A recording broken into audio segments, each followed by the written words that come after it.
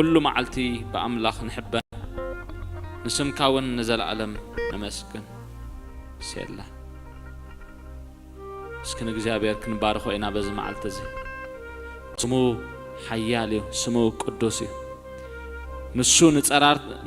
ንተጻረርትና ዘሕፈሮም ንሱ እዩ ተዘማራይኮም ኢሉሎ ካብ ተጻረርትና ዘድሓንካና ንጸላእትና ውን ዘሕፈርካዮም ስንስኻ ኢኻ ኢሉሎ ሓፊሮም ንድሕሪት ክምለሱ ዝገበሮም ሲ ናይ እግዚአብሔር እዩ ካብ እግዚአብሔር ዝኾነ ነገር እዩ ሎሚ ጥበብና ዓቕምና ከኣልነትና ከድሕነና ኣይክእልን ብቐስቲ ኣይኮንኩን ዝውከል ሰይፈይውን ኣይከድሕነንን እዩ ኢሉሎ ንተጻረርትና በኣኻ ኢና እንወቕዖም ንተቃወምትና ውን ብስምካ ኢና ንረግጾም ኢሉ ሃሌሉያ እዚ ጽዋሪ ተዋሂብና ዘሎ በዚ መዓልቲ እዚ ድማ ንኣምላኽ ክብሪ ክንህቦ ኢና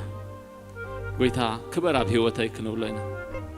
ስኻ በይንኻ ኣብ ህይወተይ ተረአ ክንብሎ ኢና ጎይታዬ ንኣምላኸ ንሕና ኣብ ቅድመኻ ንምክሓሉ ብዙሕ ወላ ሓደ ነገር የብልና ጥበብና ኣይተድሕነናን ተውክልትና ውን ኣየድሕነናን بسمك أجن لما أنت نتعرضنا نرقصه كأترتات زبلون بسمك نزل لنا لما أنت تبارك ويتا أبسمك إذا الله تحيل أبا خا إذا الله تقبت أبانا يكون ويتا حجد ما داونا أبا خان العل مردانا خبا خاطر يتنا دقفنا خبا خاطر بس لما أنت زنا أبا خا نسقع لنا هللويا اسكخل لهنا نقويت هنمسكنا نتقرأتنا زحفر كيوم سنسخاء خاخنا بلنا هللويا أحفير كيوم يخا ندحرت كملسو غير كيوم يخا قويت هين أملاخي تبارك جاء به ربو كبرن هبك بتحد ودخا بكريستوس يسوع أبلنا نمسكنك هلا العلب القويته بس لما أنت زدت تبارك نات كام هلاو كاب كل يبلس إمه جاء به ربه هللويا تمسكن قويته جاء به ربه حيلنا كتبرت عنز اللي لنا أتصبحنا عخا مسعب ما أنت كنكل حيلنا اختبرخو نصلي قويته تبارك كنبلينا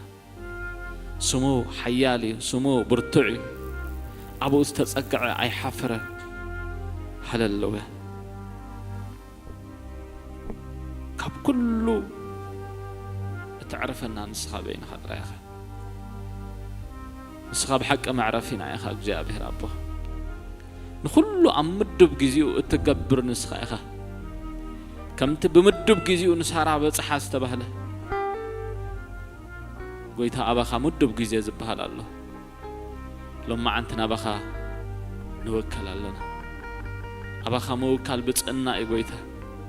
أباخا موكل حيلي أباخا موكل جاء به ربه سب كمان أبسب يوكل الله تأبسب زوكل جنا رجومي وخمسة صحفة قويتها تأباخا زوكل جن بروخي أداوي مساقي العل قويتها سخاء خارديتي بينخا لما أنتي أبي وتي زخببة زبلة بسم سعر الله قويته هللويا العلب القويته أبي وتي لوفرو جل فكر دافوسي مارتي هادو سبر هداك يادو وشل دبي تبارك قويته بزي بقى خاول حدا سناي يبلنا قويته نأمن لنا خامنتنا لما أنت نأمن لنا ولا حنت سناي كنقبر كم زي نفلتنا أبانا ون سناي زبهال كم زي اللي نفلت لنا بس خاقن منش كل سلاما عرفتني خاقويتها منشناي كل مهلا وسنسخا بين خايخا هللويا كنتاتنا بزي قدس بزلو ما أنت زي نسألاتنا نسعر هلو من قد هللويا أب أملاخ موكل نطري سم እግዚአብሔር ምጽዋዕና ጥራይ ሃሌሉያ ቃል አምላክም ይብለና ስም እግዚአብሔር ዝጽውዕ ዘበለ ኢሉ ክድሕን ኢሉ ሎ ሰፕሬደል ሜካዳል ቫሲያዶ ረባሆቲ ካሞን ቶክሎቮ ሽዳዳባ ብኾምኡ ንተቃወምትናውን ብስምካ ኢና ንረግጾም ኢሉ وداتو دما كاب تتصررتنا زد حنكنا نصلاتنا ون زحفر كايومسي نسخا يخايدل حجون እግዚአብሔር ኮም እዩ نصررتنا زبل زحفر املاح هللويا نعنا ግን بتبعت زمالالس بمغوز زمالالس املاح نسيه هللويا لورد فوس بريدل ماكيا دال فوس لبكره هدينا نبا ጎይታናት ካህልውና ኻኽንብለና ሎሚ ደገፍና ዋልታ እምነትና ንስኻይኻ እግዚአብሔር አቦ ዘይምእማና ይደግፍ ክንብለና ሃሌሉያ ትዝደግፍ መንፈስካ ጥራዩ ህያው ዝገብር ሎሚ ግን አባኻ ይቀርብ ኣለኹ ናባኻ ምቅራብ ይሕሸን ጎይታዬን አምልኸ ናባኻ ምቅራብ ይሕሸና ጎይታ ول plebe radavo sepredel mehedebosh labak rahadina naba el pehedebe sepredel mahkobosh el pekrehdil makrahadina nabasia እግዚአብሔር አቦ ክብርን ህበካ ሃሌሉያ ካብ ጸገማትና ኸነምልጠሉ ንኽእል መንገድሲ ካላ አይኮነ ኣብ እግዚአብሔር መውካልና ጥራይ ሎሚ ግን ንስሙ ክንጽውዕ ኢና በህይወትና ኣብ ተጻረርትና ስንስሙ ክንጽውዕ ኢና ንሶም ድማ ይሓፍሩን ይመለሱ እግዚአብሔር ጸግዕና ይሕዋተይ ኣብ እግዚአብሔር ጸግዕሎ ጎይታ ኣብ እግዚአብሔር ሲ ሃሌሉያ ንዕርፈሉ መንገድ ለና ኣብ እግዚአብሔር ሕዋተይ ዕረፍትሎ ሃሌሉያ ኣቃልቦና ሁሉ ኣብ ጎይታ ጥራይ ይኹን በዚ ሰዓት እዚ ጎይታ በሎ በዚ መዓልት እዚ نتعاررتي بأخاي السعر أبخا دما يوكل الله خنبلو إنا قويتين أملخين أبخا يوكل الله أبخا يتقع الله እግዚአብሔር አባ أبخا متقع يوات عني هللويا زت أفعن زمل صلو من قدسي أبخا موكل ترأي داويد دما بلتقال እግዚአብሔር أزيو أنا قريب لنا بإግዚአብሔር أملاكنا صنع هللويا حجوني كالي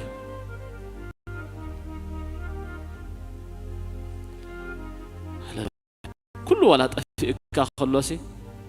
أب እግዚአብሔር موكال غني كالي هللويا لو باسيادو شلبك هدل مكلاتي لاكرادونا ناموش تبارك እግዚአብሔር አባ هللويا هول باتوس فكر هدل مسيلكلتل فكرتنا نباس تبارك ጎይታዬን አምላክ ኦ هللويا ተመስገን ጎይታ በዝም تزمري حدا نجر تردي وي بقستي كونكم زوكل الله أب سيفي وناي كدحننني الله نتعاررتنا بخائنا نوق عميلو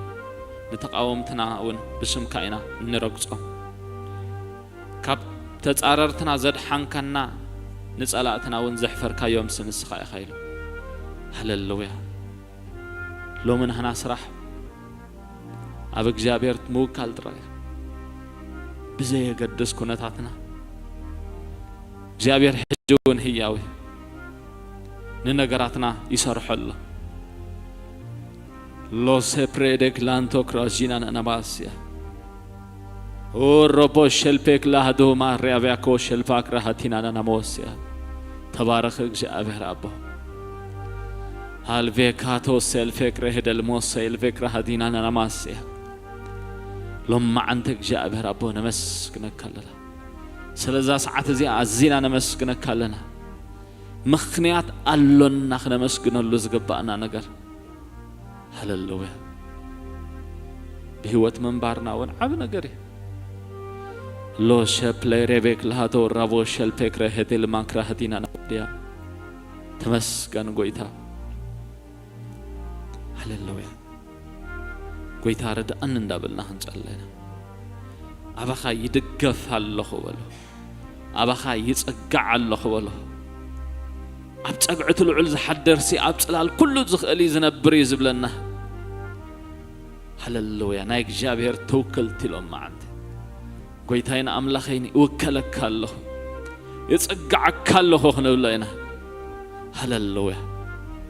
لو تبروجل فكرة إدل باكراتينا نما أبجيزي فرحتنا ونحجون انتخنا قويتها تقعك الله أمنك الله قويتها دقف أنخ نبلينا لهم ما أنت عبر تعين وشت أيك نبلينا هللويا أبزورينا سببه بزحك هلو يخلي عبك جاء بهر موك خلقن لهم ما أنت خنا مهارنا قويتها بك أبخا يوكل الله تزقود لن زبلس أبخا يوكل الله خنا بلينا هللويا بوي إنا لتتعررتنا نحفره طببنا أيعرفناني سيفنا ون أيعرفناني كلنا يطبب مدرز بحال نسأل أخ سعر أيكألني هللويا سمك زابير تصوع قنا يدحني لنا دليفري خونيو بسيت تصعنو يخوني بلنا موسى ناي كبرس تلاما مدسبي مزمور 9 حدن كصحف كله عبصقعت العلز حدر يل والله عبصلال تخلو زخلي نبر يلو لما عنت نقويتها بقى مصقعيه يخاخ نبله والتا يخاخ نبله سيف حبني يخاخ نبله يقبأنا قويتاين أملخين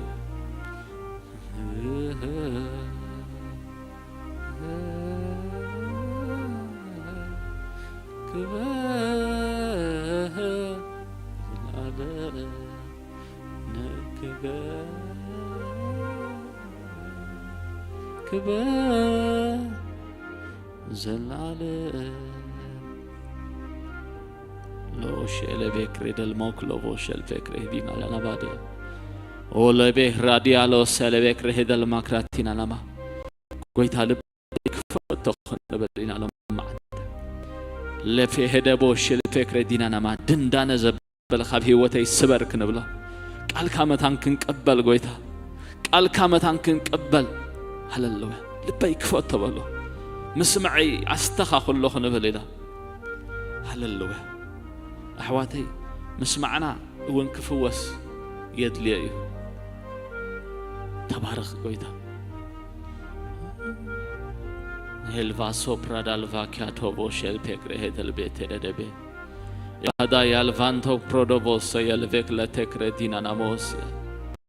لا برودوبو سيالفينتك لبو سيالفوك لتينا ناما هللويا بعدونة يملا بلولم معند هل باكروس الفكرة دي الباكرة ناما بعدونة حليوتي زبل كلنا بخا ينود قلنا جاء بهر أبو بزر أفدزي بقال كاغير كاك جاء بهر أبو نوشت نختم له بمتصنع بيت كاخد بارخناك جاء بهر أبو لو سبلر ديكلامو شل فكرة دل ميكل هاتي لافوكروتين نباشيا منفس قدوس كبرن هبك لنا بزمعال تزي أبخا نوكل لنا أحواتي نوكل له نزا أمل أخزي أي حفرني نوكل له هللويا responsibility توصد نسي إزغون هللويا قويت هين أمل أخين لبي هبك الله لما عند خفكس لبي يصلي الله أول باتو رفو سيال فيك لبيت المكره ديل باسو يالفوتينا مو قويت هين أمل أخين هذا هو يلعل كلهم ما عندي رديتي نسخات رايخة هللويا روزي بنتك أجل فيك لبيت سيال فيك لتينا نبا هللويا لو كفر لسا يلفك لا تكرد الموصى يلفك وبرشل فكرة دينا نبا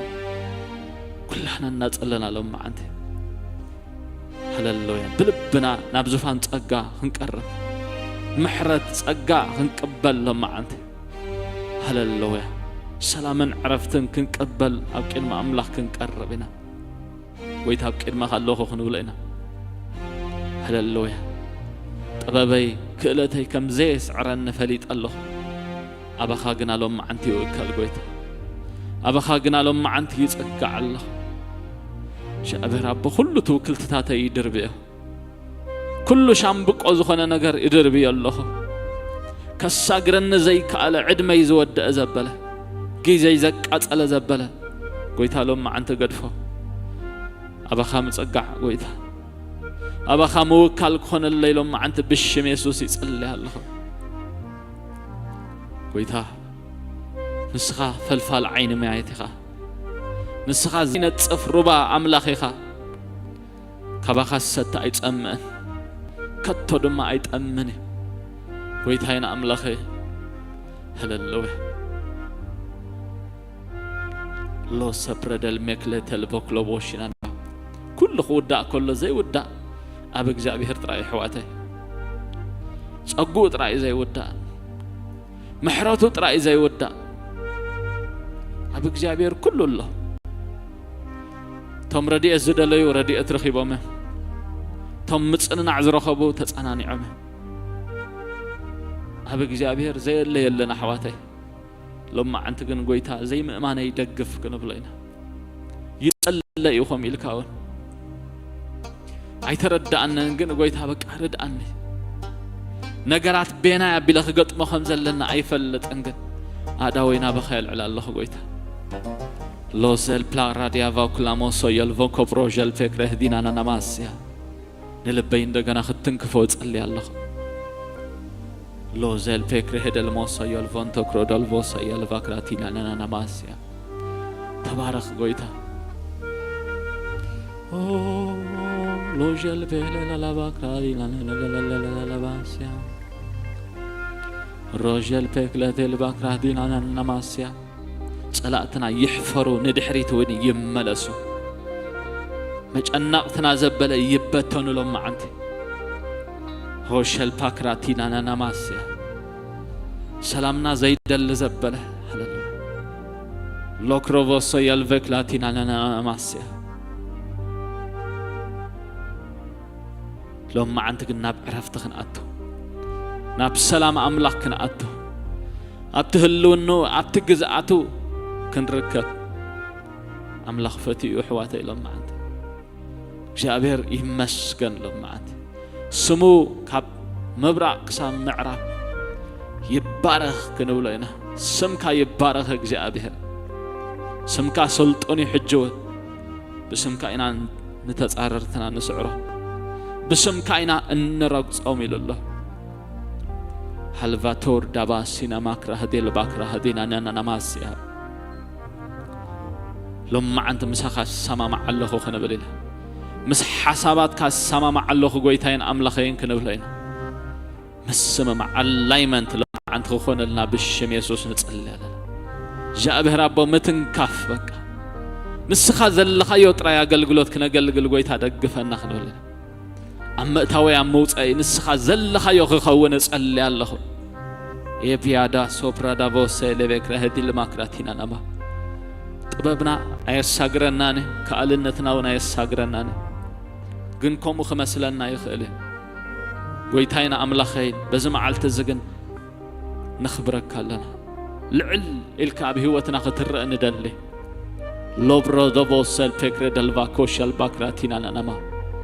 تزاربوا لهم أنت كويتا بك يدلك أبلو بك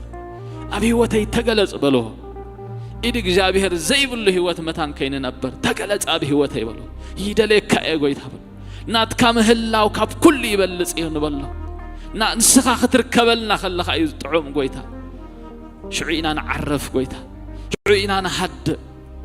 بزينات كام هلا وكنا كنا حد عين خلنا كويتا لما أنت نسخة إخا قواسنا نسخة إخا أمنتنا قويتا كلا أمنت زبها ليبلنا أبا خامت صقعي أمنتنا جابر نسخة كله خم تخيل فليتنا أبا خنو كل ترايو قويتا هنا أملخين روزبل فكلة البوشل فكرتين أنا ما البهدار دبا شال فكرة الفكلة هديلا لدنا بوسيا قويتا يدلي كايبلو أبي وتي لوت يدلي ما أسرت تاتي كسبا بريد اللي مقاوحي كبتخيد اللي هللويا كابستقد بهوت وطينا هللويا تاتا أسيرا زنبرت علوسي قويتا ما انت خبر الله تراي كتفتحني روا هللويا حوري الدم خيدو كم تيسوس زبالهم نتا علو مسرخبوا سبات انت اي تقوروا اللهم إلهم مسحاتته قويتا يدلي الله أحواتي لهم أنت قويتا يدلينا الله تفتحنا كنكتل سرق لنا يسوس كنكون تشكمتنا يتخبر كنكون هللويا أملاغ نقوم يتسوعنا نخنبر سؤالنا يكون أنت تسوعنا أملاغ كخبر لك يتسوعنا هللويا يسوس كخبر لك إزدلي هللويا أبخا خوينو خعي إزدلي تأرقي كدمو تنصيف الله يفلتني كبيرا ونا يتفلتني تأرقي جن كبيرا مس يسوس أحواتي كبرت ناسي مس قويتاي قويتا خبر لنا خلو إنا هنا كبرت زخوة بزي قويتا جنا ينخبرنينا اتيوس ود أملاخ زلوا هيوت زلوا يلو اتود أملاخ زي بلغن هيوت زل ألم كأبو أيتهولنا لما عند قويتين أملاخين كنبلينا لبيك تسفحو يتسألي الله كل توكلت تاتين أبخاي قبر بلو أبخاي يتسقع نامانم كي تأمت ردعن بلو أمانم أبكونتاتي أبنقراتي أبزلن أبتحستي كي تأمت دقفن بلو كابل بيوس أولو توكلت تاتي زبالو يخيدو كنتو زخانة توكلتات كابه وتيدر بي الله خن بالنا بلو ولو معند شابر أبو عينتين أبا خاطره لو تبردال فاكيا دولفو شكرتينا ناما نابت أملاخ سماي بينوت راي متأمات لو معند قويتها نسخة إخا فتح توص الله نسخة إخا نقراتي كتقنعو اتخل لو مقلنا بخا قويتين أملاخي لو ربو شل باكادال فاكراتينا نما أم مقدس كالو معنتك جاء به ربو نعخد لي مسألخو أبخا خو كالمهارن بلو لو كي بيجل بيقرد بقربو شل باكرادي أبو كرادينا نموسيا لكي تلفوسي الفاكلاتينا نموسيا أبخا يوكل الله قويتين أملاخي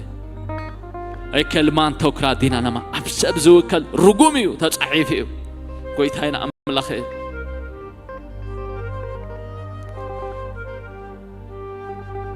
أبسب زوكل سخ كنتو إيوني لله أبا خموكال جن تسفى اللو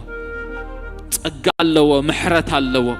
قيت هاي يملس اللو خنا بخا خنا بلينا يملس اللو خنا بخا بلو دقنا قطرتاتي كحدسو امنتي دقنا كحدسو تسفاتاتي دقنا كحدسو نابخا يمص اللو قويتا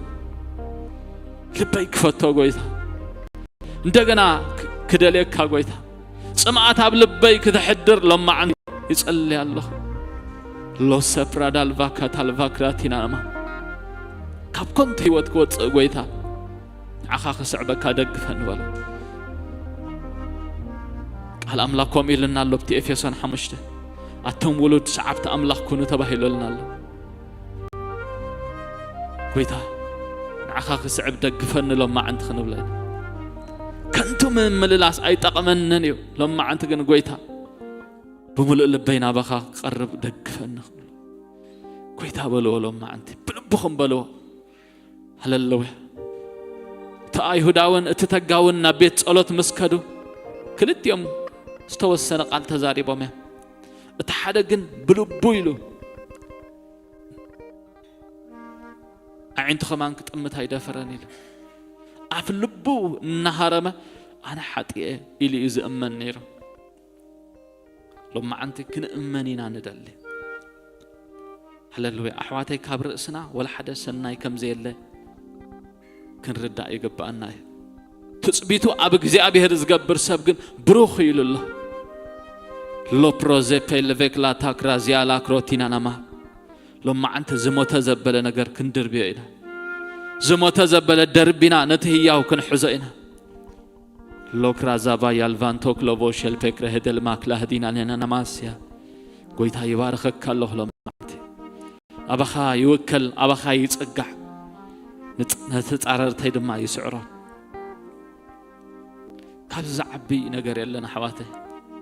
أب أوان شجرنا أب أوان أجمعتنا يخون بزي قدس أب قويتا خنوكل كلنا أبك جابير سناي نجار الله محرته حجون أي تودأن جزينا حجون أي تودأن بهوة منبرنا حجون أخوله قويتين أملخين أبا خنوت أبا خنوك كلا لنا قويتا بزم عالت زت تثبيتنا خبا خاص لزخونا كبرنا هبك لنا قال كالوم أنت بحيل خفت لنا نصلي لنا مغوسكا بحيل أب هوتنا خخون نصلي لنا እንደገና ህይወትና በመጎስ ካختملኦ نصلي لنا هللويا ባዶ ዘበለ ለማ አንተ ብጸጋኻ خمላ نصلي ተስፋታት ዘበለ خحدስ نصلي በገነታት እንደገና خلعل نصلي ይልዓል ለማ አንተ ምስጋና እንደገና ናብ አምላኽ ዝኸውን مغوس እግዚአብሔር ለማ አንተ በህይወትና خኸውን نصلي لنا بشم ኢየሱስ نصلي ጎይታ ኣብ ህዝብኻ መጎስካ ይብዛሕ ጸጋኻ ይብዛሕ ጎይታና በኻ መምላስ ከሆነልና نصلي لنا ሎርዶቮ ሸል ፔክራዳ ክራቲናና ናማስያ ንማእሰርትታትና ክትሰብሮ نصلي لنا ፍሬዳቮ ሰፕራዲፍ ካኮንዶቮ ሰፕሬሄደል ቦሸል ፔክረዲናማ ንደለካ ጎይታ أبخا يخل زركب نسخة فلفل عين مايات هوت إخا إذا سلستردو بيتروس نسخة نايزل عالم هوت على اللوكا كابخا منابيك خيد يلو مخايدو يلا بزي إجزابير كوحي يلا بزي إجزابير دما مدحان يلا لما أنت قويتين أملاخين نسخة إخا أملاخين أبتحت الألاخ نافكا يهدأ الله بليتنا نقعخو حسبك خلخو نفسي كم بصبحن أنقعن تتأقب أفيد ما بمسقانا جابه ربو سلخلو نقر تبارخ سلزهاب كنا سناي جزي تمسقن سلتي نيكس زلو مدبنات كبر النبكا لنا بشيم يسوس آمين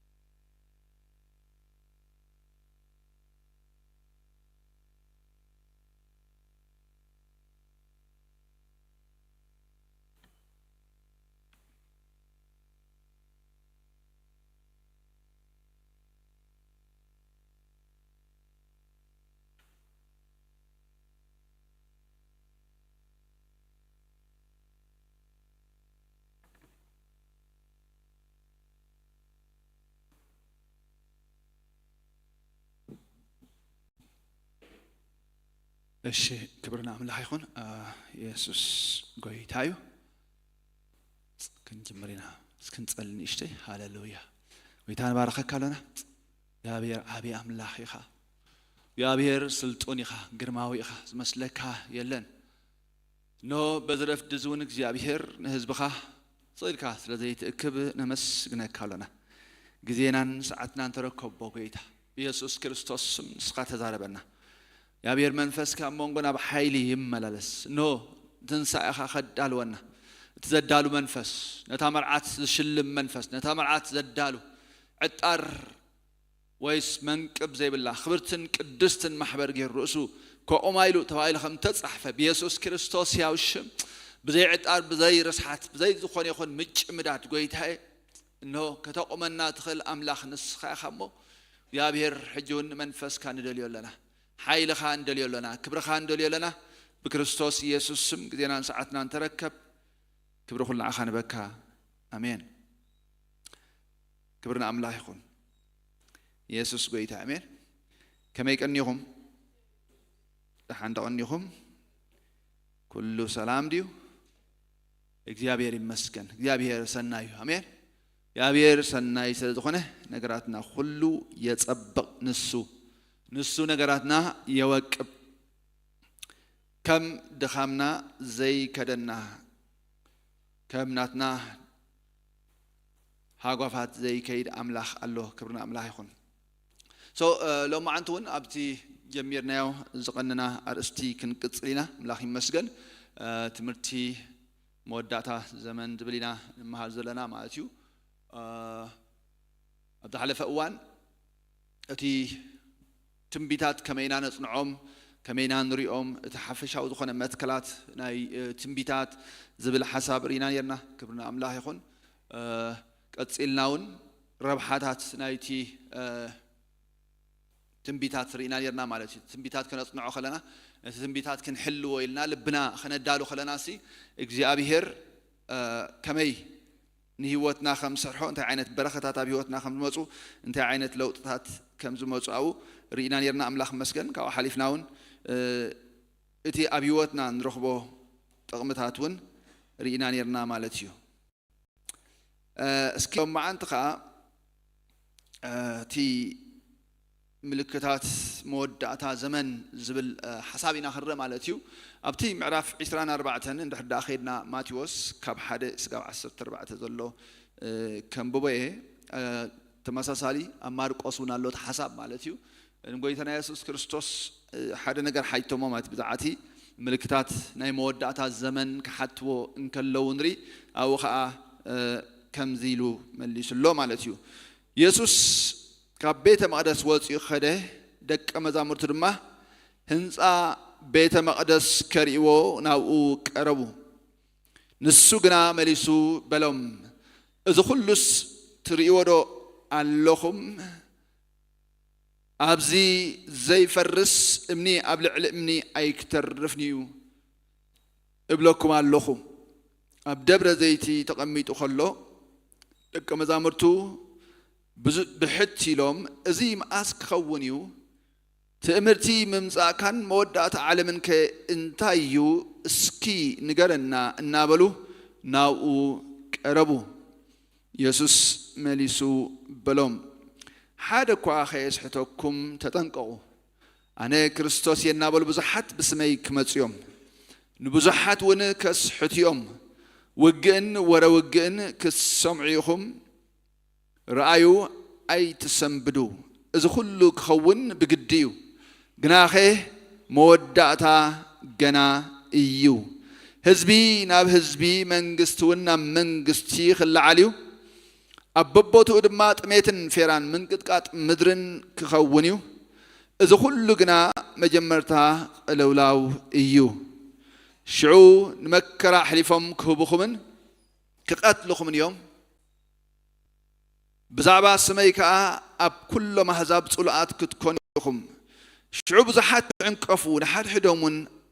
ኣሕሊፎም ክወሃሃቡ نحدهم كتصالوا يوم بزحات نبيات حسوت كتنسو بزحات ونكسحت يوم عمتا سلاز بزحد ما ناي بزحات فقري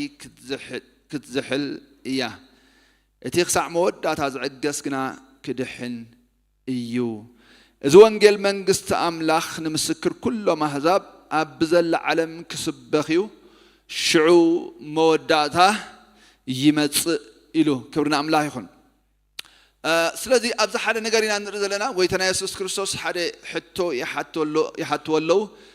እዚ ሲ መዓስ እዩ ዝኸውን ትምህርቲ ምምጻእኻን መወዳእታ ዓለምን ሲ እንታይ እዩ ኢሎም ሓትወለው ስለዚ ጎይታና ኢየሱስ ክርስቶስ ካ ኣብዚ ተበጊሱ ክምልሰሎም ኮሎ ኢና ንርኢ ማለት እዩ ጎይታና ኢየሱስ ክርስቶስ ካ መሊሱ በሎም ሕቶም ተሓገብረሎም ኮሎ ክምልሰሎም እንከሎ ኢና ንርኢ ክብርና ኣምላኽ ይኹን ስለዚ ሓደ ነገር ክንፈልጦ ዘለና እቲ ናይ መወዳእታ ዘመን ወይ ከላይ ናይ መወዳእታ እዋንሲ ክንፈልጦ ይከኣለና ማለት እዩ ምክንያቱ ጎይታና ኢየሱስ ክርስቶስ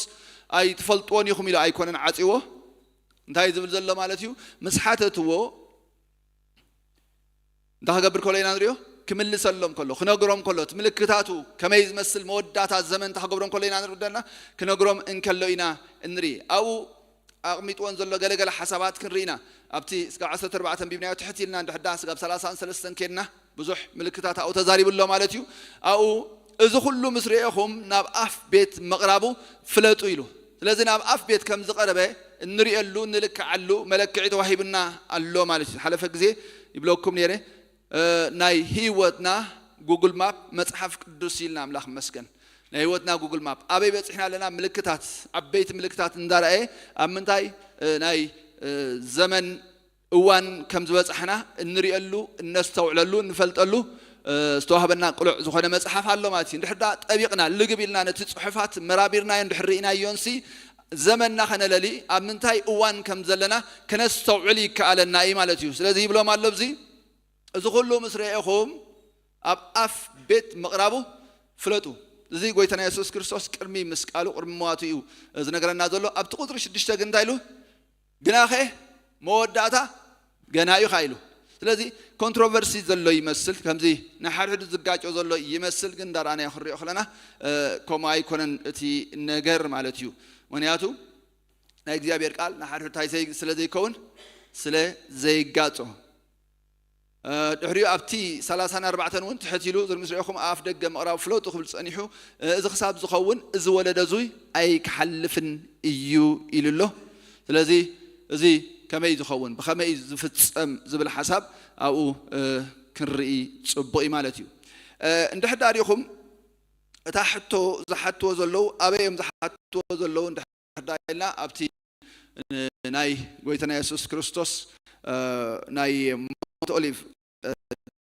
ዝብሎ ከላይ ስብከት ናይ ከን ዘይቲ ተባሂሉ ዝፍለጥ ሓደ ካብቲ ፍሉጥ ናይ ጎይታና ኢየሱስ ክርስቶስ ስብከት ማለት ኣምላኽ መስገን እና ካብ ቤተ መቅደስ ወፂኡ ኸደ ደቀ መዛሙርቱ ድማ ህንፃ ቤተ መቅደስ ከሪእዎ ናብኡ ቀረቡ እንታይ ዝብለና ዘሎ ደቀ መዛሙርቱ በቲ ናይ ህንፃ ናይቲ ቤተ መቅደስ ወይ ከላይ ቤተ መቅደስ ፅባቐ ኢምፕረስ ድኾኑ ይመስሉ ዝተመሰጡ ይመስለኒ ስለዚ ኾነ ከኣን ጎይታና ኢየሱስ ክርስቶስ ረኣዮ ባዚ እናበሉ እናድነቑዮም ዝሓትዎ ዘለውን ጎይታና ኢየሱስ ክርስቶስ ክንደይ ይውቅብ ክንደይ ይፅብቕ ብዝብል ሓሳብ ምክንያቱ ቀዳመይቲ ቤተ መቅደስ ፈሪሳ ነይራ ተኻለይቲ ቤተ መቅደስ ተሃኒፃ ማለት እዩ ኣምላኽ መስገን ኣብዛ ካልአይቲ ቤተ መቅደስ እዩ ጎይታና ኢየሱስ ክርስቶስ ዛረብ ዘሎ እዛ ቤተ ቀዳመይቲ ካልአይቲ ቤተ መቅደስ ካብ ክብረት ተቀዳመይቲ ቤተ መቅደስ ተሕርዋይ ከም ዝበልፅ መጽሓፍ ቅዱስ ነጊርና ኣሎ ማለት እዩ ኣምላኽ መስገን ኣዝያ ውቅብቲ ከም ዝነበረት ድሕሪኡ ሓደ ሕቶ ከዓ መሊሱ ኢልዎም ኣብቲ ቁጥሪ 2 ንሱ ግና መሊሱ በሎም እዚ ኩሉ ስትሪእዎ ዶ ኣለኹም ኣብዚ ዘይፈርስ እምኒ ኣብ ልዕሊ እምኒ ኣይክተርፍንዩ እብለኩም ኣለኹ ድሕሪኡ ካብ ዝተበጊሶም እዮም ኣብ ደብረ ዘይቲ ተቐሚጡ ከሎ ደቀ መዛሙርቱ ብሕት ኢሎም መዓስ ክኸውን እዩ ኦረዲ እንታይ ኢልዎም ኣሎ እምኒ ኣብ ልዕሊ እምኒ ኣይክፈርስንዩ ክብሎም ከሎ ምናልባት እታ ኮይኑ ይስምዖም ዘሎ እንድሕዳ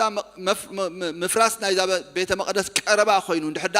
ዕንወት ናይዛ ቤተ መቅደስ ቀረባ ኮይኑ ሲ ተስፋ ምጽኣቱ ዳ ማዓስ እዩ ምልክታት ምጽኣት ካዳ እንታይ እዩ እንዳበልዮም ሽዑ ክሓትዎ ዝጅምር ዘሎ ብቲ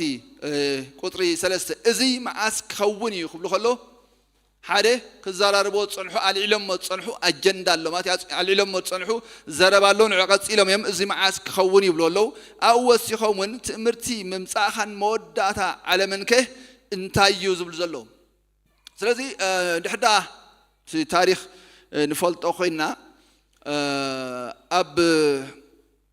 كبابي سمانيان شدشتن مالتيو تا أب يرسالم تنا يهودا منجست تاي كم زجبره أب لعلي تي زنبرنا رومان جزءات كم استلع علمه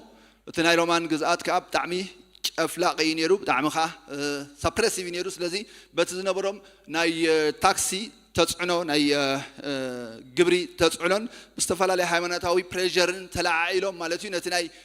رومان منجست تحمد جبره خمسة علو زي كاب سوسان كاب سمانان شدشن جميرس كاب تسعن سلستن كابي زخير عينت قرشت نيرو مالتيو أبتي جزيتي مالتيو 4 عمز أكل رزيست جيرهم 4 عمز أكل ناس نتهم أوجم دحريو جن أب 9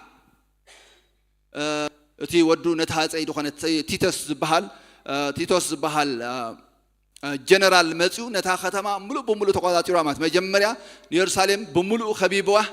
سابلاي كل زنبرا قربات قريصو eventually حيلو مسدخم كا نتا ختمه افريسو يرسالم تا خمس جبر اينا رماتيو عنا خمس جبره يرسالم كم زفرسا بزحات سبات كم زقتله ስለዚህ ልክ እዚ كم سفصمه እዩ ንሪኦ እዚ كم مقصلتا نايتي حاتياتو ወይ ከላይ መርገሙ ኣብልዕልና ናብልዕል ደቅናን ይኹን ኢሎም ጸውዖ ደቅ እስራኤል ማለት እዩ እዚ ኣብ ህይወቶም ከምዛ ዓይነት መርገም ኣብ ህይወቶም ጸዊዖም ነይሮም እዮም ጎይታና ኢየሱስ ክርስቶስ ክሰቕልዎ ከሎ ማለት ጎይታና ኢየሱስ ክርስቶስ ርእሱ ኣብቲ ጥሉል እኳ ከምዚ ካብ ገበርሲ ኣብቲ ንቁጣ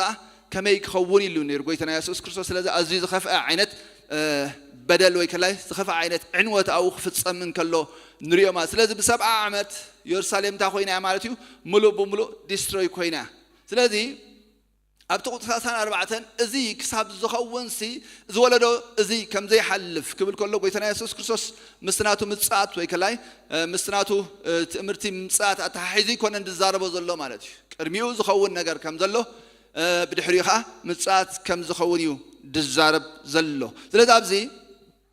إذا خساب زخون إذا ولد إذا أي حلف يزبلنا قويتنا يسوع كريستوس بخابي ثلاثات يزول early 30s ينتهي قبل زلوا 30s AD مالتيو نتهي قبل زلوا قويتنا يسوع كريستوس إذا حساب زهوم زلوا ولد إذا أي حلف يزبلهم زلوا اتولدوا تكي حلفه دحري كابي سوسا عمد كان تاي كويني مالتيو اتي ناير سالم عنوت تفتصمي مالتيو اتقال كم زلوا يو تفتصمو ስለዚህ አው መወዳታ ገና እዩ ኢሉሎ እቲ ቃል መለሲልና خرينا ማለት አምላክ ይመስገን መወዳታ ገና እዩ ኢየሱስ መዲስ በለው ሓደ ኳ ከይስሕተኩም ተጠንቀቁ አነ ክርስቶስ የናበሉ ብዙሓት ብስመይ ክመጽኦም ብዙሓቱን ከስሕትዮም ስለዚህ እቲ ምልክታት አቀዲሙ ዝኸውን ምልክታት አይገብራለ ይነግራል ማለት ቅድሚ ዳታ መኻኑሲ ብዙሕ ዝኸውን ምልክታት ከም ዘሎ ብዙሕ ዝኸውን ነገራት ከም ዘሎ አው ይነግረና አነ ክርስቶስ የናበሉ ብዙሓት ብስመይ ክመጽኦም ንብዙሓት ውን ከስሕትዮም ውግእን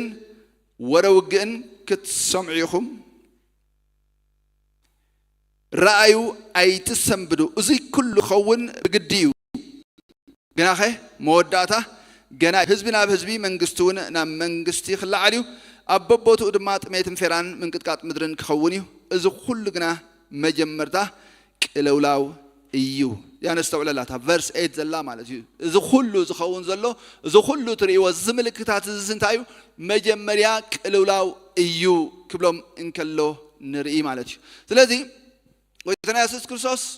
በዘይ ጋጮ መንገዲ ንጹር በዝኾነ መንገዲ ይነግራል ማለት ምልክታት ይህባሎ ካብተ ዘሃበው ምልክታት ሓደንታ እዩ ማለትዩ ኢየሩሳሌም ከም ትፈርስ ነጊርዎም ብርግጽ ካታ ኮይና ማለትዩ እምኒ ኣብልዕል እምኒ ክሳብ ዘይተርፍ ኩላ ኮላፕስ ገራ ወዲቃ ማለትዩ ኣብልዕልያ ከማን ካል ተሃኒጹ ንሪኦለና ማለትዩ ታ ቤተ መቅደስ ካው ሓሊፉ ኻኒ እዚ ዝኸውን ካ ኣብቲ ዘመኖም ኣብቲ እዋኖም ኣብቲ ወለዶም ከም ዝኾነ ነጊርዎ ማለትዩ በት ወለዶም በት እዋኖም በት ዘመኖም ካ እዚ ነገር ዝተፈጽሙ ድሕሪኡ ካልእ ምልክታት ኣስዒቡ ተዛሪቡሎ ማለት ስለዚ ክንፈላለዮ ጽቡቅ እዩ እቲ እዚ ወለዶ እዚ ኣይክሓልፍ ፍጻሜ ኦረድ ተፈጽሙ ግን መወዳእታ ግን ገና እዩ ዝተባሃለ መኻኒ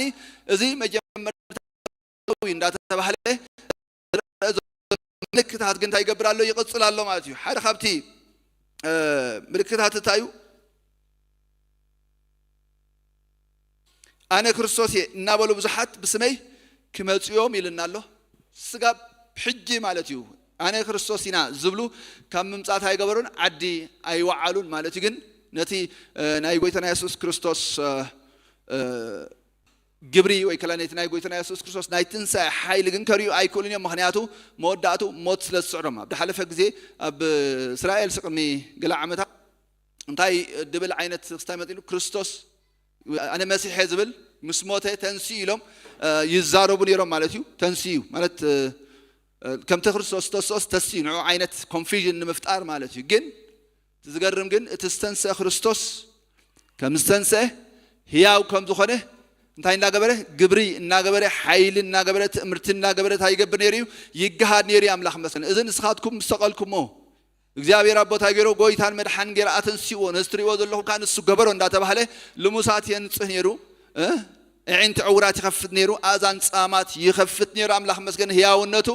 ህያው ኮይኑ ብዝብል አዋጅ ጥራይ አይኮነን ግናኸ ብግብሪ ህያው መኻኑ ይምስከር ነይሩ አምላኽ መስገን ተም ካልኦት ግን ሞት ስለሰዓሮም ከም ዓይነት መሰነይታ ምስክር ከቅርቡ አይክሉን እዮም ግን እቲ ሓሶት ግን ቀጽሊ ማለት እዩ ስለዚህ እዚ ሁሉ ናይ መጀመርታ ቅልውላው ይብለና ኣሎ በርድ ፓንስ ይዝብለና ዘሎ ማለት እዩ ቅልውላው እዩ ብዛዕባ ቅልውላው ምናልባት ጋሻ ኣይኮናን እንተ ብርሑቅ እንተ በቀረባ ማለት እዩ ገለኻትክን ኤክስፒሪየንስ ጌርክን ኣለኽን ተሞክርክን ኣለኽን ገለገለኻ ክበሃል ሰሚዕና ያለና ማለት እዩ ስለዚህ እዚ ምልክታት ተባሂሉ ተዘርዚሩ ዘሎ ምናልባት ኣብቲ ዝቅጽል በባሓደ እንዳኸድና ክንሪኤና እቲ ምልክታት ማለት እዩ ግን እዚ ምልክታት ተባሂሉ ተዘርዚሩ ዘሎ ብዝሲ እንታይ እሱ መጀመርታ ቅልውላው እዩ ሕጂ ብዙሕ ግዜ ሰባት ገለ በቃ ከምዚ ሃንደበት ዝኾነ ኩናት ወይ ገለ ክላዓል ከሎ በቃ ኩሉ ግዜ ምስ ምንታይ ኢና ሊንክ ንገብሮ ምስቲ ናይ መወዳእታ ዘመን ኢና ሊንክ ንገብሮ በቃ ኢየሱስ ክመጽእ ይንብል ዘይሰምዓናዮ ዓይነት ሓጢኣት እንድሕር ሰሚዕና ዘይሰምዓናዮ ዓይነት ርክሰት እንድሕር ዳእ ሰሚዕና ምናልባት ናይ ካናዳ ሕግሲ ሰብ ምስ እንስሳ ዝኾነ ይኹን ርክብ ክገብር ዘፍቅድ ፔቲሽን ኣቕሪቦም ነይሮም ማለት እዩ እዚ ዓይነት ነገር ክንሰምዕ ከለና ንእዝና ሓድሽ ስለ ዝኸውን ኣዝዩ ከዓ ስለ ዘሰንብደና እንታይ ይመስለና እዩ ክርስቶስ ክመጽእ እዩ ለካ ምምጽኡ ኣፍ ደገ እዩ ናብ ምባል ይወስደና እዩ ግን እንድሕር ዳሪናዮ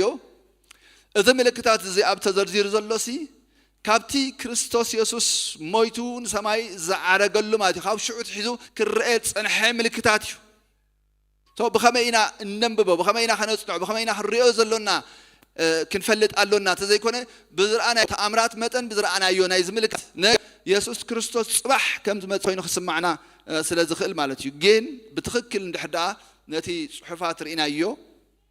نتي إلنا نحرينا جن بزقبع كنترجمه كخلنا ناي مالتي سلازي مسهرته أتي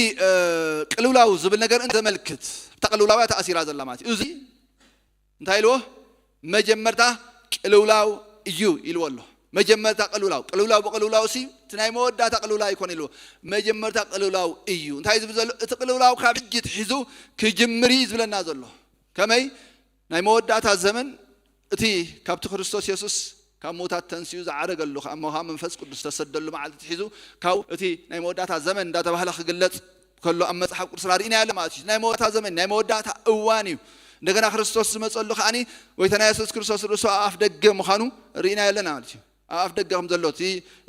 مقربو فلتو إلنا الله أفدق زلوا any time أبز خوان أوان تحقق برخلي مالتيو كوح حد كأتوني خلي okay so تقولوا لا وزبل قدامي ذلك سنة انتهي ونحن دايلا أي قويتنا يسوع كريستوس ممسأسي هندبتاوي دنجتيو مالتي أوكي تايو دنجتيو سلذا هندبتاو نتي ملكت مالتي بزح جزء بزحت سبعة تحقق فتينهم بزعباز نجارزي قال يوم ملكتات بمرأي مالتيو قال سبات كأني قصري كم مسحاب قدس decoding and decoding دبحال نجارات هالله مالتي نتي ناي مسحاب قدس قصتات قصرين دهابو قالن دهابو calculate إن داقور مالتيهم كريستوس بزم عالتزي بزقوانزي بس عزخ مسين داولو predict خبرو فتينهم يوم بزحات مالتيو اتناتهم prediction جن انت حقونا يكالن كسر حي كالن مخنياتهم أصحاب قرصاوي يكونن أصحاب قرصاوي لنا لول بنتصر تاقوي تنا يسوع كريستوس زمت الله ساعات تحتي لنا نحداي نبتي سلاسن أبد السيم عرف أفتي ما تيوش إسرائيل 4 ماتش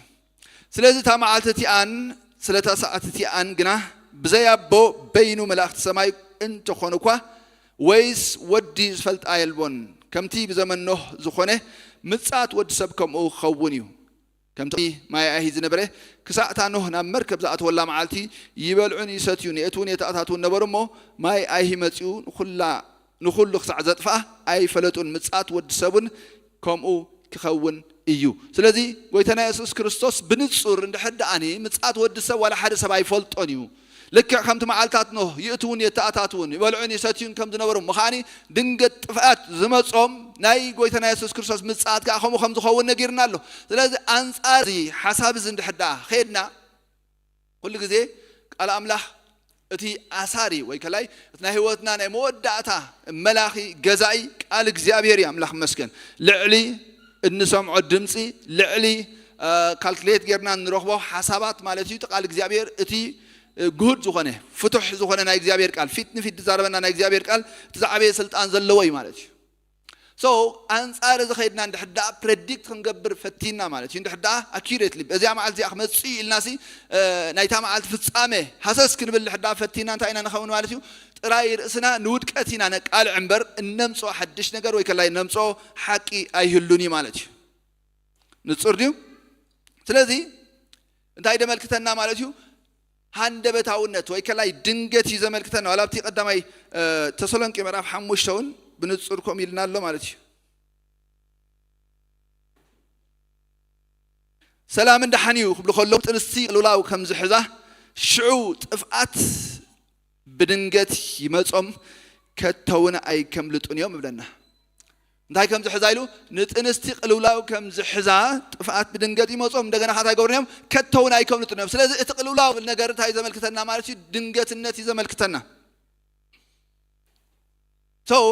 عند حدا دنجت زملكت كوينو بزخون يخون ملكو عمالتي اتي predict مقبار تهانقو بروخن كلالنا مولو بمولو كنك اوامو مولو بمولو خاني كوغزلو براكتيسي مالتيو عند حدا لنا اب تاريخ بزحات قال ريسيرش يقبر نيري كوم عينت prediction ويكلاي كوم عينت اقدمهم نتنا يقويتنا يسوس كريستوس مصات كفلطو فتون ماتيو ويليام ميلر دبهال دحريب انتي تباهيو the great disappointment تباهيل تغليصو مالتي ناتو زنبره مالتيو اب 1844 زنبره شحن شمونت بيتنا 44 زنبره انتايلو يسوع كريستوس اب مغابيت 21 شحن شمونت بيتنا 43 كم زمص تايغيرو مالتيو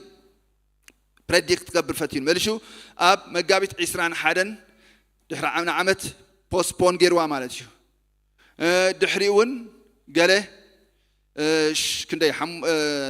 شمون توارح زخون وسيخو شو عتوارح زخون كا ناب مجابيت قصو إلى إسرائيل كلتن كم زمت زي عينة prediction يقرب نير ماتي finally اتوصيت انتهي عندنا ولا حنتي استفدت سما نجار أي نبرن اتي predictionاتو زيرو خينو تعرفوا مالتي زجر ماكم اتي بخوم عينة زبقس predictions ويكلاي كاميرا ويكلاي calculations موداتو ناب فل تخون السحتة سلاد وسد حناتو تخون السكتيو انت برمات زمسرت مالتيو سلاد السبع أي بحتهم اتهم نعود نبرو تاي جبرون مالتيو reject جيرمو disappoint خينهم هنياتو يا أمنو سلاد نبرو expect جبرون سبيون يرمات نت معالتي كي تفت أما مسترفة كلاتهم تخينهم مالتيو نتي ناتو مهرو ملو بملو وجيزهم مالتيو اتزحزن جن اتنا يقولنا يسوع كريستوس مصات ديناي بمغبار مالتي كريستوس يسوع دحر حجي بسغا خمص ابزا مدر زي خنغس راي خمص إلهم نتي ناي شح عمت نكسنت راي كفصم ابزا مدر زي دصبيو عينت ولدو ماتيوم 7th day adventist بحالو كابتنا يسوع تمرت زوصو كما عينت مورو حيزم كتاب حجي ناي قولنا يسوع كريستوس مغلاص تاي غبرني مات قدسان خوستم منطا اي امنون مالتي كريستوس كمص خلو كمصيو كنغس يزمص مالتي زام ناب كم عينت مهرو وسيدو مالتي دحدا ناي 7 day adventist اكستايريو ويتنا رابتشر اي صباين يوم مالتي كريستوس يسوع كمص ابز مدرزي كنغس يوم دصبايو كال تشارلز تزه روسل دبحال ناجوا ويتنس زنبره ناجوا ويتنس حدا خابتهم ببزح منقد فيل زغبرو يوم بريدكشن مالتيو اذا اب شحن 914 شحن 925 እንደገና شحن 975 ثلاثه ጊዜ بريدكت يرمات 14 اي مصن دحريو كندي عمت 10 حدا وسيخو 25 تصبي اي مصن 75 اذا كله فيل مس جبره تزحزم كريستوس نابز مدرزي كي مصه قطا نابتي سانكچوري ወይ ከላይ ናብትናይ ሰማያዊት ቤተ መቅደስ አትዩ ስለዚህ ናይ ጎይታና ኢየሱስ ክርስቶስ ምግላጽ ደይኮና እንጽበ ሕጂ ውግ አርማጌዶኒና ንጽበ ስለዚህ ክርስቶስ ኢየሱስ በመንፈሱ ኦሬዲ አብዛ ክስታይ አብዛ ዓለም ከገዝ ጀሚሩሎ መንግስቱ ኦሬዲ ስውርት ኮይናት አይላ ውግ አርማጌዶኒና ክንጽበ ውግ አርማጌዶን ነዞም ጀሆዋ ዊትነስ comes imminently anytime comes መጽ ገሮም ዝሐስቦ ማለት ይኮ ኮታ ብዙሕ አይነት ፕሬዲክሽን ነሪ ማለት ትዝገርም ገለገለ እጂ ታውሰልኩም ያስማቶም ካብዞም ሪፎርመርስ ናይ ክርስትና ሪፎርመርስ ዝኾነ ኻኒ ፕሬዲክት ገሮም ነሮም የም ጽቦ ነገሩ ገለም ፕሬዲክት ገብሮ ከለው ቢህወቶም ከሎ ከም ዝኸውን እንደይኮነስ አድሕር አቢሎም የም ፕሬዲክት ገሮም አትሊስት እትሸም ባዓሎም ኤክስፒሪየንስ አይገበሮን ማለት እዩ ስለዚህ ያኽብል ደልየ እትናይ ጎይታና ኢየሱስ ክርስቶስ መምጻሲ ጥንስቲ ቅልውላው ከምዝ ሕዛ ኢለና አለው ጎይታና ኢየሱስ ክርስቶስ እንደገና እቲ ምልክታ ዝሃበና ናይ መጀመሪያ ቅልውላው እዩ ኢልና አለው መወዳእታ ግና ገና ኢሉ ሕጂ ግን ገና ዲዩ አይኮነን ግን እንዳርአናዮ ክንከይዲና ማለት እዩ ክብርና አምላክ ይኹን አሜን ኦኬ ሶ እቲ ቅልውላው ዝብል ሐሳብ ወይ ከላይት ሌበር ፓንት ወይ ከላይት ናይ ሕርሲ ናይ በርት ፓንት እንታይ ኢልናዮ ድንገት ይዝመጽ ኢልና ያለና ምክንያቱ እንታይ ድንገት ዝገብሮ ድሕዳ አስተብልኩም ኮንኩም ሐኪም ሰለስተ ሰሙን ይቆጥራ ምናልባት ወይንቱ ዓሲኽ ተቆጥርክ ዘለኺ ድሕር ሰለስተ ሰሙን መጽ ይብላ او وش تسوون مصح حنساب وش تسوون مصح حد دي خا ثلاثه تسوون حليف خا يحلف مالك ስለዚህ accurately بتخكل በዚያ ማለት ዚያ በዚያ አዋን ዚያ አይልካ ታይቱ ገብሮ ነገር አይኮነን እትወስኖ ተፈልጦ አይኮነን ማለት ነው ታላይ ናይ እቲ ቅሉላው ባህሪ እንታይ እንደሕዳይልና ሓንሳብ ምስ ጀመረ ደረጃ ዕምቆት ናይቲ ቃንዛ እንታይ እንዳኾነ ይትኸይድ እናወሰኸ ይትኸይድ ማለት ነው ኢንተንሲቲ እቲ ናይ ቃንዛ by the way ብዛዕባ ናይ ጥንሲ ናይ ሕርሲ ቃንዛ ብዙሕ ግዜ ሰባታይ እንዳበልዮም ድገልጽዎ I don't know ካብዮም ረኺቦሞ እቲ ዓይነት ፔን abnormal ግዜሲ ሰብ ክጻወሮ ከም ዘይክል ክመውት ከም ዝኽእል ገይሮም እዮም ዝገልጽዎ ማለት እዮም ኣዝዩ ካብቲ ሰብ ኖርማል ክጽመሞ ዝግበኦ ቃንዛስ ኣዝዩ ዝተዓጻጸፈ ቃንዛ ከም ዝኾነ እዮም ዝዛረቡ ኣብቲ ምሻሎ ብዙሕ ግዜ ብብሂል ብዙሕ እንዲ ዝበሃል ግን ሎሚ ሳላ ቴክኖሎጂ ወላ ሲምፕልሲ ሪሰርች ክትገብር ትኽእል ኢኻ ማለት እዩ ከተጽንዖ ትኽእል ኢኻ ሳይንቲፊክ ዝኾኑ ዶክመንትስ ኣለውና ማለት እዩ ግን እቲ ሪያሊቲ ግን እሱ ይኮነን ማለት ሪያሊቲ ግን እንታይ እዩ ደቂ ሰብ ኤክስፒሪየንስ ካብ ዝገብሮ ዓይነት ቃንዛታት ማለት እዩ ዓይነት ስቃይ ኣብ ምንታይ ይስራዕ መሲልኩም እንድሕዳ ትዝለዓለ 10 ኢልና እንድሕዳ ወሲድናዮ ማለት እዩ ሰብ ቶለሬት ገብሮ ዝኽእል ዓይነት ቃንዛ 8 ካብ 10 ይበጽሕ ማለት እዩ ኢማጂን ቀሊል አይኮነን ዝብለኩም ዘለኹ ከቢድ እዩ ስለዚ እዚ ክጅምር ከሎ እቲ በርስፓንት ወይ ከላቲ እንታይና ንብሎ ቅሉላው መጀመሪያ ሲምፕል ትመስል ቅርጸት ዓይነት ይጅምር ማለት እዩ ምናልባት ኣብ ቅድሚ ሓኻይም ንዛረብ ስለ ዘለና ሕርተጋጊና ትእሩምና ይኹም ፀገም የለን እንታይ እዩ መጀመሪያ ሲምፕል ዝመስል ይጅምር ኣይኮነን ኢቨንቹዋሊ ግን እቲ ኮንትራክሽን እንታይ እንዳኾነ ይኸይድ ኣዝዩ እናበርትዐ ኣዝዩ ትስቃይ እናበርትዐ ይኸይድ ማለት እዩ ሕጂ ካበይ ድመፅእ ትስቃይ ድሕዳ ኢልና እቲ ማህፀን ካብ ጨዋዳት ተሰርሐ ይኮነን እንድሕዳ ካብ ጨዋዳት ተሰርሐ ስለ ዝኾነ እቲ ህፃን ንኽወፅእ መታ እንታይ ይገብር ኮንትራክት እንዳገበረ እቲ ኣውይቲ ቃንዛ ዘሎ ማለት እዩ ስለዚ እንዳተጨበጠ ኸይድ ከሎ እቲ መጀመርያ ናልባት 1 ሰከንድ ኢላ ክትጅምር ትኽእል እያ ማለት እዩ ኢቨንቹዋሊ ግን ናብ ምንታይ እንዳኸይድ ስጋብ ሓደ ደቂቕ ዝፀንሕ ኢማጂን ሓደ ደቂቕ ዝኣክል نتسقاي بركن كحصنه كساب حدا زقيقن فرقان زاكل እናበርትዕ እንዳወሰኸ ይዝኸይድ ማለት እዩ እሞ ኻት ቃንዛ ኻን እንታይ ብለኩም ኣለኹ ሰብ ክጻወራ ካብ ዝኽእል 8 ኣብ ልዕሊ 10 መወዳእታት ጻወራሲ ኦረድናኡ ተጸጊዕኻ ዓይነት ዘሎ ቃንዛ ማለት ብፍላይ ከዓ ኣብቲ እቲ ማህፀን ዝኽፈተሉ ግዜ ማለት እዩ ሶ ንሱ ጥራይ ደይኮነ ኻኒ እቲ ጻቂ መጀመርያ ንእሽተይ ቅርጸት ገብር ድሕሪ ሰዓት ክምለስ ይኽእል እዩ eventually ግን ትጻቅ ንርእሱ እንታይ እንደኾነ ይኸይድ እናወሰኸ ይኸይድ እሞ every 2 minutes every 1 minute እንደኾነ ይኸይድ ማለት ኣብ ነፍስ ወከፍ ሓደ ደቂቃ እንድሕዳ ክመጽእ ጀሚሩ እዮም ዝብሉኻቶም ሓኻይም ማለት እዩ I think between 1 and 2 እንድሕዳ እቲ contraction ከምኡ እንድሕዳ ካዳገም ጀሚሩ immediately ready ክትገብራ ክትከል ኣለካ ቅድሚው ዝኹሉ እንደኾነ ከሎ ወክ ግበራ እዮም ዝብሉኻ ማለት እዩ ወክ ክትገብር ኣለዋ ክትንቀሳቐስ ኣለዋ ፋይናሊ ግን እቲ ምድፋእ ናብዓታ ትሕዘሉ እዩ ዝኸውን ማለት እዩ So ንምንታይ ኢና ዝነምጾ ዘለና እንድሕዳ ኢልና ነቲ ናይ ጎይታና ኢየሱስ ክርስቶስ ዝሃበና ምልክታት ክርዮም ኢና ቶም ምልክታት ብዝርዝር ማለት እዩ እዚ መጀመርታ ቅልውላው እዩ ይልና ኣሎ ስለዚ ቶም ምልክታት ተራእዮም ማለት ሎሚ ምጽአት ወይ ከላይ ጽባሕ ምጽአት ማለት አይኮንን ግን ናይቶም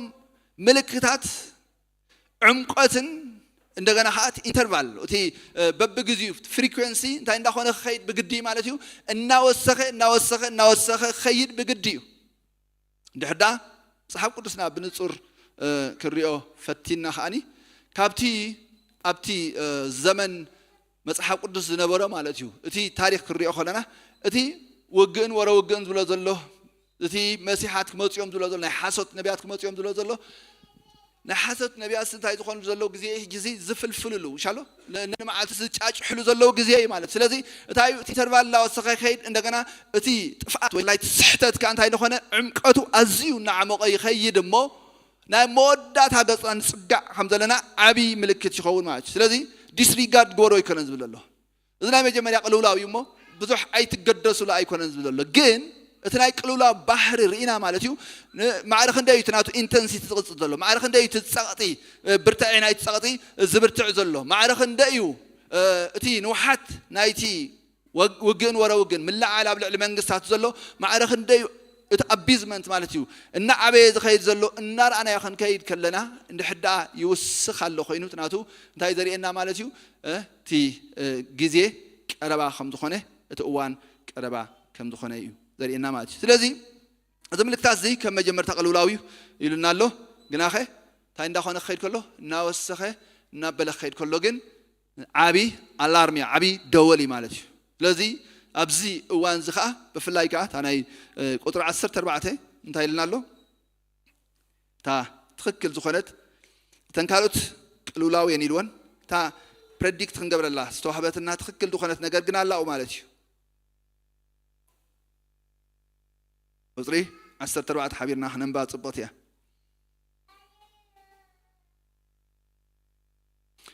እዚ ወንጌል መንግስቲ ከዓ ንምስክር ኩሎም ኣሕዛብ ኣብ ብዘላ ዓለም ክስበኽ እዩ ሽዑ መወዳእታ ይመጽእ ኣሜን ሽዑ እንታይ ይኸውን ስለዚ ነቲ ካልእ ዝሃበና እንታይ ኣሚልዎም እሶም ከም ቅልውላዊ ኢልዎም ኣሎ ስለዚ እቲ ቅልውላው በዝሃብናዮ ባህሪ ናይ ቅልውላው ጌርና ከነንብቦ ብኡ ጌርና ክሪኦ ከለና ምልክታት ብዙሕ ምልክታት ይሁብናዮም እታ ኣሲድ ቴስት ዝኾነ እታ ናይ መወዳእታ ዝዓቤት መፈተኒት ናይቲ ዘመን ግን እዚኣ ያብለና ኣሎ ማለት እዩ ኣምላኽ ይመስገን እንታይ ይብለና ኣሎ እቲ ጽሑፍ እቲ ወንጌል እዚ ወንጌል መንግስቲ ከዓ ንምስክር ኩሎም ኣሕዛብ ኣብ ብዘላ ዓለም ክስበኽ እዩ ሽዑ መወዳእታ ይመጽእ እዚ እውን በቲ ናይ ቅልውላው መልክዕ ክንሪኦ ንኽእል ኢና ማለት እዩ እንድሕር ዳሪናዮ ኣብዚ እዋን እዚ ንወንጌል ንምስባኽ ወይ ከላይ ወንጌል ናብ ብዘለኻዮ ዓዲ ንምብጻሕ ዘይንኽእል ከሎ ዓይነት እዋን ኣሎና ንሱ ከዓ ብምኽንያት ዝርግሐ ናይ ሳተላይት ዋላ ተን ዕፅዋት ዝበሃላ ዓዲ ዕራብ ዕፅዋት ዝበሃላ ናይ ሙስሊም ኔሽንስ ከይተረፈስታ እዩ ሳላ ናይ ሳተላይት ሓገዝ ማለት እዩ ኣብ ቤቶም ብመስኮት ናይ ቴሌቪዥን ኣቢልካስ ወንጌል ናይ ምብጻሕ ዓቕሚ ተረኺቡሎ ማለት እዩ ክብርና ኣምላኽ ይኹን ኣሜን ግን ካብኡ ሕልፍ ዝበለ ግን እንታይ ድብሎ ዘሎ እዚ ወንጌል መንግስቲ ከዓ ንምስክር ኩሎም ኣሕዛብ ወንጌል መንግስቲ ይልወሎ ናይ መንግስት ወንጌል እዩ እዚ ወንጌል ብስልጣን ክስበኽ ዘሎ ወንጌል ማለት አምላክ ይመስገን በኃይልና ተሰነ ክስበኽ ዘሎ ወንጌል ከምኡ ክኸውን ምስራአኹም ሲ እንታይ ዝብዘሎ መወዳእታ ከምዛ ኾነ ፍለጡ ይብለና ኣሎ ግን ኣብዚ ታይሎ ንኹሎም አህዛብ ኣብዘላ ዓለም ይልዎ ዘሎ ኤትኖስ ይልዎ ኣሎ ግሩፕ ኦፍ ፒፕል ማለት እዩ ዝተፈላለዩ ባህሊ ዝተፈላለዩ ቋንቋ ዝተፈላለዩ ዓሌት ዘለዎም ናይ እኩባት ህዝብ ማለት እዩ ነዚኦም ኩሎም ታኸውን እዩ በብቋንቋኦም በብዓሌቶም በብወገኖም እቲ ወንጌል መጀመርያ ታኸውን ክኽእል ኣለዎ ክስበኽ ኣለዎ ሽዑኻ መወዳእታ ይኸውን ዳስ ዋዩ ኣብ ጴጥሮስ ክዛርበና ከሎ ኻላይ ጴጥሮስ ነቲ ምጽአት ጎይታሲ እናተጸበኹሞን እናቀላጠፍኩሞን ይልና ኣሎ ኣብዚ ኤሪያ እዚ ብፍላይ ኣብዚ ናይ ሚሽን ኤሪያ እዞም ጻዓዱ ንፍዓት እዮም ብጣዕሚ እዮም ዝሕጉሱ ኸማት እግዚአብሔር ይመስገን ዳይም ዝገብሩ ብዙሕ ግዜ መሲልኩም ነቲ ናይ ጎይታና ኢየሱስ ክርስቶስ ምጽአት ንምቅልጣፍ ሲ unreached people group እንዳበሉ ዘይተበጽሑ ህዝብታት ንኣብነት ኣብ ህዝብና ሓደ ካብቲ ዘይተበጽሐ ዝበሃል ናይ ቤጃ ዘሎ ህዝቢ ማለት እዩ ታርጌት ካብቲ ዝገብርዎ ንሳቶም ይኽብለኩም ደለ እምበር በዓል ራይ ሻሂድ ኣለውና ዘይተበጽሑ ኣለውና ማለት እዩ ስለዚ የጽንዕዎም እሞ ከመይ ገይሮም ንኣባታቶም ሚሽነሪስ ይሰዱ ናይ ቤጃ ሕብረተሰብ ሲ ኣብ ክንደይ 97 ካብ ቀቅሚቲ ናይ ኤርትራን ኢትዮጵያን ክስታይም ጋር ካብ ዳኒሽ ካብ ዴንማርክ ዝመጹ ሚሽነሪስ መጽኦም ኣተኩረና ፎካስና ኣብ ናይ ቤጃ ህዝቢ እዮም ስለዚ ብኸመይ ጌርና ንበጽሖም ብዝብል ናብቲ ቦታ ከድና ምስኦም ኮኔክት ዝገብረና ክሊኒክ ዲዩ ቤት ትምህርቲ ዲዩ ገለ ንምኽፋት ሓሳብ ነይሩ ማለት እዩ ግን ናይቲ መንግስቲ ካይዳ ንፈልጦ ኢና ከም ዓይነት ኣካይዳ ኣይፈቅድን እዩ ስለዚ እቲ ክስታይ ሳክሰስፉል ኣይነበርን ብኻልእ መንገዲ ከመይ ጌርና ንትግብሮ እንዳተባሃለ ከሎት ዝነበረ ናይ ዓድና ኩነታት ኣርኪቡ ማለት እዩ ስለዚ እንታይ ክብል ደልየ ወንጌል ንኹሎም ህዝብታት ምስ በጽሐ ብድሕሪታ ክኸውን እዩ መወዳእታ ክመጽእ እዩ ይብለና ክብርና ኣምላኽ ይኹን ሶ እንድሕዳ እዛ መለክዕ እዚ ኣሪእናያ ኸዓ ዳርጋ ዘይተበጽሑ የብልናን ክንብል ንኽእል ናብዚ እዋን እዚ ማለት እዩ እንተ ብውሕዱ እንተ ብዙሑ እንታይ ኮይኑ ካብ ነፍሲ ወከፍ ሕብረተሰብ ካብ ነፍሲ ወከፍ ዓሌት ካብ ነፍሲ ወከፍ ቋንቋ ነዚ ወንጌል ዝእዘዙ ወይ ከላይ ነዚ ወንጌል ዝብጽሑ ሰባት ኣለውና ግን ስቲል ሕጂ እውን እቲ ማግኒቲዩድ ይድለሎ ማለት እዩ ጥራይ ሓደ ክልተ ክብጽሑ ደይኮነስ ገና ድብጽሑ ኣለዉ ማለት እዩ ሶ እንታይ ኢና ንብል ኣለና خلاص ዘራርባ ጎይታና ኢየሱስ ክርስቶስ እንታይ ኣሎ ኣብ እዚ ክኸውን ከሎ ክትሪኡ ከለኹም ሲ ኣብ ኣፍ ደገ ምህላው ፍለጡ ይልና ኣሎ ኣምላኽ መስገን እንደገና ምልክታት ካሂብና ወንጌል ከዓ ወንጌል መንግስቲ ከዓ ኣብ ኩሉ ክስበክ ከሎ ሽዑ መወዳእታ ይኸውን ይልና ኣሎ ኣብቲ ኣፋፌት መወዳእታ ከም ዘለና ኢና ንፈልጥ ማለት እዩ ሶ እዚ ናይ መወዳእታ ዘመን ወይ ከላይ ዳሕሮት መዓልታት እናተባሃለ ዝፍለጥ መዋእል ኣብቲ መዓልቲ ፔንቴኮስት ቦግዒ ጴጥሮስ ታይልዎ ኣሎ ማለት እዩ ነጊርና ኣሎ ካብ ዮኤል ኮት ገይሩ እንዳይሉ እዚ ግና እቲ ብነቢይ ዮኤል ተባሃለ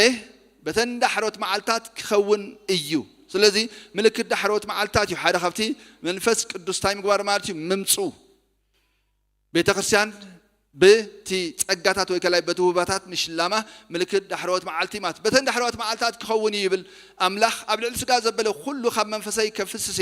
ኣወዳትኩምን ኣዋልድኩም ክንበዮም ኣጓዝኩም ከራእይ ክሪኦም ኣረገውትኩምን ሕልሚዮም በተን መዓልታት እትየን ድማ ኣብ ሰብኡትን ኣንስትን ባሮተይ ካብ መንፈሰይ ከፍስሴ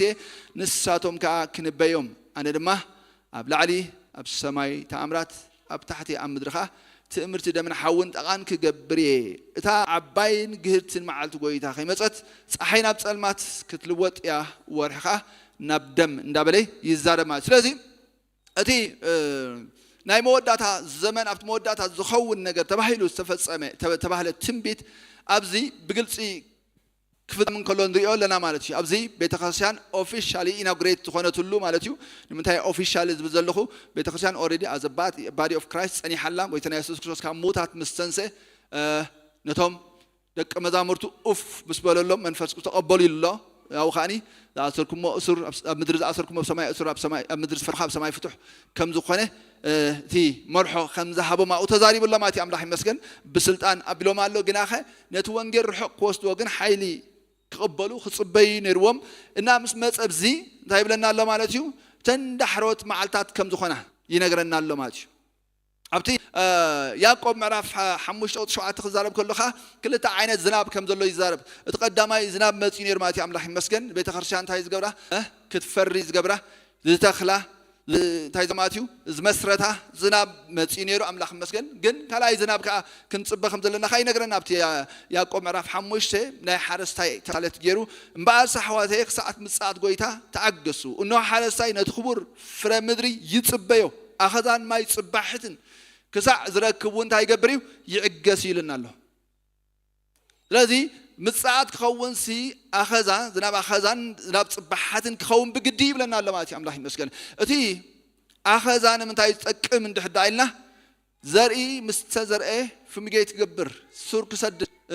كمشمش كبل نتزرع تاي قبره نمبقال نمعباي زدالوي نتامدر زت للاي مالتي أتي ناي صبحات زناب كاتاي تقولون نتزرعي ويكلا نتفرع نافرع نبحث ويكلا نمكب زدالوي مالتش لذا زخلت يخصاب زخون تاي قوري بلنا له تتصبيو بلنا له خبرنا أملاح يكون سلذي أبدنا مودعتها أوان ناي منفس قدس فيزيشن أزيو زبز حلو جزي كم زخونه ينقرنا ألو أو جين حنت نقر تقيس الله ماتيو تعباين خيمتات أزي أرمي أتي أنا عباي جهتي معلت ويتها ممسع زخون نجار كم زخونه ينقرنا له أبتي يوئل سلسته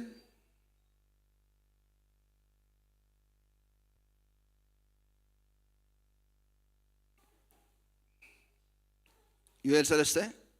انتهي تقولنا ذلو تعباي معلتي تعملت قويتها بحال كله بزح جزء حدا قويتنا يسوع كريستوس كم موتات بتها معلت قويتها لنا الله موتات استنس الله معلت قويتها عندها تفعلت تفلت يا لنا مالتيو عندنا خا معلت قويتها أبكر خا معلت جزابير نبلا خبلي كنا نحجز برودكتس قبره معلتي مفداي حني معلتي جزابير أن رسل مش الله بزي تقدبه من قدي فقادون دليتون مقبار تايز قبره له أمدري إنتر قبره له قصعات فرديز قبره له معلتي فدا دان معلت حنن كم زخونتيو أوز نقرنا مات بزح زي مستي معلت قويتها قبل كله ناي قويتها فيزيتيشن ناي قويتها مبصح وين سلس معنا في اليابلنا خريط بقي مالتيو أبتي عسر 14 تحمشتن معلت جزابير قبل السم مدب قريبا مويلو تاخويني بلنا له قريبو يوز بلنا زلو معلتي على السم مدب تلمس السم مدب زلو the valley of decision لو مالتيو ስለዚህ እግዚአብሔር ኢንተርቪን ገብረል ጣልቃ ዘአትወሉ ጊዜ ቀረባ ይብለናል ቀሪባ ነው ጭፍራ አብለሰም ምዳብ ፀሐይን ወርሕን ይጽልማ ከዋክብት ድማ ብርሃኖም ታይገብሩ ይሓቡ ስለዚህ እቲ معالتي نمنتاي كم زملكت ينقرنا له ناي فردي معالت خم زملكت እግዚአብሔር ታይዝ ገብረሉ ናይ ሰባት عمص ناي سب قطع ناي سب امبيتا تايز قبرلو زقص علو غزي خمزلو او ينغرنا سلازي معالت غويتا ملكوتاو طالقا متتاو ناي غويتا يسوع كريستوس اوف كورس مسوز مص بركاتالو عالم ناي እግዚአብሔር قطع ناي እግዚአብሔር فدان كرخبا خلو توم نخريستوس يسوع فلوت سبات ግን ታይም ዝገብሩ ኣብ ሰማይ ናይ 7 ዓመት ናይ ድራር غويتا ናይ ምጽናዕ ግዜ ኣሎ ማለት ስለዚ እዛ معالت غويتا ኣብቲ ብሉይ ኪዳንን ኣብቲ حدش كلامنا أبكلتيو تتقيسون رحمن كلن كتقصا خلوها خمس متى تحيدن تتقصا مسفردي مسنا እግዚአብሔር قطع እግዚአብሔር نمدري كم قطع كرميو ግን ዝኸውን ነገር ከም ዘሎ ይነገረና ለማለት አምላክ ይመስገን نحنا ታይ ከም ንኸውን ከም ንእከብ እዩ እቲ ጽሑፋት ዝነገረና ኦኬ አሞጽ ምዕራፍ 5 ዝያዳ ስለተገልጸልና ንዓሙ ክሪአይና ተንካሉ ጥቅስታት እንድሕዳ ክኢልኩም ኣብ ገዛ ረአይዎን ይኹም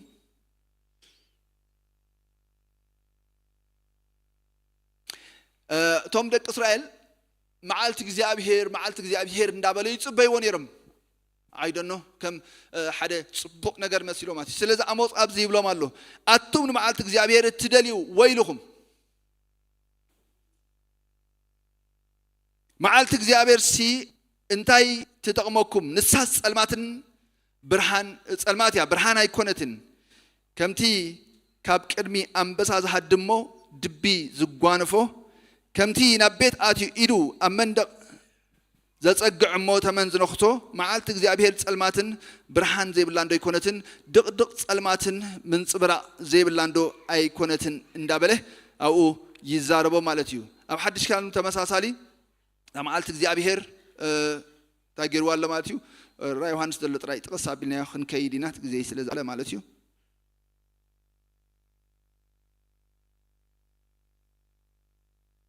እታ ዓባይ መዓልቲ ቁጣዕ መጽያ እሞ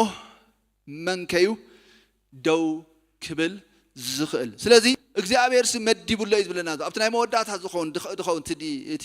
ዝረአ ነገራት ብዝርዝራቱ ዝነገረና ዘሎ ቅድሚ እዚ ምዃኑ ግን እንታይ ይዝብለና ዘሎ እዚ ብምሉእ ዘሎ ካብቲ ናይ ዘመን ቤተክርስትያን ማለት ካብቲ ቤተክርስትያን ተመስረተትሉ ክሳብ ዝመዓልቲ ዝኸውን ግን እንታይ ይዝብለና ናይ መወዳእታ ዘመን ወይ ከላይ ናይ መወዳእታ እዋን እዩ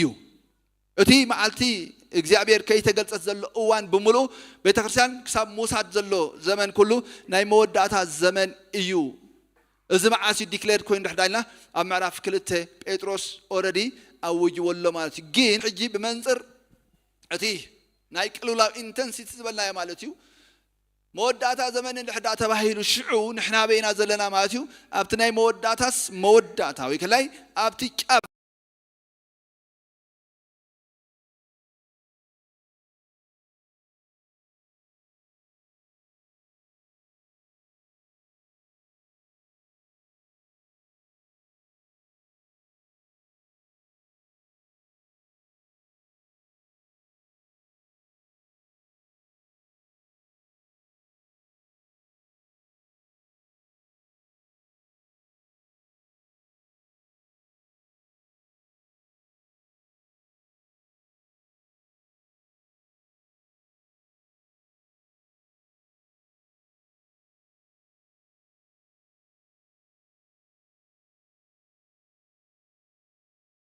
تترزينا زلنا كريستوس يسوس أب زخون أوان كيفلتنا دنجت كيفلتنا إنسانس تمعلتها أوانا كيفلتنا ينبر نحنا دك معلتن دك برهان سلزخنا أملاح مسكن كيفلتنا يمسنا نجا سوايها متان كنفلت أي لقيتنا يسوس كريستوس تجرنا نجيرنا زلوا الذي إتا معلت قويتها تحت كونيا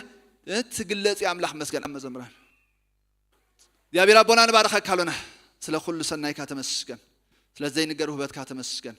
يا بير نو ألكا تزاربنا الله ألكات نجرنا الله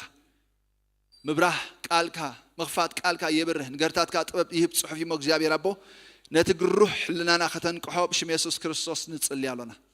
نتنات كا متسات مقلات ود خا يسوع كريستوس بهانك أوتا بنافقت كنتصاب جزابير إنه نعوذ بك حيوة حزنا ملاس متى موسى خون لنا بشم يسوع كريستوس نتصلي زلنا جزابارخ كريستوس يسوع ياوشم آمين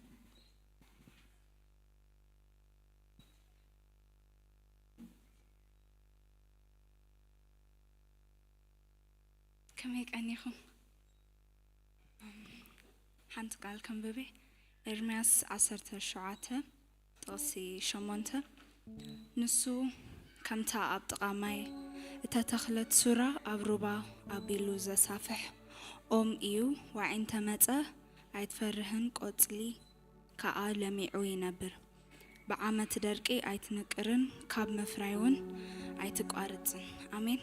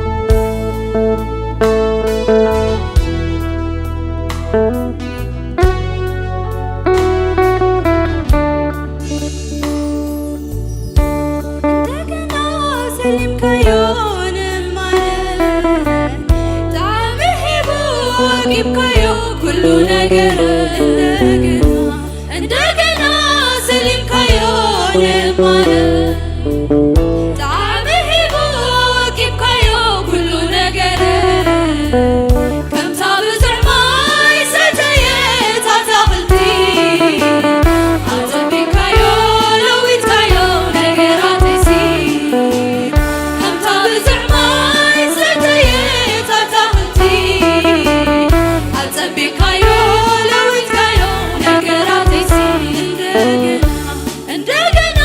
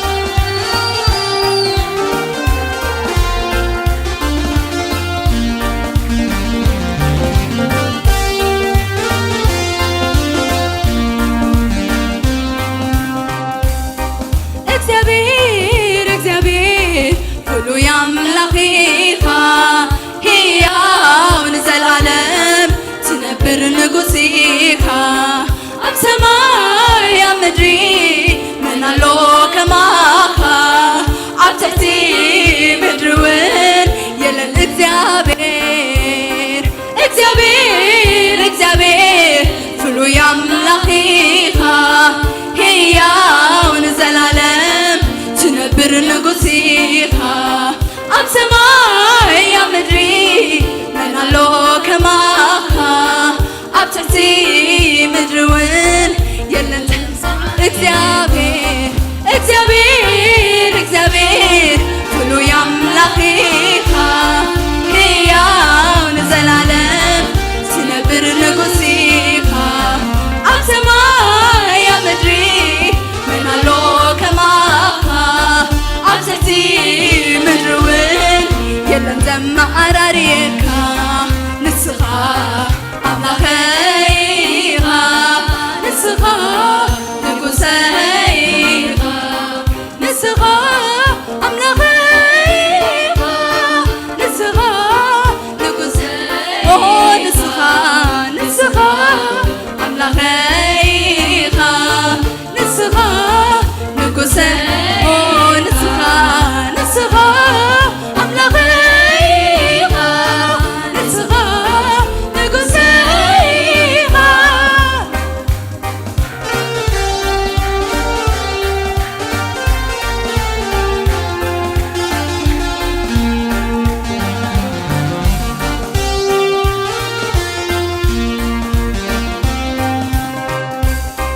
فاتي فغيدة أخون برياخا كل انتنا يجزؤ السبون عاخا زمني عدمي بزي ترف كبرلو يخون الكا كبر خازر فاتي فاتي فغيدة أخون برياخا كل انتنا يجزؤ سبون عاخا زمني عدمي زي ترف كبرلو يخون الكا كبر خازر فاتي فاتي فغيدة أخون برياخا كل انتنا يجزؤ سبون عاخا زمني عدمي زي ترف كبرلو يخون الكا كبر خازر أيلو بالبي حلينا وسينا نعها تعاتيغي بمن أفتق الكلكا بالبي حلينا وسينا نعها تعاتيغي بمن أفتق الكلكا بالبي حلينا وسينا نعها تعاتيغي بمن أفتق الكلكا نسخة أملاخيها نسخة نقصيها نسخة أملاخيها نسخة نقصيها نسخة نسخة أملاخيها نسخة نقصيها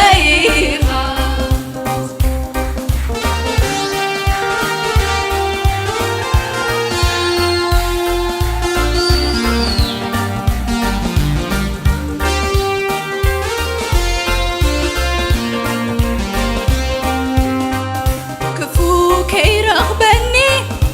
كي متني سلمات كي متني سلمات كي كفو كفو كي رغبني كي قدمني سلمات كي متني سلمات كي كفو كفو كي رغبني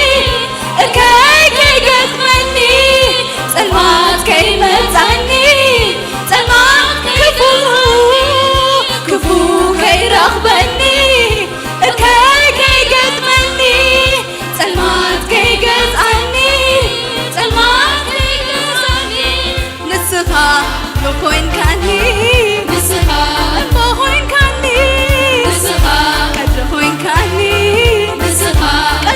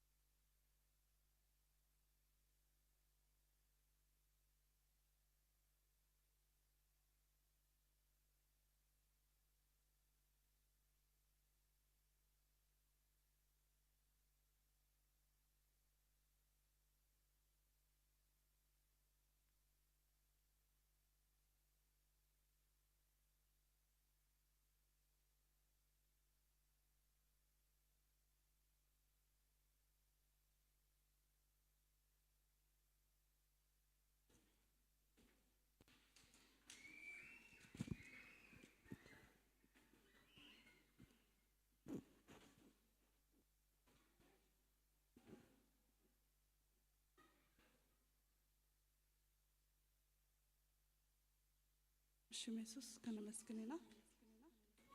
አምላኽና እዚና ንባረኸካ ኣለና አምላኸይ ነዚ ግዜ እዚ በዚ ሰዓት እዚ ነዛ መዓልቲ እዚኣ ስለዝሃብካና ነመስግነካ ኣለና አምላኸይ ዝሓለፈ ግዜና እስኻ ስለተረከብካዮ ብኩሉ ነገራትና እውን አምላኸይ እስኻ ስለዝረዳእካና ነመስግነካ ዝመፅእ ዘሎ ቃልካ እውን አምላኸይ ኣብ ውሽጥና ክፈስስ አምላኸይ ነቲ ቃል እውን አምላኸይ ሰማዕት ጥራይ ደይኮነ ገበርቲ ቃል ኮይና ክንርከብ ክትረዳእና ንፅልይ ኣለና አምላኸይ ነዚ موباخان الشركون أملاخي السخاء ذهب كنا نعخي ما أملاخي بكل نجار سلزردا كنا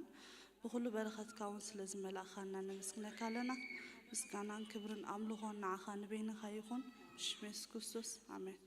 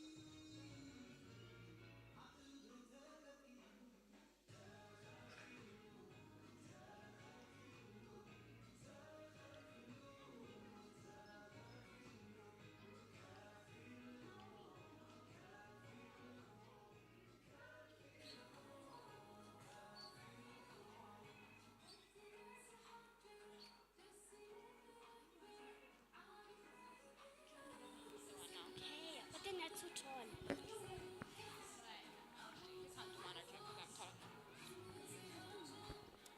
No.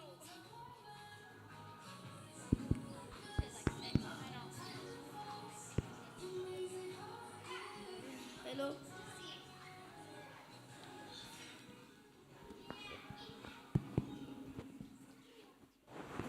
Well, from 9 to 11, we're going to say a verse and a song.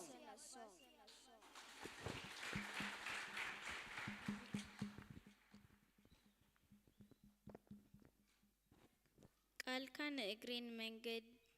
ቃልካን እግሬ መብራህትን መንገዴ ብርሃን እዩ መዝሙር ዳዊት 119 ጥቅሲ 105 መዝሙር ዳዊት 5:12 ንጻድቅ ትባርከው ካሞ ኦ እግዚአብሔር ከም ብዋልታ ብጸጋ ትከቦ Hebrews chapter 13 verse 8 it says Jesus Christos temalen lomin nezalalemen nisu iyu amen Mezmur Dawid chapter 118 verse 18 Kab ab seb mukalsi ab እግዚአብሔር ሙካብ ይሃየሽ Avon wadu yefkirayu mokulu ab idu havo እግዚአብሔር ንድምቲ ጸሎተይ ሰምዖ እዩ እሞ ስብሐት ይሁኖ እግዚአብሔር ከወሄን መድኃኔን ቃላት አፈይ ሐሳባት ልቤን አብ ቅድመሃ በሆግ ይሆን መዝሙር ዳዊት ምዕራፍ 19:14 ኣብ ድንቋናት ጻድቃን ድምፂ እልልታ መድኃንን ኣሎ የመነይቲ ኢድ እግዚአብሔር ኃይሊ ትገብር መዝሙር ዳዊት 118 ጥቕሲ 15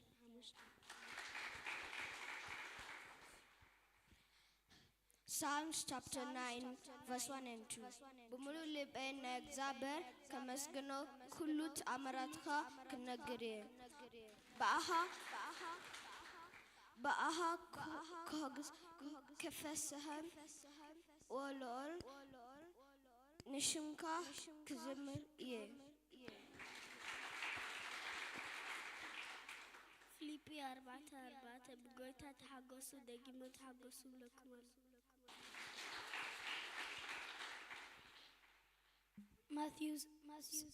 chapter 7 verse 7 ask and you will receive seek and you will find knock and the door will be opened to you Psalms chapter 91 verse 2 እግዚአብሔር ተገይር እርደይን ዝኮሎ አምላኬ እዩ እብሎ አለሁ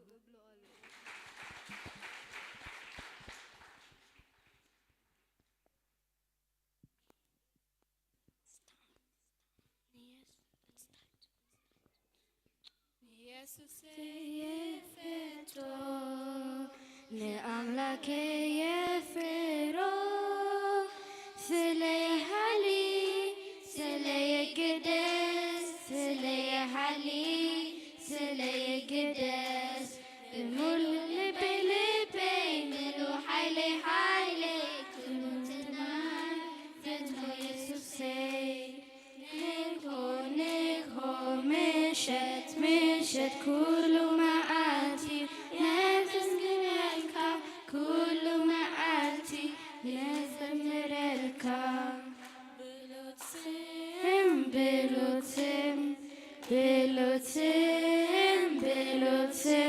ናይ አምላኬ ብሉትም ናይ ኢየሱሴ ብሉትም ናይ አምላኬ ብሉትም ናይ ኢየሱሴ ብሉትም አንጊሄ እባርኽካ ስምካ ፀዊዐ ይውድሰካ አንጊሄ እባርኽካ ስምካ ፀዊዐ ይውድሰካ ንመዓልተይ ይህረካ ክትከብረሉ ንስኻ ንመዓልተይ ይህበካ ክትከብረሉ ንስኻ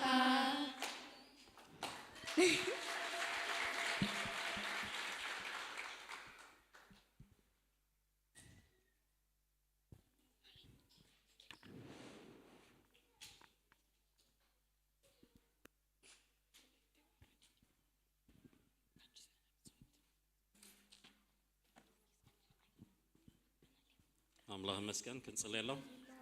ማዳውና ክንዝርግህና ሞክን ባርኾም ኢና እግዚአብሔር መስገን ክብርና አምላክና ይኹን bless them በስም አምላክ ንባርኾም አለና እግዚአብሔር በረከት ኣብ ልዕልዮም ከውን ጽልይ አለና ከምቲ ዝኣዘዝካና ናባይ ኣምጽኦም ኢልካና ኢኻሞ ኣብ ቅድሚኻ ኣለዉ እታ ትባርኽ ኢድካ ኣብ ልዕልዮም ትኹን እታ ትሕልው እግዚአብሔር አምላክ ትጓሲ ኢድካ ኣብ ልዕልዮም ትኹን ጸጋ በመንፈስ በምልአት እግዚአብሔር በዘድሊ ምልአት ኩሉ እግዚአብሔር ሙሉአት ከሆኑ ንባርኾም አለና ሰናይ ካ ዘመኖም ኩሉ ይሸፍኖም ነቲ ዝፈረሰ ዘዕርዩ ኮይኖም ክትስኡ እግዚአብሔር አምላክ መርገማ ቦታት ሰብሮ ኮይኖም ክትስኡ ጸጋ መንፈስ ኃይልን ቅብአትን ምስኦም ከውን ጽል ያለና ናትካዮም ዚያቶም ንክብርኻዮም ዘመኖም ኩሉን ዓኻዩ ክፉ ዘበለ ኣብ ህይወቶም ከይቀርብ ብሽም ኢየሱስ ክርስቶስ ሓለዋኻ ኣብ ልዕልዮም ከውን ጽል ያለና ናይዚ ናይ መወዳእታ ክፉእ ዘመን ኣብ ልዕልዮም ከይሰርሕ ሓይሎም ዓቕሞም ዘበለ ኩሉ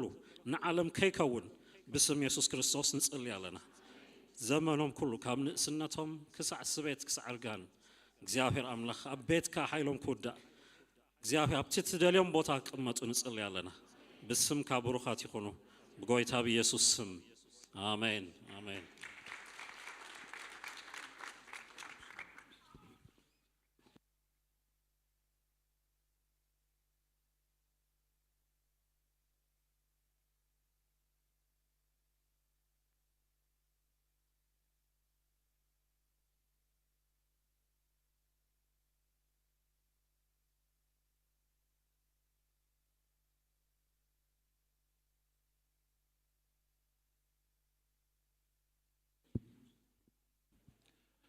كمي حديركم هزب أملاخ لحد حديركم زاوير أملاخ استمسكنا يخون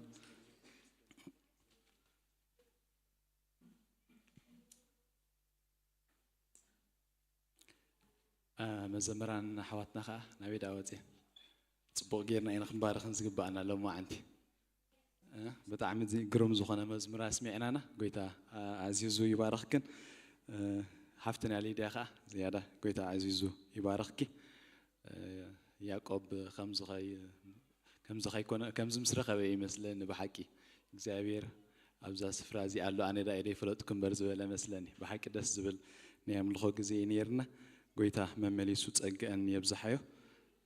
دقيمنا تبارخنا ولكن ما أوكي كابزي قتيلنا من البات نمجمر تاجزيهم أب ما أخلنا استرخبكم أجايش تليهم نمجمر تاجزيهم كسات فزمتهم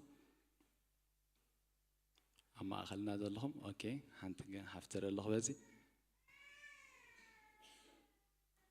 أداوكم حف كتب لهم كتل علينا كالي إلن أوكي كالي تحفتونا لابزي أوكي أستنابرت ما يكتبوا أمه بحد خن لالي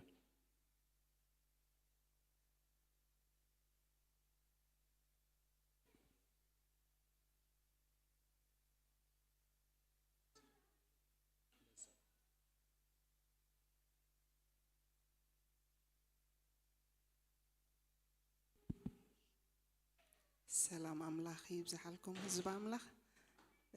كاب شالوم وحزيوت كامبالا غاندا يمتي قويتا يبارككم شمكي جنة عقبة ميكائيل يبال اوكي ويلكم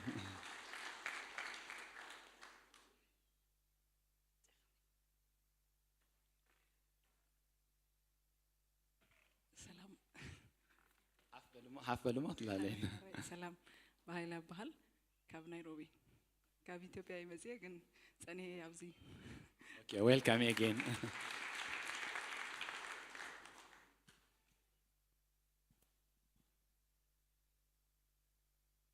سلام أملاخ يبزحلكم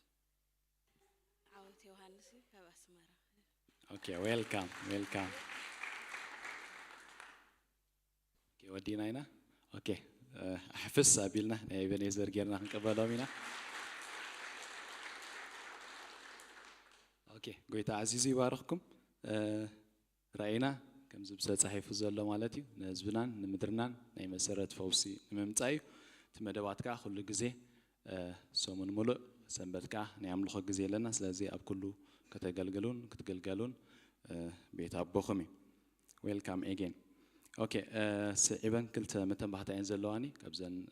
اب نيكس سنبت زخون مالتي تقداماي ناي ساماريتان مودعتا ورح سلا زخونه نواصالو مودعتا ورح سلا زخونه تقلت اخيلو سلا زلو نفس وقفنا تناي ساماريتان كنواص سلا زخونه نسنبت تدالينا خنمت يلابوكم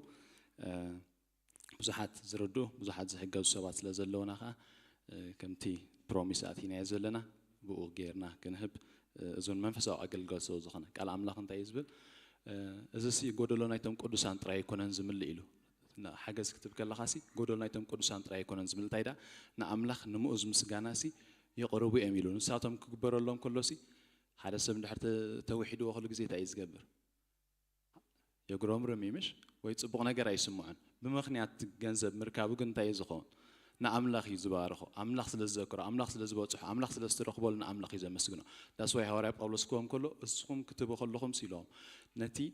ጎደልኦም ጥራይ ኮንኩም እንትምልኡ ዘለኹም ታይዳ ንኣምላኽ ንምስጋና ዝኾን ነገር ካብኦም ስለዝዓርግ እዚ ሓደ መንፈሳዊ አገልግሎት ይዝሎም ዘሎ ስለዚ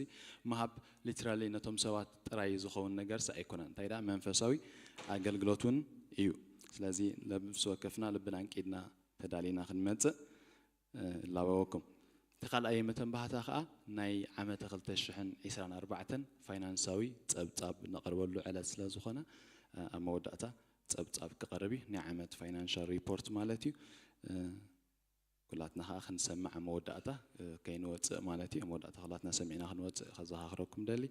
قويتا عزيزو يبارككم لو ما عندي بغال املاخ زغلغلنا حونا باستر محرات ابي امدرا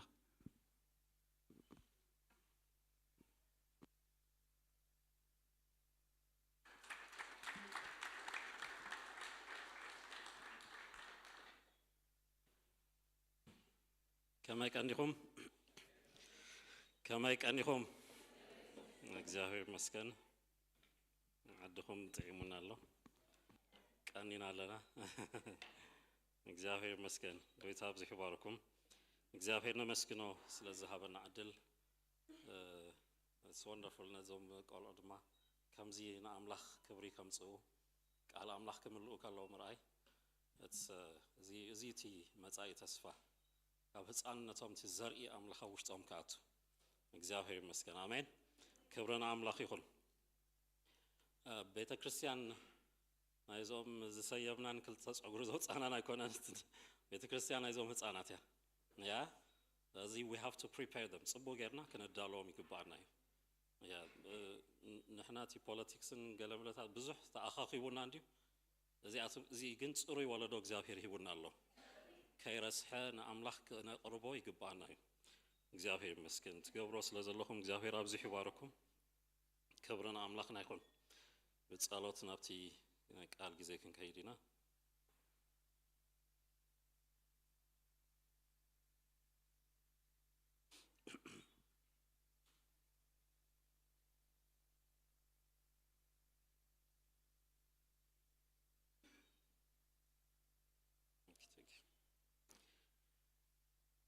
አምላኽ ይመስገን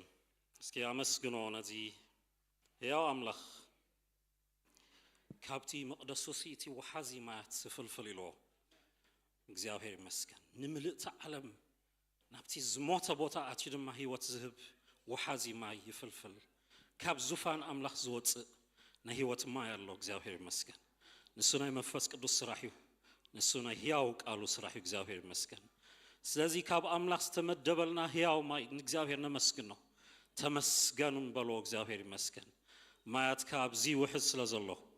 እቲ ህያው ዝኾነ ዘጥዒ ማይ ምሳና ስለዘሎ መስግን ኣለና በሎ ኩሉ ሰብ ይጸልይ ንእግዚአብሔር የመስግን ካብ አምላኽ ዝቕበል ዘበለ ኩሉ ብምስጋና መንፈሱ ልቡ ኩሉ ከፊቱ እዚ ጎይታ እዚ ይባርኮ ተመስገን በሎ ተመስገን መንፈስ ቅዱስ ካብዚ ህያው ማይ ክሰቲ ስለዝፀዋዕካን የመስግነካ ኣለኹ ካብዚ ህያው ማይ እግዚአብሔር ይመስገን ዝሓጽብ ዘጽሪ ዝቅድስ ዝባርኽ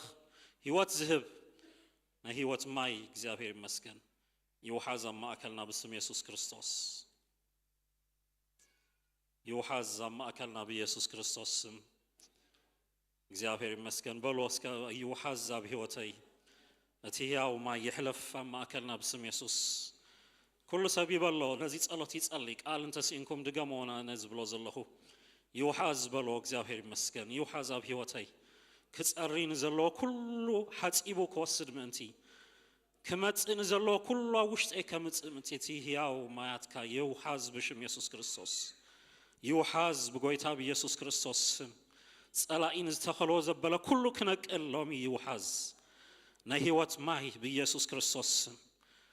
ሎሚ ይውሓዝ ሓይሊ ሞት ዘበለ ኩሉ ዝነቅል ናይ ህይወት ማይ ይሕለፍ ብሽም ኢየሱስ ክርስቶስ ይውሓዝ ንጽልይ ኣለና በሎ ኣብ ወለዶና ይውሓዝ ኣብዞም ህፃናት እዚኦም ይውሓዝ ኣብዛ ማሕበር እዚኣ ይውሓዝ ብሽም ኢየሱስ ክርስቶስ ህያው ማያት ወሓዚ ማያትካ ይፍሰስ ኣብ ጉባኤኻ እግዚአብሔር አምላኽ በዚ ዝቅድስ ማይካ ቀድሰና በዚ ዘጽሪ ማይካ ኣብ ማእከልና ሕለፍ እግዚአብሔር አምላኽ ብጎይታ ብኢየሱስ ክርስቶስ ተንክፍ ንህዝብኻ እግዚአብሔር አረስርሶ ዝነቐጸ ነገራት ኩሉ ሎሚ ዝልምልመሉ ጊዜ ይኹን ብሽም ኢየሱስ ክርስቶስ ይለምልም ብጎይታ ብኢየሱስ ክርስቶስ ይውሓዝ ከም ማያት ኣፍስሶ እግዚአብሔር አምላኽ ከም ብዙሕ ማያት ይሕለፍ ብሽም ኢየሱስ ክርስቶስ ከም ውሕጅ ይሕለፍ ብኢየሱስ ክርስቶስ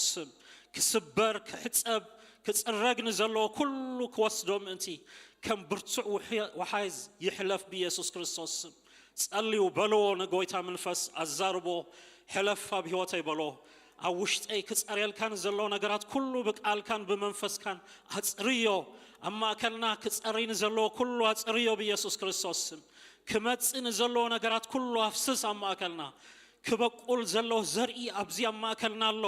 ማይ ዝደሊ ዘርኢ ኣምላኽ ሎሚ በዚ ማይ ይስተይ በዚ ማይ ይጽገብ ብጎይታ ብኢየሱስ ክርስቶስ ዝነቐጸ ህይወትና ኣለምልሞ ብኢየሱስ ክርስቶስ بقويتا بيسوس كريستوس revive us again إلو كم بحدش أنك حنا بمنفسك حيل يبرتعنا بيسوس كريستوس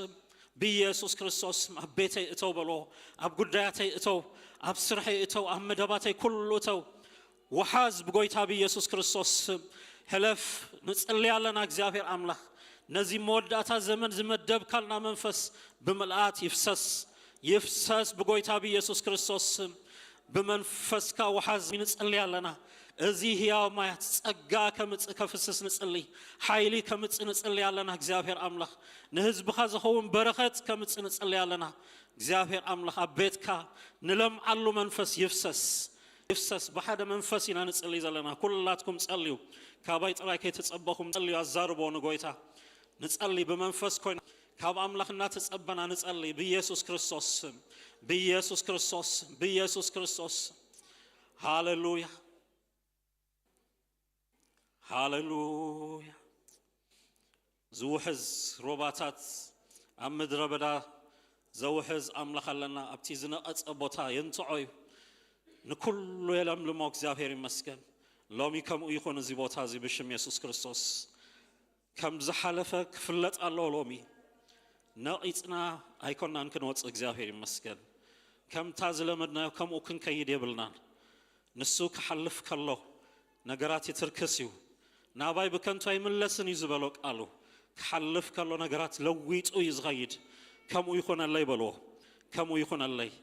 نقيت أكمل سيدلينه نجاراتي كي تتنكف أكمل سيدلينه بك ألك حيلي كتنكف كتبت حنيد اللي الله صبوا الله تبلو سبات جماعة سأليو سلزا محبر سأليو سلتي تقاهم زلوا سب سأليو أبكرميكم سلزلوا عمتات كله جزافير مسكن زوج هياو منفس حلف ما أكلنا بيسوس كريستوس كالكالي نجارات أيهالو بيسوس كاب قويتا كين قبل زخل كل نجارات أيهالو بيسوس كريستوس نسأل لنا يكفت أمره يكفت منفس كله جزافير أملاخ نفس وكف لبي جزافير أملاخ بزي منفس كمستتنكف يلوطيو نتي ترير لبي تتركسويها صبرويها تلوطويها ترطويها لوم يرتعينا منفس كما أكلنا يسرح بقويتا بيسوس كريستوس يسرح كوت زلو كله يوصا حيلت المات يوصا نايا غانتي سرح كوت زبل كله يوصا صلاي زرو زرتا زبل كله ينقل بيسوس كريستوس كفو حسابات أمرو زحازه زچنق زبل كله يصري بيسوس كريستوس እግዚአብሔር አምላክ ይውጣ በዚህ ያው ቅዱስ ማይካ ሎሚክ ቅድሰና በሽም ኢየሱስ ክርስቶስ ቅድሰና ጽሬና በጎይታ በኢየሱስ ስም ኃጢአት ዘበለ ርክሰት ዘበለ ንአኻ ዘይኽብር ዘበለ ካብ ጉባኤኻ ይነቀል በኢየሱስ ክርስቶስ ደም ንጽልያለና ስሬት ከውን ንጽልያለና ምሕረት ከውን ንጽልያለና ካብ ህይወተ ይነቀል በሎ ኃጢአት ዘበለን እግዚአብሔር ዘይኽብር አተሐሳስባ መገዲ ኩሉ ሎሚ ይነቀለሉ ይጽረየሉ ልብና በሽም ኢየሱስ ክርስቶስ أمره كاب أملاك كيقبل زعقت زي مؤمن دبل زخانة حساسبات كل لوم يتسري بشم يسوس يتسري حيلي زسانكم حيلي هبني بلو نأمنت حيلي زسانكم أب أدمي أملاك داود كتب له حيلي زسانكم لوم يبرت عني بلو بيسوس كريستوس أبرت عنا بلو كم جباي أبرت عنا حيلي كل أخي كم زبل كايو لوم يهزبخ حيلي قبل بشم يسوس كريستوس دخوم أما أكلنا أيهالو بيسوس كريستوس زيت عيا منفس أيهالو زيت عيا أمرو أيهالو زتبكل منفس زبل كله يسري بشم يسوس كريستوس يسري بشم يسوس كريستوس صليو بقويتا بيسوس كريستوس حيلت المات زبل كله يسري بشم يسوس أغاننتي زرو زبل كله يسري بيسوس كريستوس او منفس قدوس تخللويها حلف لومي بشم يسوس أبتي تي روباز حلفو زبل كله هيوات كهوني بيسوس كريستوس لومي هيوات يكون أما أكلنا زموتا نغرات هيوات يزرع بحادة دمس إزيت أليو هيوات يزرع ندابلكم تأليو بشم يسوس كريستوس هيوات يزرع أما أكلنا موت نغر أيهالو أما أكلنا موت نغر أيهالو أما أكلنا زتبلاشو نغر أيهالو أما أكلنا زيت عي نغر أيهالو بيسوس كريستوس بقويتا بيسوس بناي منفس كحيلي እግዚአብሔር አምላክ ንህዝብኻ ባርኽ بقويتا بيسوس ዝተመደበልና ነገር ስለዝኾነ ንጸልይ ኩላትና ከምኡ ድማ ክገብር ያቦ እግዚአብሔር ይመስገን ኦ መንፈስ ቅዱስ መንፈስ ቅዱስ መንፈስ ቅዱስ ሃሌሉያ ራፓክላዲና ማሃላባዶ ሴምፕሬ ደለለልቦ ሲንደራላባያስ ኤሸንደረደለለለለለለ ቦራ ባክላዲና ማያስ ኦ ሸንደረለለለለ ዲያላላላላ ባሃላባ ጋዲና ማያስ ፕራንዲላ ላ ባሃላባ ጋንዳ ሴንደረለለለ ቦያስ መንፈስ ቅዱስ ምልአኒ በሎ ጸልዩን መንፈስ አምላክና ጸማዕኩም እግዚአብሔር ይመስገን ካብሰብ ንረክቦ ምንም ነገር የለን በኃይልና ንፈጥሮ ምንም ነገር የለን እግዚአብሔር ይመስገን ልብና ግን ጎይታ ድሉ ከውን ከፈት ይግቦይ ይከፈት ይከፈት ይከፈት ተሪር ዝኾነ ነገራትና ዘበለ ኩሉ መንፈስካ ይሕለፎ ብሽም ኢየሱስ ይሕለፎ በጎይታ በኢየሱስ ክርስቶስ ስም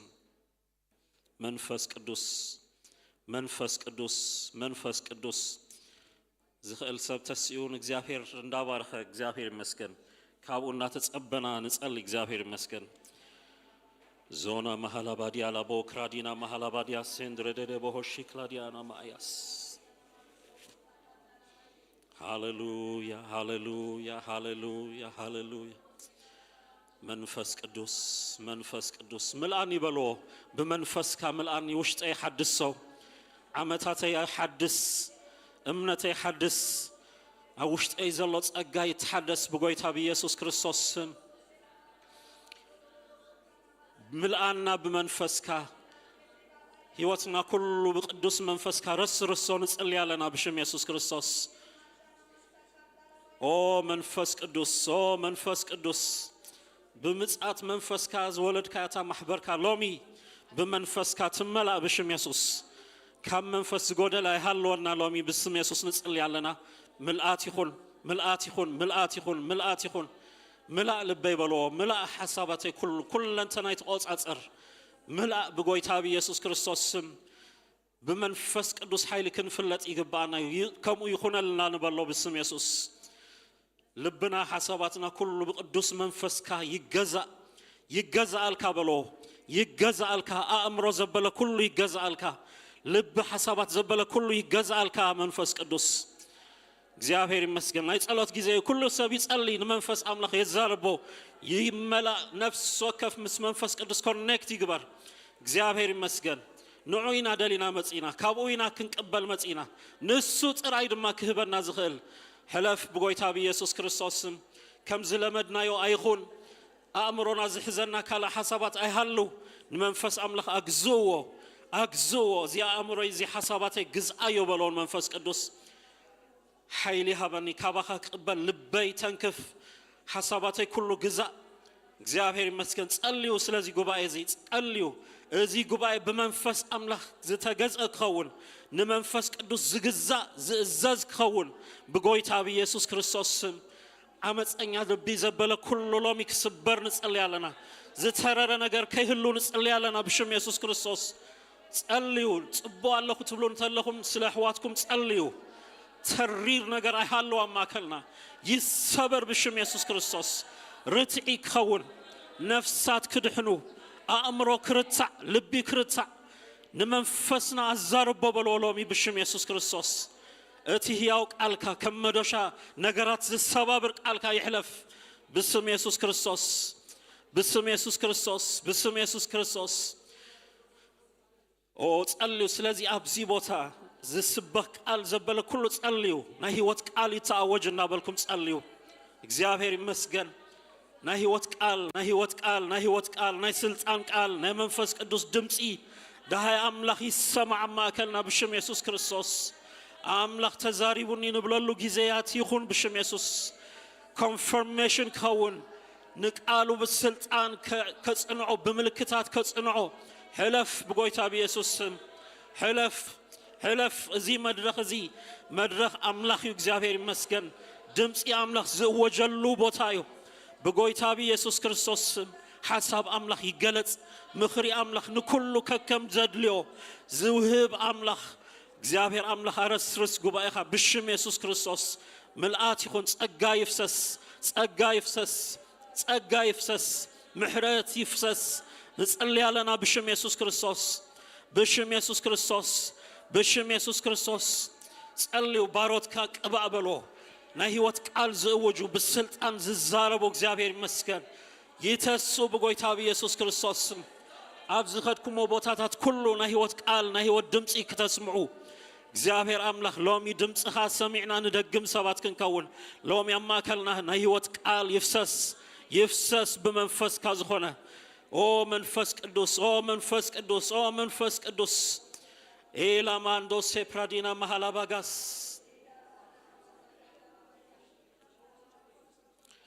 ሃሌሉያ ሃሌሉያ ሃሌሉያ ሃሌሉያ ሸደለለ ቦሆራ ባግላዲና ማሃንዶሮ ቦላባዲና ላላባሃያስ አሜን መንፈስ ቅዱስ አሜን መንፈስ ቅዱስ አሜን መንፈስ ቅዱስ አሜን መንፈስ ቅዱስ ኦ ሃሌሉያ ሃሌሉያ ሃሌሉያ ኦ ቃልካ ሕያው ዝኾነ መንፈስካ ሕያው ዝኾነ መንፈስ ሕያው ዝኾነ ጸጋ ሕያው ዝኾነ ኃይሊ ብሽም ኢየሱስ ክርስቶስ ብሽም ኢየሱስ ክርስቶስ ኦ ራማሃ ክላዲና ማንዶ ሴፕሬደኔ መሆላ ባጋያስ አሜን አሜን እንብላለና መንፈስ ቅዱስ መንፈስ ቅዱስ መንፈስ ቅዱስ መንፈስ ቅዱስ ሃሌሉያ ሃሌሉያ ሃሌሉያ እግዚአብሔር አምላክ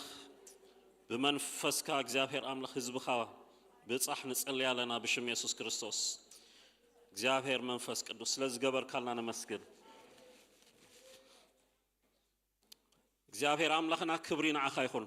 ስለዚህ ጊዜ ተመስገን ስለዚህ ሕያው ቃልካ ተመስገን ልብ ነፍስ ወከፍ ትትንከፍ ንስኻ አምላክና ይኻሞነ መስገን አለና አእምሮና ክፈት ልብና ክፈት በመንፈስካ ተዛረበና በሽም ኢየሱስ ወደ አምላክ አሜን አሜን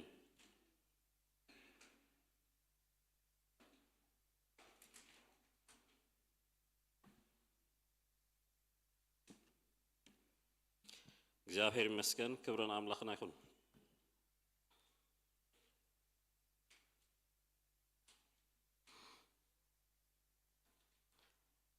ካብቲ ዝሓለፈ ዝጀመርና ሓሳብ ካብኡ ክንቅጽል ኢና ዜና መዋዕል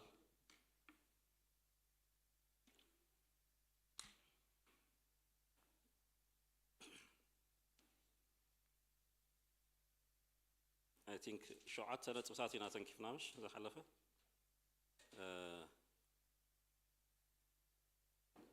كابو حساب قصينا مجمر تزرعنا يو you have to know identity مننت كا بنتصور كردا كان كفلتو الله كا بزتلوت مننت بتي سماوي مننت مستوم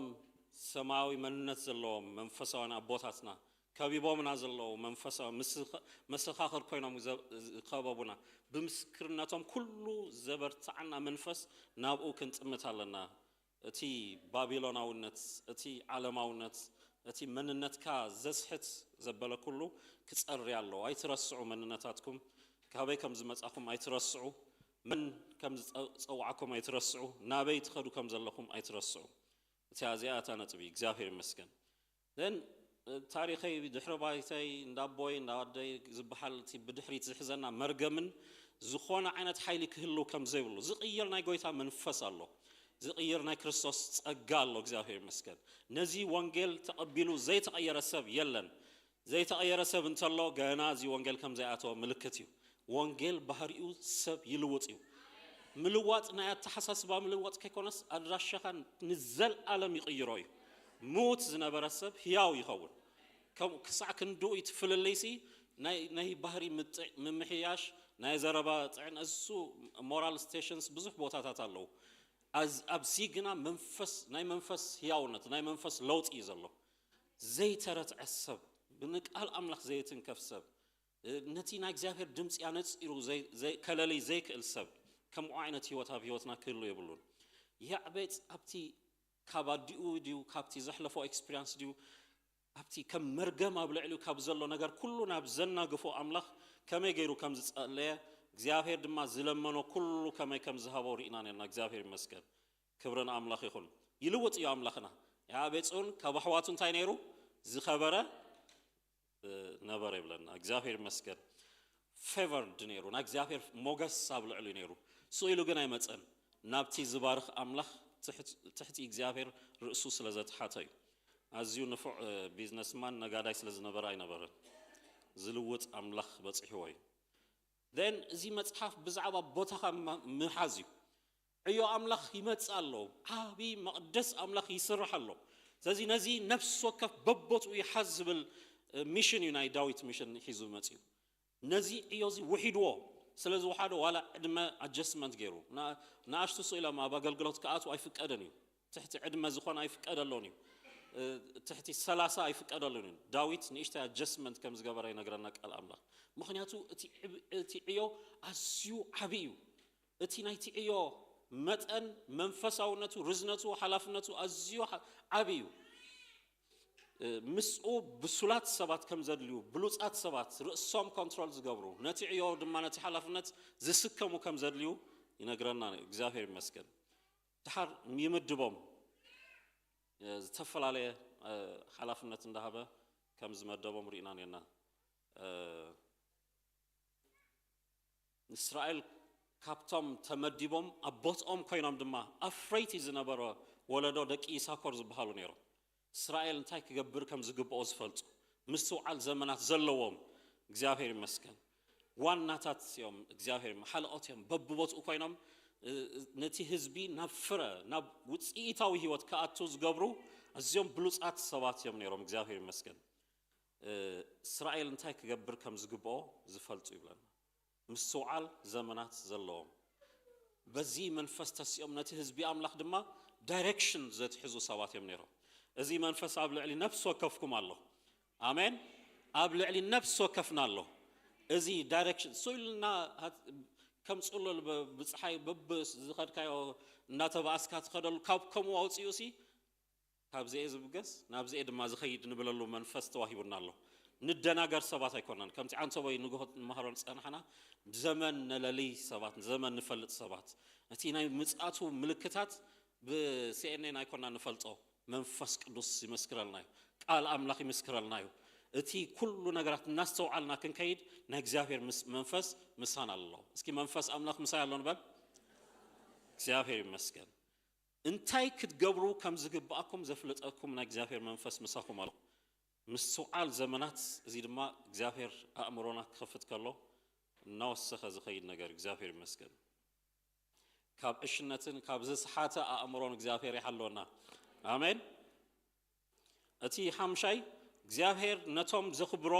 ዘኽብሮ ከም ዘኽብር ድማሪና ነርና ዳዊት ነዚ ገይሩ እዩ ሓሊፉ እግዚአብሔር ከኽብር በቃ ብዛዕባቲ መቅደስ አምላኽ ብዛዕባቲ ታቦት አምላኽ ልቡ ሓሳባቱ ሪኢኩሞም ኢኹምሽ በዓል ሩቶ ኣብ ፕሬዚደንሲ ክመፁ ከለው امزي قبرالكم كبيرة فريسة دبي كيرا يبلكم هذه دم حداش ما قد يفترة دخاز بهلا بزع عداية هلونيو قال تسيم داويت دم سيفيو مسأتوا ما تابوت أملاخ ما بوتكم للسيو زي أنا يرامي شنو أحرك موت كلا دم ما قدس أملاخ أبزع كتما كسر رحيو زي نيروتي مشنو نودو political campaign كيجبر كله تتصحفت هيبو زي ناتكعيو زي يسرحك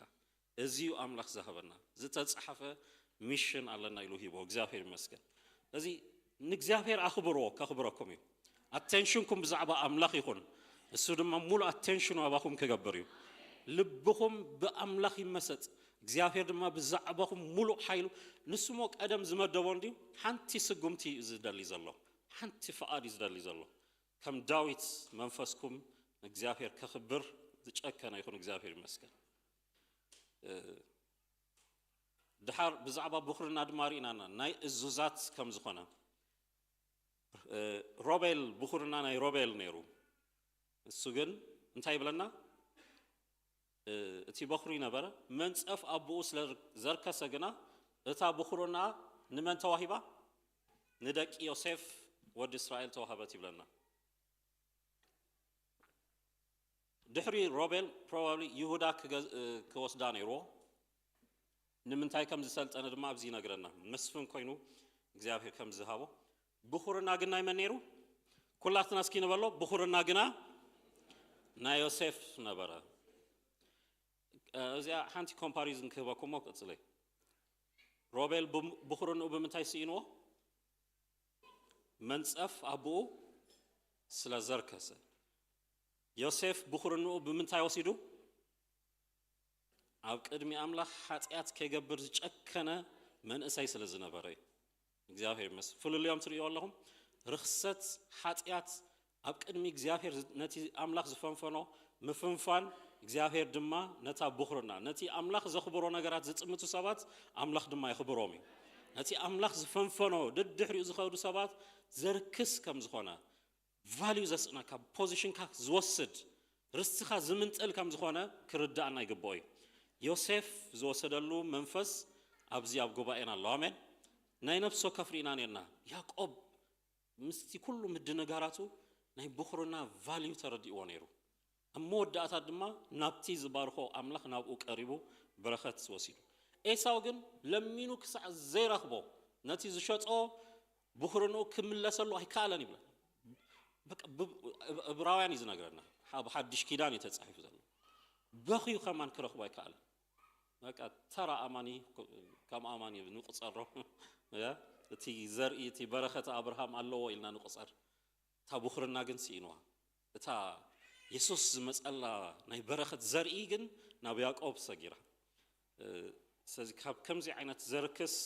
ነገር እግዚአብሔር ንህዝቡ ይሸፍን አሜን ታሻብዒቲ ዓወት በቶም አምላኽ ዝህበና ጀጋኑ ዝኸቡ እግዚአብሔር ሰብ ይህብ እዩ እግዚአብሔር በሰባት ይኽበብኩም አሜን ይሃበና ጀጋኑ ዝዋግኡ ናይ እግዚአብሔር መንፈስ ባህሪኡ ድማ እዚ እዩ ምእንታና ደው ዝብሉ ሰባት የምጽ እዩ እግዚአብሔር ይመስገን በዚ ከምዚ ዓይነት ዳዊት በይኑ ዝቃለስ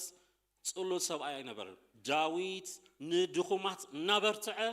ንብዙሓት ደድሕሪኡ ዝስዕብ ድሓር ጀጋኑ ገይሩ መንግስቲ ዝመርሑ ጀነራል ገይሩ ዝቕይር ሰብ እዩ ነይሩ ከምዚ ዓይነት መንፈስ እግዚአብሔር ይመስገን ኣብ ቤት አምላኽ ዘሎ መንፈስ እዚ እዩ ኮፍ ኢልና ጠምቲ ክንከይኖስ ወፂና ንካልኦት ነውፅእ ሰባት እግዚአብሔር ይመስገን ስለቶም ዘገልግሉ ሰባት ንዋጋእ ሰባት ክንከውን ኣለና ስለቶም ኣብ ቅድሚት ዝወፁ ሰባት ንዋጋእ ስለቶም ወንጌል ዝዓዩ ኣብ ደገ ክንዋጋእ ደው ጀጋኑ ናይ ግድን ኣብታ ዙፋን ኮፍ ኢልካ መንበድበተ ገይሩልካ ኤሲ ተወሊዑልካ ስታይ ዘዋፍር ሰብ ኣሎ ከም በዓል ኢዮአብ ዳዊት ኣብቲ ብሓጢአት ይሰክር ኢዮአብ ግን ውግእ ዳዊት ይዋጋእ ነይሩ እምበር ኣብ ጥዒሙ ካሎ ገለ ኢሉ ፖለቲካል ካምፔናት ገለ ኣይገበረን ይዋጋእ ኣሎ እንታይ ደኣ ርእይዎ ኣሎ ደብዳቤታት ገለ ምንቀሳ ሄልዚ ነገራት ኣይግበርን ኣሎ እዚ ከም ኢዮአብ ገይሩ ንዳዊት ድማ ዝፈልጦ የለን እዚ ኩሉ እናፈለጠ ውግኡ ይዋጋእ ኣሎ ነይሩ ኣብ መወዳእታ ኣብዚያ ውግእ ጥብ ዘይትብል እንድሕ ኮንካ እቲ ዓወት ክትወሰደካ ኢለዎ ኩሉ ምስ ወድእ ማለት እዩ ስለቶም ንኣምላኽ ዝዋግኡ ሰባት ደው ክንብል ይግባአና እዩ እግዚአብሔር ይመስገን አምላኽ ኣብ ዝመደበና ቦታ ኩሉ ደው ክንብል ይግባአና እዩ እግዚአብሔር ከምዚ ዓይነት ሰባት ይፍጠር እግዚአብሔር ከምዚ ዓይነት መንፈስ ዘለዎም ሰባት ይፍጠር ጳውሎስ ኣዝዩ ዝሃሰዮ ልቡ ሰበሮ ኣገልጋሊ ማርቆስ ዝበሃል ነይሩ ኣብቲ ከቢድ ናይ ኣገልግሎት ውግእ ወንጌል ኣብ ዘይኣተወሉ ቦታ ብዳርባ እንዳተሃረሙ እንዳተሰቃዩ ኣብ ዝሓልፉሉ ቦታ ማርቆስ ይደልሎ የለን ኣበይ ከም ዝጠፍአ ሲኖሞ በቃ ፈሪሁ ሃዲሙ ከይዱ ኣይካለን ንስኻ ድሕሪና ድሕጂ ትመጽእ ኣነ ድኣድራ እዚ ኣይተርኣየኒ ቅድመይ ክመጽእ የብሉን ጨኪኑ ስታገይሩ ኣብ ገሊኡ ውግኣት በቃ ዘይስሕቡ ጨካናት ሰባት ምሳኻ ክኸዱሎ ስለ ዘይተሰርሐ ግዜ ክወስድ ነይሩ በርናባስ ኣብኡ ድማ ስለ ዝሰርሐ ተለዊጡ እታ ቀዳመይቲ ወንጌል ማርቆስ ይጽሒፍዋ እታ ኮፍ ምባሉ እቲ ቦትኡ መጽኡ ድማ ምዕያዩ ኣዝዩ ኣፍራይ ገይሩ እዚ እግዚአብሔር ነዛ ማሕበር ብጀጋኑ ይምላእ አሜን ውግእ አምላኽ ዝዋግኡ ሰባት ማእከልና ይምልኡ እግዚአብሔር ይመስገን ኦኬ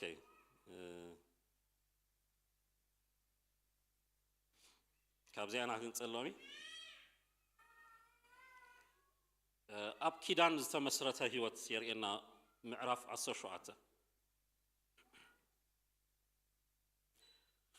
داويت تازبلكم كجمر كالله سيفي ونصان دانيرا مرصوني مقدس أملاك سرحي يعني زي أن لبو بزمل حساب سلز نبرة بتيوج زهاد أمسيلو جبت أملاك سرحي إلو بروفيت ناتان تسوي مالتي man of God ما مسيو بقى هذا انتهي حدش وق قديفك بيت أملاك تسرح سلز مدبك كسلت أكاي go ahead يلو نايلومي زمن نجستات وق قديفهم مقدس سرحو كينو مالو يلو وكا لبو تحقيسو كوت خلو تملاسي لو منفس أملاك تم أي بالكون أنا نعون نبيتون كبارخي زي سبقن دم ناي دم سلسلة خنا أي بودو جرجن نزي مقدس كسر حيل أتي أبداوي تنبرة لبي نتي نبي كي ترفع كم زسحت جيرو ناي بحكي طعم مدب wonderful agenda نجزاهر حساب لبو بأملاك نجر زكاة على النساب نيرو أملاك أبزدلي وبوتها دم كجوي زمدة بسب نيرو جزاهر نزاب لبو زلا دلت ريوه جزاهر مسك داويت هنسا مسرح تخل كيلو كون خليو كم زي زقوم هنسا أوشت أجن أبته هنسا كبري زخانة كريستوس كابو كولت تمدي وجزاهر أتي ريفرس أزيو عبيو دحر داويت أنا منك سعزبل أنا كو هنسا أي حاسبالك بيت سويل نورمال ورك إجلا غيرنا كنا أي حاسبالك سخات حسب اللي زل خاجن نزيزو فانسيز نزل عالم غير كاك تصنعه أنا منك سعزبل من زيابير كساكن جزي قصراني بزعبا أمني سلزا حسبكو بزعبا تيز السرح جزا سلزا حسبكو زيابير زشرفهم نقرات الله أب لبنا واقع نهبهم زشرفهم نقرات الله أمني كمثلنا خاليو نيشتي نقر كمثلنا خاليو نيشتي قال تزاربنا كمثلنا خاليو أتي إخزابير فاليز جبرو إخزابير زخبرو نجار مقبارنا إخزابير نوعيت أمتيو سأز إخزابير عزيو عبيدان هيبو كنام بابا نهز بإسرائيل بوتا كدالولو دحر دقيم كأكين أنا أبتا بوتا كتخلوه شعو كمتي كابتن أبلعلي هز بإسرائيل فردي كونو زأزز كلن معلسات اتهم دقي عمستي كمتينا كأدم غيرهم مليسهم أي كأن قومن يوم كلاتهم تسألات خادمة كتقعمي إخزابير دقا نعخا بيت كم زسر حالكا نقرأ كالله كخون كأيو معلسات كم ملأ نابابوتات كم مسكدكا بدحريخا نتي كاب دقخا زخون زرقخا لعل كبلوئي من قصو دما كتصنعي نسو نعي بيت كسر حاليو أنا خا زفانو نزل عالم كسنا عليه أنا أبوك خونه نسود ما وديك خونه ناي محرتي كمتي كابتي أبكن ميخزنا برا زملسكو كابو أكمل ساني أب بيتين أب منجستين دا نزل عالم كقومي زفانو خا نزل عالم كتصنعيو جزافير مسكن سكي بالو زفانو خا نزل عالم كتصنعيو دقمار زفانو خا نزل عالم كتصنعو زي بزعوا زي كو أملكون يسوع سينا نزارب زلنا داويت ما مويت الله سلمان مويت الله أتي زي ما وتزل عالماوي زفان زحازة بزعوا يسوع يزن بيز الله جزافير مسكن نزل عالم داويت زي عينت كبري رقيبه جزافير زخبرنا كبري أبزي بيت زلوا نجزافير موجس سيلو أكيبو كزمرنا كم زي كنا كفلت يجبارنا أزيو عبي مدب زوج لنا السواتينا أبي مدب الله أتي كاب حتيات أتريو كأديسو ناتو غيرو منفسو هبانا أميتو نيزال عالم تسفاهيبو أبكرميو نزال عالم كنا برز أو عنا أملاخ زي قبعنا بوتا إينا أتيو نازلو زي كيدان أملاخ أتسأبي أخرد عنا الله بزعوا كيدان بزح كزيتي بلوي كيدان حدش كيدان إلو زعت أو أرأستي الله مصحف قدوس لعلي شعات كيدانات الله أم مصحف قدوس وشتي نتين بقويتا بيسوس كريستوس زمت كيدان جنا نكلن بلويس لزجبرن سلزأرجن بكل تتمقيلو زافير مس نوح كيدانات ينيرو مس أبراهام كيدانات ينيرو مس مستم نفسه كف أبوتات كيدان أتي نيرو مش مس داويت كيدان أتي نيرو زيابير سفل عليه كيدان ناي موسى كيدان دما أتي فلوت مسيو سفل عليه كيدانات زلوا مصحف قدوس سأزي بلوي كيدان عيد لينانيو إلو بلوي كيدان كجوحف سدالي سب زي كله تصفات أملاخ تجتر تصفات أملاخ كنرسع بلا مصحف قدوس ناي كيدانات ملأتي نمت نعاتي كبلون كلتا مقيلو ما حدا سبا يكم غيرو مصحف قدوس كم ما اكل صعدا ورقات بلوين حدشين كيدان زبل اي تغبرلون مصحف قدوس بملئات توهبنا مولو حدا صرنوف مصحف ام موسى وشتين يسوس نرخبوينا اب ابراهام وشتين يسوس نرخبوينا ام نفس وكف ناي مصحف قدوس مصحفتي كريستوس الله حدا مصحف يمصحف قدوس اتي دراسي دما حدا دراسي ازي حدا مصحف غنا استفلاليو كفلتات الله استفلاليو مصحفتي استفلاليو رايت تايبيست وي سيكريتاريست تغيرو تصحيفو اب استفلاليو زمن يتصحيفو اب استفلاليو بوتا دما تصحيفو اتي دراسي كن حدا منفسي يتقبابلو نيرو يحبوم نيرو اتي منفسي يحلفو نيرو ስለዚህ ኣብ መጽሐፍ ቅዱስ ዘሎ ኪዳን ሙሉእን ብዙሕን ከም ዝኾነ ክርዳእና ኣሎ እቲ ብሉጽ ንኩሉ ዝውሕጥ ግን ናይ ክርስቶስ ኪዳን ሕጂ ንሰብኮ ናይ ክርስቶስ ወንጌል እዩ ስለዚህ መጽሐፍ ቅዱስ ሓደ መጽሐፍ ብሉይ ኣይድልይን እዩ ንድልዮ መጽሐፍቲ እናውፃና ከነንብብ ኣለና ዝብል እዚ ኣጋንንታዊ ንመንፈስ ቅዱስ ዝፃረር ትምህርቲ እዩ እቲ ኣምላኽ ንዳዊት ዝሃቦ ኪዳን ሓለዋን ዓወትን ዘለዎ ኪዳን እዩ ብጣዕሚ ዝገርም ቅድሚኡ ዝነበሩ ሳኦል ወሲኽካ ክስዕሮም ንዘይከኣሉ ነገስታት ዘበለ ኩሉ እግዚአብሔር ኣግዚኡሉ እግዚአብሔር ጸላእትኩም የግዛአልኩም እግዚአብሔር ጥራዩ ዓወት ከም ፍልስጤም ከምዚ ሃመማ 10 እንዳመፀ ኣዝዮ ጸጋሚ በቃ እሺ ብሎ አክቹዋሊ አምላኹም ሃመማ ይዝበሃል ትፈልጡ ይኹምሽ በኤልዘቡ ማለት ሓለቃ ሃመማ ማለት እዩ ባህሪዮም ድማ ከምኡ እዩ እሺ ጥራይና زي موت 10 ነቲ ህዝቢ ዘጨንቕ ክሳያት ይወፁ ነይሮም ዳዊት ፈጺሙ ሰዓሮም ይብለና እግዚአብሔር ይመስገን ታሪክ ፍልስጤም ከም ዘይትስእ ገይሩ አጥፊዎ እዚኦም ሕጂ ዘለው ፍልስጤም ካልኦት እዚኦም ኣብኡ ዝነበሩ ድማ ካልኦት ኦኬ ፍልል ያለው እዚ ብዛዕባ እዚን ብዛዕባ ሕጂ ፖለቲክስ ኣይኮንኩን ዝዛረብ ዘሎ ኣብ መጽሐፍ ቅዱስ እግዚአብሔር ዓወት ሂቦም أبزيكال أزيوم أشجرتي أزيوم سلطنات أصور زنبرهم سواتيم نيرهم እግዚአብሔር ዓወትን ተዘሂቡካ ክትስዕሮም ዘይትኸሉም ሰባት እዮም ነይሮም ብመናፍስቲ ተደፊኦም ዝመጹ ሰባት እዮም ነይሮም ኣማልኽቶም እንዳምለኹና ዓጸኑሎም ዓወት ናትና እንዳበሉ ዝወጹ ንህዝቢ ኣምላኽ ክገዝኡ ከጨንቁ ቀጻሊ ንህዝቢ ኣምላኽ ዝጸርፍ መንፈስ ዘለዎም ህዝቢ ነው እግዚአብሔር ግን ንጸላእቱ ኣግዚኡሎ እግዚአብሔር ንጸላእትኩም የግዛልኩም ብዙሕ ጊዜ ያለው ዘይሰዓርናዮ ጸላኢ 10 ዓመት ዝርብሸና በኪዳን አምላኽ ይስበር በጎይታ በኢየሱስ ይሰበረሉ በጎይታ በኢየሱስ 10 ዓመት ዝርብሸና ነገራት ክስበራሉ ሓንሳን መወዳታ እዚ ዓወት ክርስቶስ ጥራይ ዝህበካ መንፈስ አምላኽ ጥራይ ዝህበካ በመንፈስ መሰለለኻዮ ዳይሬክሽን ከእግዚአብሔር እንታይ ክገብር ይግዛልካ ከቀባጥሩልካ ጅምሩ ከሃድሙ ጅምሩ ኣብ ቅድሜኻ ይሰጎም እግዚአብሔር ጥራዩ ነዚ ዓወት ክህብ ዝኽእል ንእግዚአብሔር ተገዝኦ እግዚአብሔር ዓወት ክህበኩም ዳዊት እንታይ ገይሩ ናይ ዳዊት ስትራቴጂ ሰራዊት ምብዛሕ ኣይኮነን ናይ ዳዊት ስትራቴጂ መቅደስ አምላኽ ክሰርሕ ኢሉ እግዚአብሔር ከተኽብሮ ከለኹም ጸላእትኩም ይሰጎልኩም እግዚአብሔር ክመጽእ ከሎ እንታይ ይብለና ቃል አምላኽ ጸላእቱ ፋሕ ይብሉ ይብለና ይምጻ አሜን እስኪ ክብሪ አምላኽ ይምጻ በሉ እስኪ ሓንሳ ኣዳውኩም አልዒልኩም ክብርኻ ቤተ ይምጻ ምልአትካ ቤተ ይምጻ ጸላእትና ፋሕ ይበሉ ይበተኑ ምርኮታት ይመለስ ብሽም ኢየሱስ ክርስቶስ ይገዛልኩም ዘይተማረኸ ነገራት አይሃሉ ዶባት ይግፋሕ በጎይታ በኢየሱስ ክርስቶስ እና ተመላለሰ ዝመጽእ ናይ ጸልማት ኃይል ኩሉ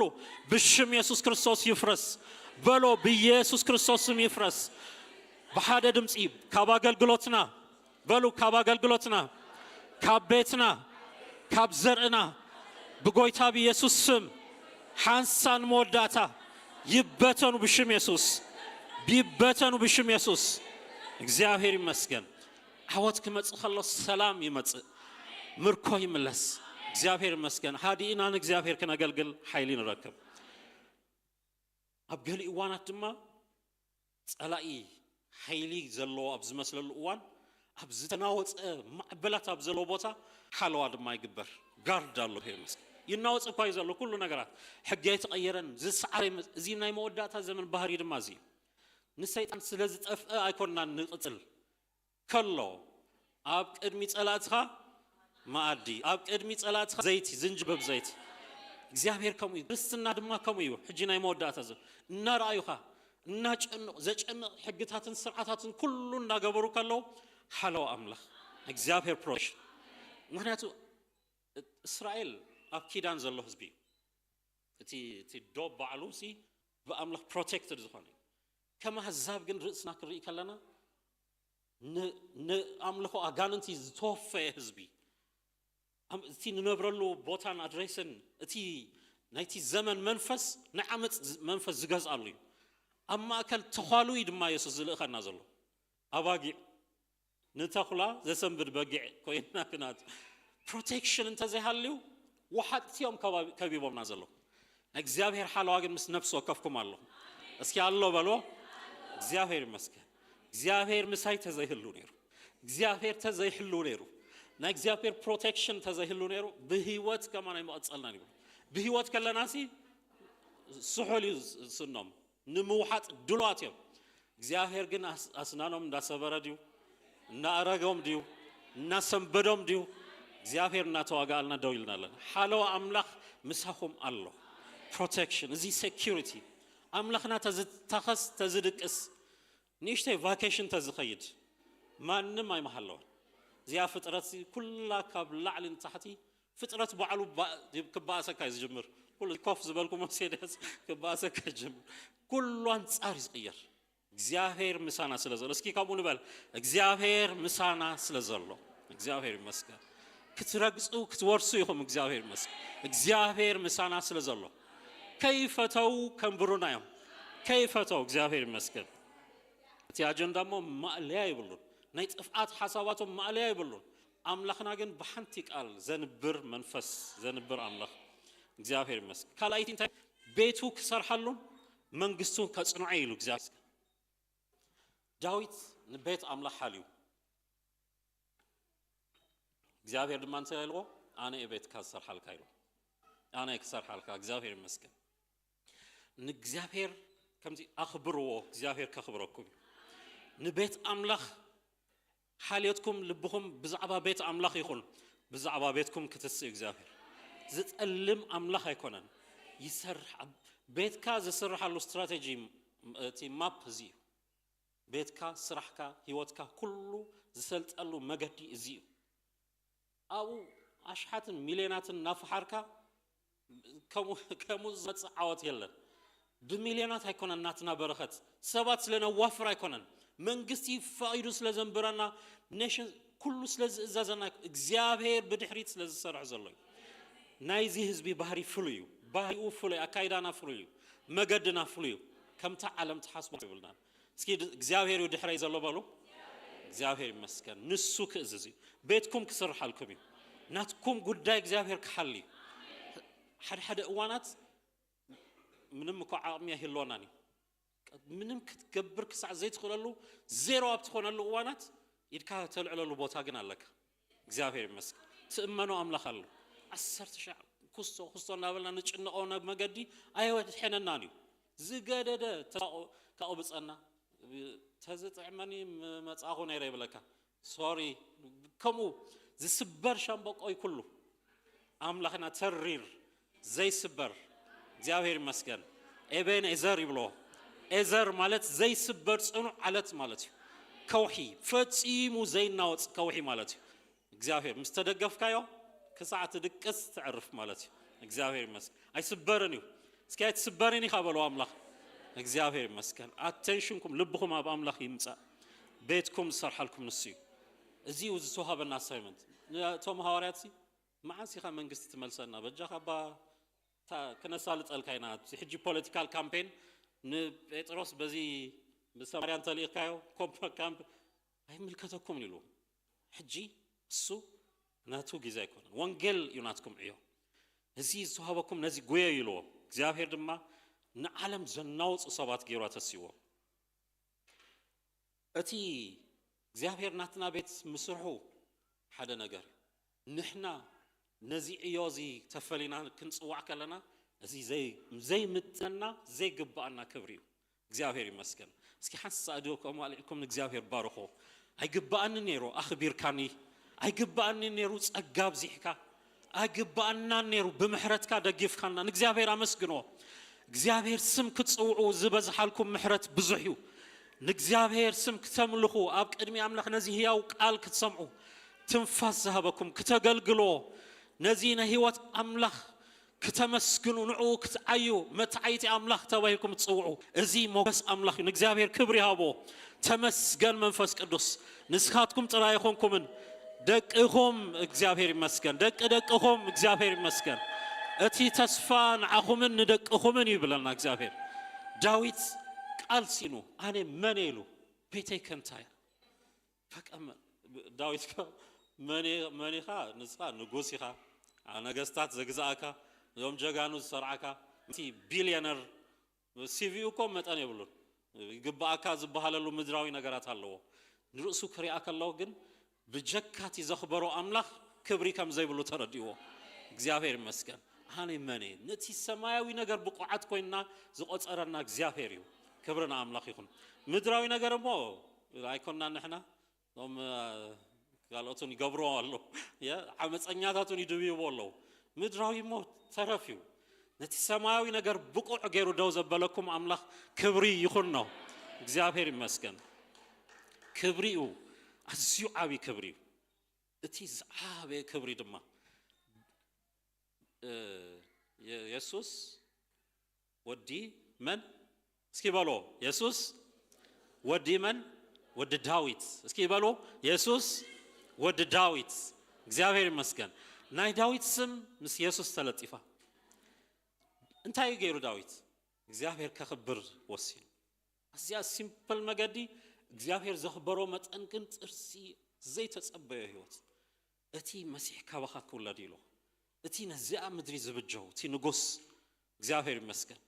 እዚ ክብሪ ክርስቶስ ናባና ምምጽኡ ንዳዊት አነ መን ክብል ዝገበሮ እቲ ቤትካ ስራሐይ ወድኻ ንጉስ ከውን ይዝታት አይኮነን ብኡ ዝውለድ እቲ መሲሕ እቲ ክርስቶስ ንህዝቢ ንዓለም ኩሉ ዝብጀው ጎይታ ኣብ ህይወቱ ኣብ ቤቱ ምእታው እዚ ክብሪ እዚ ጉባኤ በዚ ክብሪ ዝተበጽሐ አምላኽ አሜን ካብዚ ክብሪ ክትዝለሉ ይብልኩም ጎይታ ዘይተቀበልኩም ህይወትኩም ንክርስቶስ ዘይሃብኩም ሰባት እዚ ሞገስ እዚ ዕድል እዚ ተዋሂቡኩም ኣሎ ከም ሕሱር ከም ቀሊል ነገር ገይርኩም አይትቆጸሮ ነገስታት ተመንየሞ አነ መኔ ኢሎም አዝዮም ዝጸብኦ ህይወት ዳዊት ክሳዕ ክንድዚ ዝበሃጎ ነገር ንሕና ህያው ዝኾነ ወንጌል በጽሕና ኣሎ ክብርና አምላኽ ይኹን ወንጌል ዝተሰብከሉ መጽሐፍ ኢና ነንብብ ዘለና እግዚአብሔር ይመስገን ብዳዊት አቢሉ ዝበጸ ሰማያዊ ኪዳን ከኣቱ ከሎ ኢና ንርኢ ኦኬ ታታሽዒቲ እግዚአብሔር በመገዱ ይዝምልኽ ኩላትና ንበሎ እግዚአብሔር በመገዱ ይዝምልኽ እግዚአብሔር ይመስገን ዳዊት ነቲ ታቦት ከምጽ ኢሉ ምስ መደበ በቃ ቲ ፕሮግራም ሮያል ስኬጁል ይወጽ ነይሩ ስፒሪቹዋል ስኬጁል አይተመርመረን ነይሩ ሮያል ይጽም ኦርጋናይዝ ግበርዎ ብዝካለኩም ቀይሕ አንጽፉሉ ወተሃደራት የማንን ጸጋምን በቃ ዝስከሙ ዝበለጽ አብዑር ቅድሚት ግበሩሉ በቃ አነ ድማ ሳክስፎን ግበሩሉ ይኹም ሙዚቃ ክተር ክብልዩ ክዝምረሉ ክሳዕስዓሉ የገለይሉ እናቱ ስኬጁል አውጽዩ እግዚአብሔር ብድሌት ሰብ ዝምልኽ አምላኽ አይኮነን ንሱ ብዝደረሶ መገዲ ኢና ንኸይድ እግዚአብሔር ይመስገን ሓደ አቡ ተቀንጽዩ ይብለና አሚናዳብ ዝበሃል ሓልዮት ብዝመስል ድፍረት እግዚአብሔር ሰፖርት ዘይግበር አምላኽ እዚ አምላኽ እዚ ክወድቕ ኢልካት ሓልየሉ አምላኽ አይኮነን መጀመርታ በቲ ንሱ ብዘውጾ መገዲ ምኻድ ድሓር ድማ ዘይድፈር ነገራት ዘይምድፋር ሽዑ ኩራ እግዚአብሔር ኣብ ኡዛ ነደደ ይብለና ድሓር ከም ዝሞተ ይነግረና እታ ፕሪንሲፕል እዚያ እግዚአብሔር ብፍልጠት እዩ ዝምልኽ እስኪ በልዎ እግዚአብሔር ብፍልጠት እዩ ዝምልኽ አገባብ አሎ ስርዓት አሎ አንቢብካ ትመጣለካ ስርዓት አምላኽ አሎ አገባብ አሎ ዓለም ከም ተምልኾ አይነምልኾን ኢና እግዚአብሔር ዓለማዊነት ኣብ ቤተ ክርስቲያን ከኣትሉን ናይ ኣምልኾ ኣገባባል እዚ ኣምላኽና ናቱ መገድለዎ ኣብ ዓለም ዝለመድና ኣብቲ ቀደም ገዛናሲ ስፔሻል ነይራ ኢልካ ኣይተምጻሉን ኢኻ ንሱ ብዝሃበካ ጸጋን መንፈስን ኢኻ ተገልግሎ ንሱ እዩ ዘዕጥቐና ብቑዓት ገይሩ ዝመርጸና ንሱ እዩ ቶም ኣገልገልቱ ዝሓሪ ዝመርጽ ዘዕጥቖም እዚዩ እቲ መገደይ ኢሉ ዝነግሮም ንሱ እዩ ወከልቲ ኣምላኽ ድሌታቱ ነንጸባርቕ ሰባት ኢና እምበር ዝደለናዮ ናብኡ ክነምጽእ ኣይተጸዋዕናን ድሌታቱ ኢና ንምጽእ ዝደለዮ ኢና ንገብረሉ ዝደለናዮ ኣይነምጻሉን ኢና ኣምልኾ ወርሽፕ መዛሙር ኣብ ቅድሚ እግዚአብሔር ነምጽኦ ገንዘብና ይኹን ንብረትና ኩሉ ነገራት ብመንፈስ ኣምላኽ ዝተደረኸ ክኸውን ኣለዎ ስጋዊነት ዝመልኦ ዓለማውነት ዝመልኦ ንእግዚአብሔር ዘይኽብር ተመሳሳሊ ኮይኑ ዝኣተው ኩሉ ክጸርይ ኣሎ ንእግዚአብሔር ዘይኽብር ነገራት ክእለይ ኣለዎ ሙዚቃ ስለ ዘብዛሕና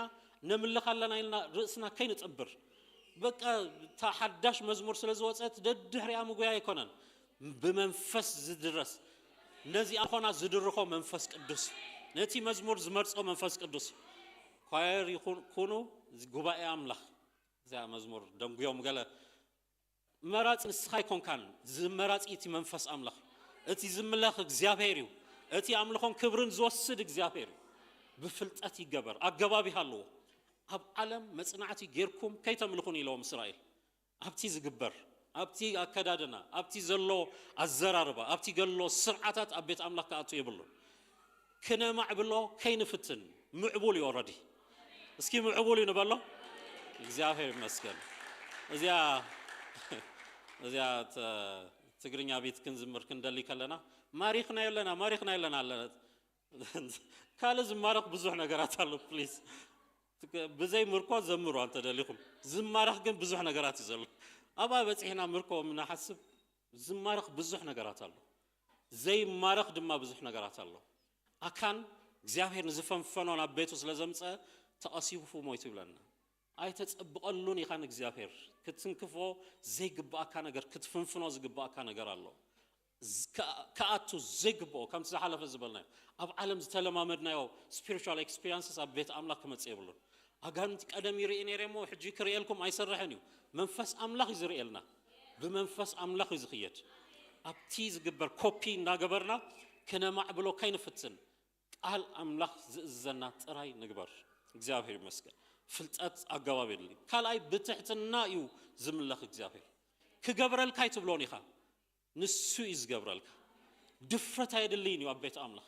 ደፋርነት ኣይድልይን እዩ ኣዝዩ ዳንጀረስ እዩ ትብዓትን ድፍረትን ተሓዊስና እንዲ ዘሎ እዚ ክጸርይ ኣሎ ደፋራት ንኣምላኽ ፍርሃት ኣምላኽ ዘይብሎም ንሓጢአትን ዓለማውነትን ኣብ ቤት ኣምላኽ ከእቱ ደገፍቲ መሲሎም ነቲ ንእግዚአብሔር ነገር ዘርክሱ ካብ ቤት ኣምላኽ ክርሑ ኣለዎ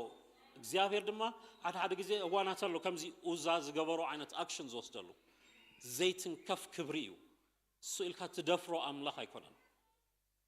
እቲ ናይ ጸጋ ዘመን ከየታለለና ኣብ ጸጋ ዘመኑ ዝሞቱ ኣለዉ ሕጂ መፈራርሂ ነገራት ኣይድልየናን እዩ ብህይወት ከለኻ ምሟት ስለ ዘሎ እቲ ክብሪ እንተሪሕቑካሲ ዋትስ ዘ ሚኒንግ ዘለኣለም ተትነብር 1000 ዓመታት ተወሲኹልካ ክብሪ ዘይብሉ ህይወት ስለ ዝሞተን ስለ ዝነበረን ንኸይድ ስለ ዘለና ዝሓሸ ዝበለጸ ነገር ካብዚ ዝኸበረ ህንፃ ስለ ዝተሰርሐ ንስታት ኣይኮነን ነቲ እግዚአብሔር ዝኽበሮ ኣኽቢርካ ምኻድ ብትሕትና ኣብ ቅድሚ እግዚአብሔር ምኻድ ድፍረት ካብ ቤትና ካብ ህይወትና ካብ ኣፍና ካብ መገድና ካብቲ እግዚአብሔር ዝሰርዖ ነገራት ድፍረት ክርሑ ኣለዎ ኣሜን ድፍረት ክርሑ ኣለዎ ዝለመድናዮ ኣብ ዓለም ዝለመድናዮ ኣዘራርባ ኣብ ቤት ኣምላኽ እዚ ዓለማውነት ኣብ ቤት ኣምላኽ ከኣቱ የብሉን ሳልሰይቲ እዚኣ ብልጽቲ እዚኣ ክብርቲ ኣምላኽ ዝምነያ ነጥቢ እዚኣ ንሕና ክንጸሮ እዩ ዝደሊ እግዚአብሔር ኣብዑር ኣምፁለ ያበለን እግዚአብሔር መርሴዲስ እታ ዝበለጸት እንታይ ዝበለጸት ማኪና ቴስላ ደ ሓደ በወርቂ ገዚዋስ ተጋጫቶ ይበኪ ኣሎ ኣብ ቴስላ ኣእትዎ እዚ ታቦት እዚ ባህጉ ንሱ ኣይኮነን ነዚ ኣምላኽ ባህጉ ብኢዱ ብመንፈሱ ብደሙ ዝቐደሶም ህዝቡ ክስከሞ ንሕና ኢና ባህጉ ድሌቱ ንሕና ኢና ሰብ ክስከሞ ሰብ ክጸሮ እዩ ዝደሊ ዘሎ መቕደስ ኣምላኽ ኢኹም እስኪ ከምኡ ንበል መቕደስ ኣምላኽ እግዚአብሔር ይመስገን ክብሪ ኣምላኽ ተሰኪምና ክንከይድ ኣብ ዝኸድናዮ ቦታ ናይ እግዚአብሔር ክብሪ ኣብ ልዕሌኹም ኣሎ ነዚ ዝደሊ እግዚአብሔር ሰባት ሲስተም ክንፈጥረሉ አይደለይኒ ራብዓይ ብመንፈሱ እዩ ዝምለኽ እግዚአብሔር ብመንፈሱ ብናትና ሲስተም አይምለኽን መንፈስ ቅዱስ ኣሎ መንፈስ ቅዱስ እዩ ትደራኺ ንክርስቶስ ዘኽብሮ መንፈስ ቅዱስ እዩ አሜን እግዚአብሔር ይመስገን ስለዚህ በመንፈስ ቅዱስ ድማዩ ዓስራይቲ ኣብ ጊዜ ውድቀትካ ተዋግኡልካ ይትረስዕ እዩ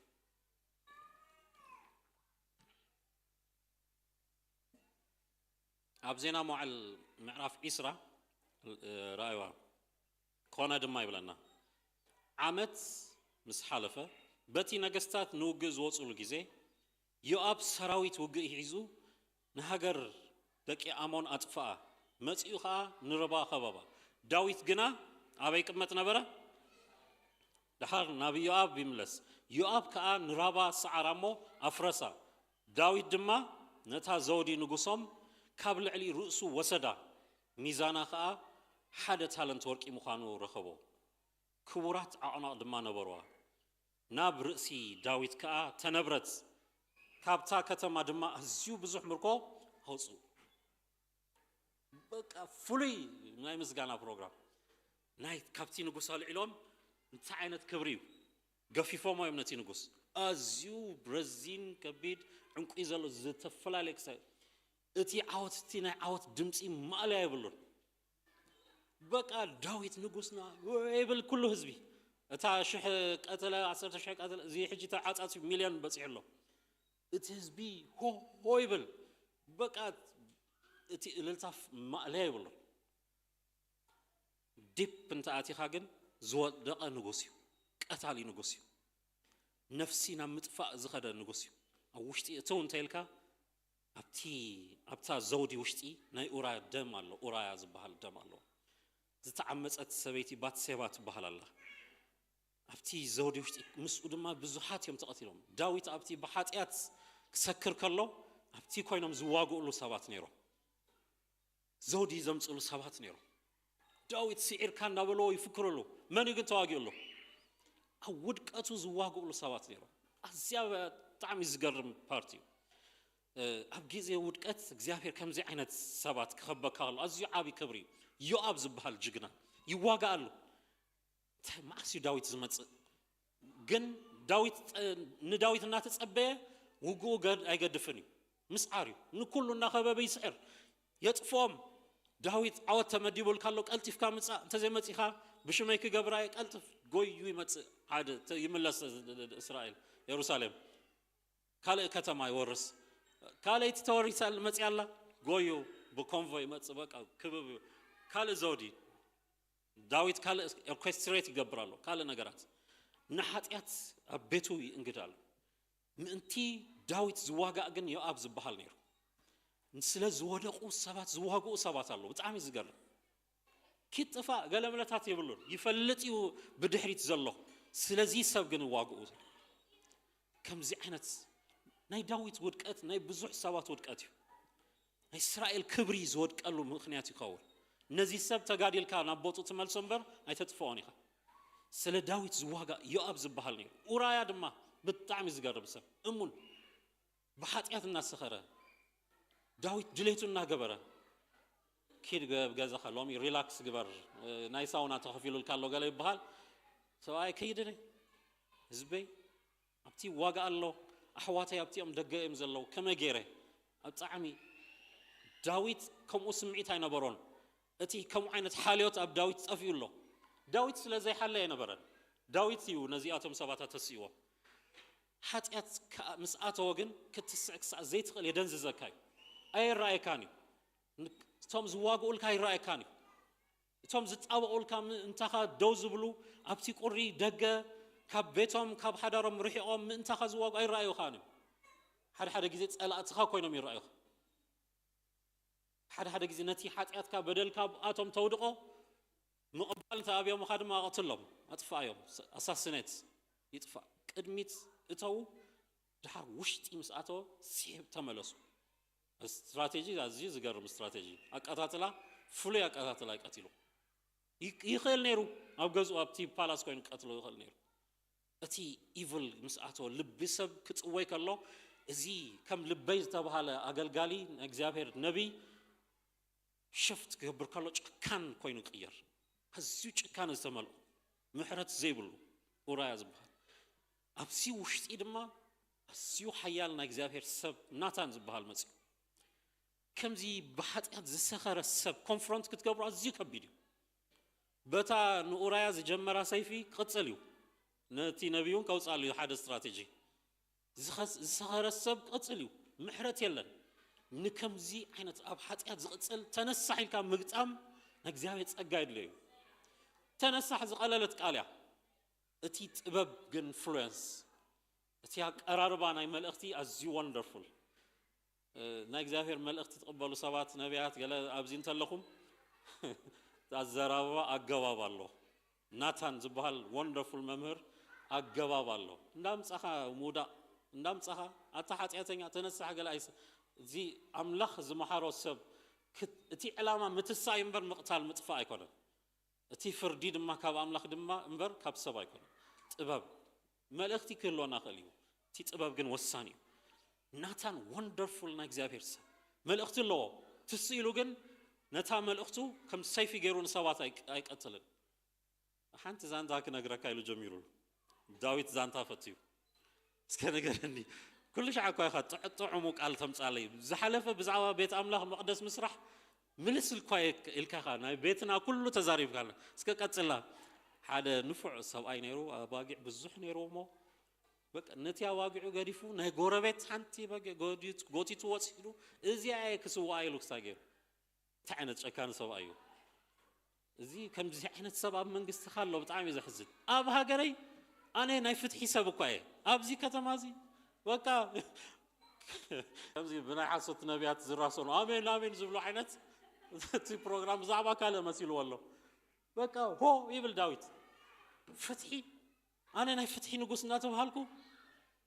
مقات شمو هبنا ناتان نبي ناتان شمو تا قال مغلاص شم زنغرو نبيات اللهمش داويت مسبلو داويت من داويت من داويت ود اسي داويت انا بقع ما يسب يحردالو نسخاي خايلو كونفرونتيشن راي وطتي طبب لبي زسبر نغزا راسو كم زفرد غيرو اتي تارجت كن مملاسي ازي وندرفول املالس ادم الله ابزي ساول مسودا اتذكروا اب نبي ساموئيل وديقو شرقو يحيزو بجخا غديف كان يتخيد انتي غبرلكا بجخا مسوص اناسي زي حزبي كما غيرو هطا علي سخازيلو بجخا مسايكيد دحر كم قلاسو تال على حسابو قديدو يبلنا كدانو زيافير منغستخا قديدو لولو ميلو اتي دليتو سب كتعقالو اب قدمي سب ايميج ممصامبر حقنيا نسحا ناب املاح مملاساي منور ناتان كيدو رحيقو كيدو داويت اب قدمي املاح صبر يلو كبكي جميرو اب قدم እግዚአብሔር منفس تسيرو نناتان ملمان ايكونن زدلي نناتان زلاخو املاح الله كبري املاح هلونا املاح منفس املاح يزدلي زيام سباتيم نلبيزي نغوس زي نابوت زملسو اتي يسوع كريستوس ود داويت تباهيلو منتي قصل اتي قتالي نفسي نغوس تباهيلو كي قصل منتي الله نياتاشم ابتا ماتيوس انت تشيك غيركم اتي زرعي علت لطفا بيلو كابات سيبا تعالى تملكت نعو حطياتو جن زشفنا እግዚአብሔር ጸጋ ሲያቶም ተዋጉሉ ሰባትም ዳዋቢሎ እግዚአብሔር ዝዋጉልኩም ሰባት ይፍሰልኩም ይخببكم እግዚአብሔር መስክ نداويت dangerously ዝቀተሎ ነዚ بገንዘብ ዘይሕመይ بسلطان ዘይሕመይ ንጎስ ዘውደኦ ዝሙት ርክሰት ኣመንዝራነት ነይሩ ደይዋ ኣብ ሓደ ተራስ ሰይቲ ኡርያ ታያዚ ያሸፍኑ አጋሊሎ አብ ክንዲ ዘሸፍነላ ሓደ መጋረጃ ከዛ አስገብር በቃ ቀጽሉ ቲ ስታይሲ ስዊች ኦፍ ምግባር አቢዎ ቲ ሞባይሉ አቢዎ ቲ ስክሪናቱ ማለት ካሜራ እስከ ዙም ግበሩዋ ገለንዳ በለ መንያ ወድ መንያ ጸውዑ ሰባት ሳይገብር he continued እዚ አይነት ኃጢያት ንብዙሕ ወለዶ ይጥፋሉ distraction ኣብዚ ወለዶ እዚ ናይ ረክሰት distraction ዝወጸሉ ዘመን ኢና ዘለና evil ዝወጸሉ ካብዚ ክናገፍ ዝደሊ ሰብ እዚን ሜተድስ ከወጻሉ እግዚአብሔር ይመስገን ብንጹር ነቲ ኃጢያት ዳዊት ክሽፋፍኖ ብዝመ ፈተነ መጠን ቀጽሉ ቆልዓ ተወሊዱ already ተጸኒሱሲ ተወሊዱሎ ዓመትን ገለን ዝኸደ ነገር ነብኡ ቀትሉ እዚታት ኩሉ ፕሮሲጀር አሞንጎ ኃጢያትን ርትዕን ንስሓንሲ ጋብ ክህሉ ይብሉን ጋብ ክህሉ አምላኽ እናተረታዓካ ከሎ ቀልጢፍካ ናይ ምምላስነ ነቲ ኃጢያት ክተውጾለካ አይደልዮን አባይ ለጊቡሎልካ ትቆርጾለካ ምሕባ ናብ ዝገደደ ይወስደካ ምጽላእ ነቲ ኃጢያት አይገብሮን ጥራይ ከይኮነስ ሓገዝ ምድላይ ናታን በጀኻ ናዓጸልየለይ እዚ ኮንትሮል ሲስተም የድልየንሎ I think እዚ ቦታ አይኮነን እንታይ ዝገብር ዘለኹ ኣብዚ ኣብ ውግእ ክኸይድ ኣለኒ አድሬስ ትቕይር ክትህልወሉ ቦታታት አቮይድ ምግባር ምክትታል መደብ ምውፃእ ቃሉ ምምላእ መንፈሱ ምምላእ ስትራቴጂ ኣለዎ ልክዕ ኡራያ ነቲ ጸላእዩ ዘጥፋሉ ስትራቴጂ አሚን ዮአብ ኣብቲ ዝዋጋእሉ ዝነበረ መንፈስ ኣብ ልቢ ዳዊት ድማ ውግእ ክፍፈት ነይሩ ከምዚ ዓይነት ስትራቴጂ ክወፅእ ነይሩ ኣብዚ ዘመን እዚ ንዓና ንደቅናን ክነውፅኦ ዝግባእና ዓብይ አጀንዳ ኣሎ ዓብይ ስትራቴጂ ኣሎ in billions budget እናተመደበ ርክሰት ነዛ ዓለም ከጥፍእ ተመደበሉ ጊዜ ኢና ዘለና in billions ኣዝዩ ማዕልያ ዘይብሉ ገንዘብ ይፈስስ ኣሎ ኣመንዝራታት ዝሰብኮ ስብከታት በብቦፁ ብሙቪታት ብሞባይልካ ብኢሜይልካ ብኩሉ መገዲ እዚ ሁሉ ተዓጻጺኻ ከለኻ ልብኻ ምስ አምላኽ እንተዘይለጊቡ ኣዝዩ ዳንጀረስ ጊዜ ኢና ዘለና ርክሰት ዝወጸሉ ዘመን protect your heart ልብኻ ሓሉ እግዚአብሔር ውግ አምላኽ ተዋጋእ ህዝቢ ስለዝኾና እግዚአብሔር ይመስገን ንደቅና ብፍላይ እዚ ናይ ሞባይል ነገር ፕሮቴክሽን ግበሩሉ አሎ መከላኸሊ ዲፌንስ ሲስተም አሎ ኣብ ኮምፒውተርካ ዲፌንስ ሓዳር ይብትን እዩ ደቅኻ መጻኢ የጥፍኡ የጸልዩ አእምሮኦም የስሕቶም እዩ ዲሞኒክ እዩ ዳንጀረስ እዩ የኽስር እዩ ናብ ጽፍኣት ይዝወስድ እቲ ዝኸፍአ ድማ በቲ ኃጢአት ተኸሲሶም ናብ ዓለም ናብ ዓለማውነት ዝኸዱ ብዙሓት እዮም ዘሎ እዚ አምላኽና ግን ይቅድስ እዩ የጽሪ እዩ ይፍወስ እዩ እግዚአብሔር ይመስገን ዝዋግኡልካ ሰባት ጥራይ ክኾነስ ዝዋግኣልካ መንፈስ ምሳኻ ቀጻሊ ዝኸስስ መንፈስ ኣይኮነን መንፈስ ቅዱስ ከሳሲ ኣይኮነን ይመልስ እዩ ይረትዕ እዩ ነቲ ሓቂ የብርሃልካ እዩ ማንም ካብዚ ጉባኤ ተኸሲሱ ዝጠፍእ ሰብ ክህሉ የብሉን ማንም ዝኸስስ መንፈስ የብልና ናብዚ ኃጢአተኛ ኢኻ ኣይትበቃዕን ኢኻ ዝብለካ እንተሎ መንፈስ ቅዱስ ኣይኮነን ኣብ ኃጢአት ወዲቕካ ኣለኻ ተነሳሕ ዝብል መንፈስ እዩ ናይ መንፈስ ቅዱስ ጸሪኻ ደው ክትብል ትኽእል ኢኻ ኢሉ ብቕዓትካ ዘርኢ መንፈስ እዩ እዚ ናብዚ መንፈስ ክንጥምት ይግባአና እግዚአብሔር ይመስገን ብዙሕ ጊዜ እታ ናይ ዳዊት እታ ካልእቲ ውድቀቱ እዚኣ ነቲ በይኑ ከሎ ዝተሰከሞ አምላኽ ረሲዕዎ ያ በይንኻ ከለኻ ንዝፈልጠካ አምላኽ ኣይትረሳዕ እዩ እስኪ ጣኹም ዘሎ ሰብ ከምኡ በሎ በይንኺ ከለኺ በይንኻ ከለኻ ንዝፈልጠካ አምላኽ ኣይትረሳዕ እዩ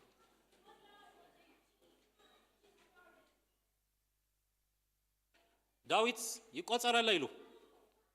ክንደይ ሰራዊት ኣለና መዝገብ ኣእትወለይ ሰራዊት ክንደይ እዩ ዘለና ኮማንዶ ክንደይ ኣለና ያ እቲ ሓይለና ዓቕምና ሚሳይላት ቁፀር ሰይፊ ኣፍራስ እዚ ኩሉ ይቆጸረሉ ኣብ እስራኤል ዘሎ መናእስያት ኩሎም ሓይለና ክነርኢ ኣለና ሎሚ ማርች እዚ ፓትሮል ኩሉ ክነርእዮም ኢና ይሰንብዱ ኣብ ጥቓና ዘለዎ መንግስታት ኩሎም ክነርዕዶም ኢና ኢሉ ዮአብ ሰንቢዱ ከማዓስ ግደፍ ኢልዎ በጀኻ ግደፍ ክተጥፋና ዲኻ ግደፍ ኖ ኪድ ቆጸር ኢልዎ ዳዊት ጽቡቕ ኣይኮንካ ትገብር ዘለኻ ከማዓስ ብሓይለና ስዒርና ንፈልጥ ኪድ ትወፅእ ትቆጽር ኢልዎ እና ጓሃይ ከይዱ ቆጽር ጀሚሩ እና ዘለለ ይቆጽር 1 10 30 ሰልቹዋ ማከል ተመሊሱ ይብለና በጣም ጉይዩሉ ና ኢዮአብ አሲ ወንደርፉል ሰብ አዚው ብሉጽ ሰብ ነው ንዳዊት ዝተዋበው ካብቶም ብሉጻት ሰባት ውሽጥ ነው ብዙ ሳይለንትሊ ግን ሰራ ነቶም ቅድሚት ዘለው ዝዋጉ ሰባት አለው በጣም ይዝገር ናብ ልቡ ክመልሶ ፈቲኑ ዳዊት ግን ጨኪኑ ከይዱ እምባር ባሕይለ ኻይኻ እምባር ሰራዊት አለኒ ክትብል ደሊኻ እምባር ሰይፊ ክትሰርሕን ደሊኻ ኣለኻ እምባር ሊስት ቶፕ ከምዚ ሕጂ አሜሪካ ኮነ ኢሎም ደም አጀንዳ ዘውፁ the world top እቲ ባጀቶም በብግዜ ኣብ ዓዶም ክንገር ዝግብኦ ባጀት ናይ ሚሊተሪ ሙሉ ዓለም እዮም ዝዝርግሕዎ ከማኹም 10 20 ነውፅ ይመስለኩም ዓይነት ቢሊዮናት ኢና ነፍስስ ትሪሊዮናት ኢና ነፍስ በቲ ድማ ይውፁ ባጀት ንዳዊት ዘይተፈቀደሉ በፍራስካ ከይትመካሂሎ ከይትመካህ ትቆጽሮ ፍራስን ትቆጽሮ ኃይሊ አያለወካ አይትረስ ዝተበገስካሉ መገዲ በሐንቲ ጸጸር ንዘውደቅካዮ ሳኦል አይትረስዑ ንጎልያድ አይትረስዓዮ ሓንቲ እምኒ ንሽተይ ተጠቂመ ዘለኹ ናትካ ሰይፊ አይሐገዘንን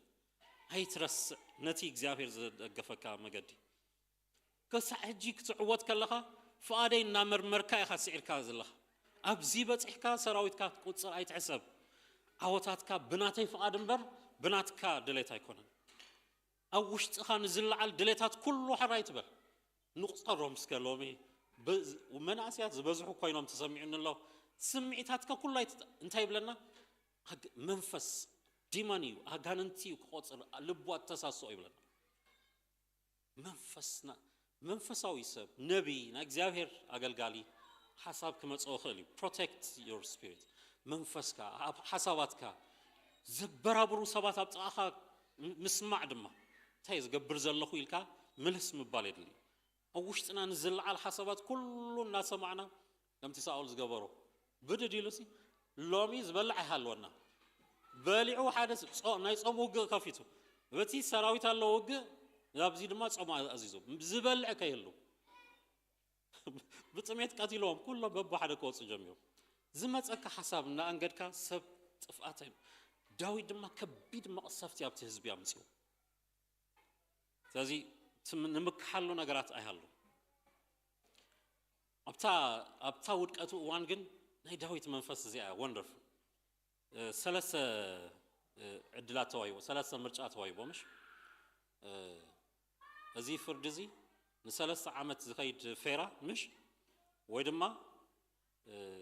ኣብ ኢድ ጸላእቱ ኣሕሊፉ ክህቦ እግዚአብሔር ወይ ድማ መቕሰፍቲ ካብ ኣምላኽ ክመጽእ ኣብ ኢድ ሰባይ ተውድቐን ኢሎ ኣብ ኢድካ ሕሸኒ ኢሎ ዳዊት ኢድ ኣምላኽ መሓሪት ከም ዝኾነ ይፈልጥ ጸላእቱ እንተተሲኦም ጨካናት ከም ዝኾኑ ይፈልጥ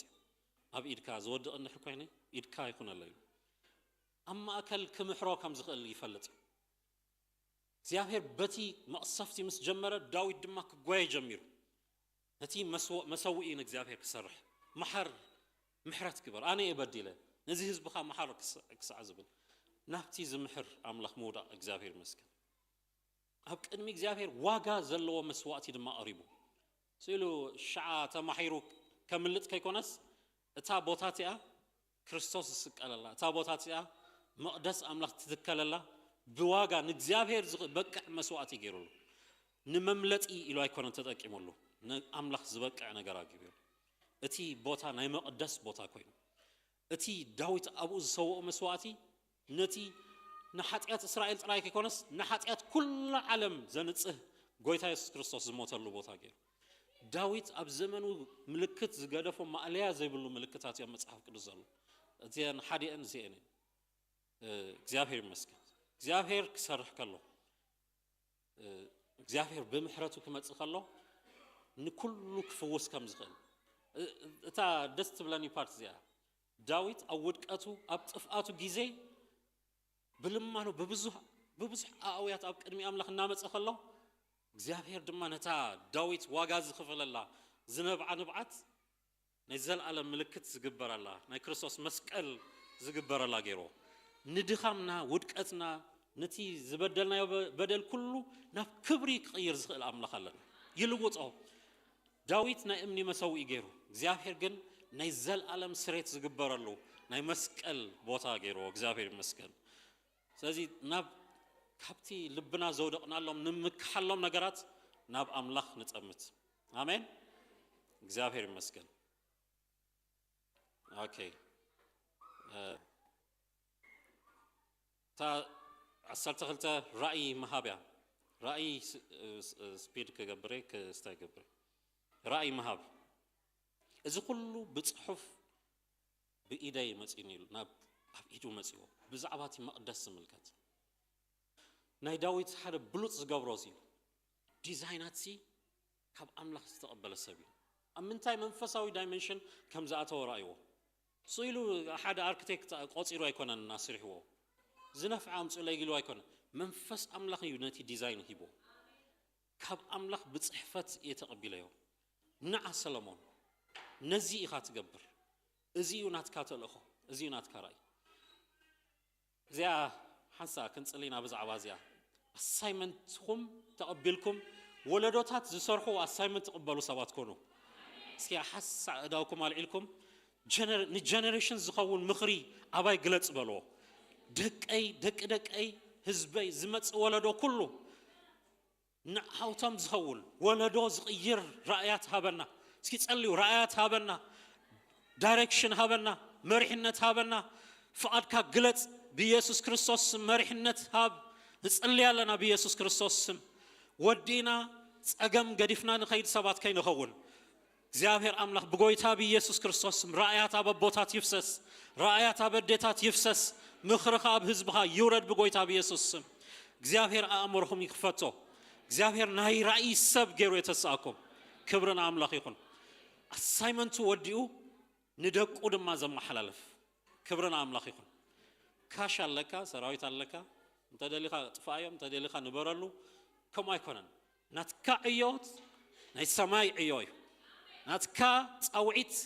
أنا زي وداكو أنا كسرحو زقباني نابخا كحلف زلو تصاوعيت لك نزي تسيلو እግዚአብሔር ይመስገን نتي next generation تتسو سبات كون لك أزيو زحر أزيو زودقنا له ودقت زخف أو ودقت more than 500 أوج كوج نوج تي next generation نورسو زلنا وج تراينا زيزبي كابزي كنوت علنا እግዚአብሔር رأي يفسس أما رحتنا رأي يفسس أبنا بيت كريستيان مرحتي رأي يفسس أبا بوتات رأي يفسس generations تيت generation سيفي كنهب نع جوجنا ودي ندابلنا سب مقتل كنا محلالف زيك دوك بلالو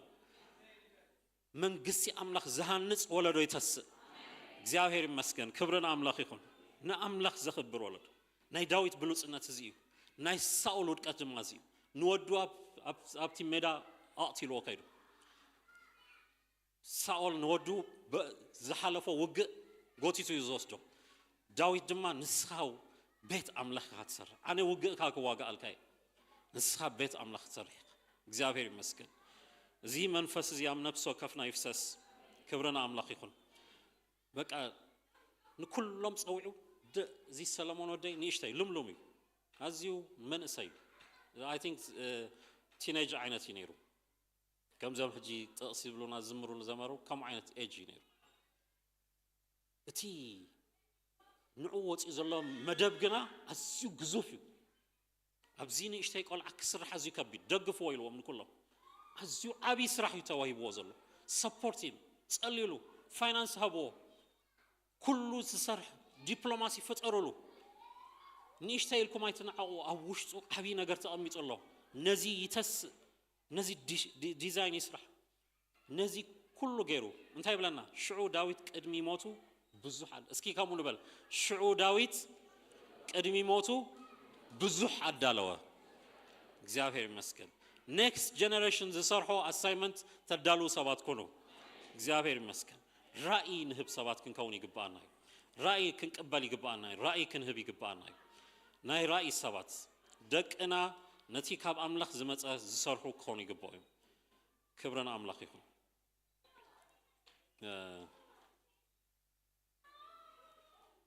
جزء كيدلو كود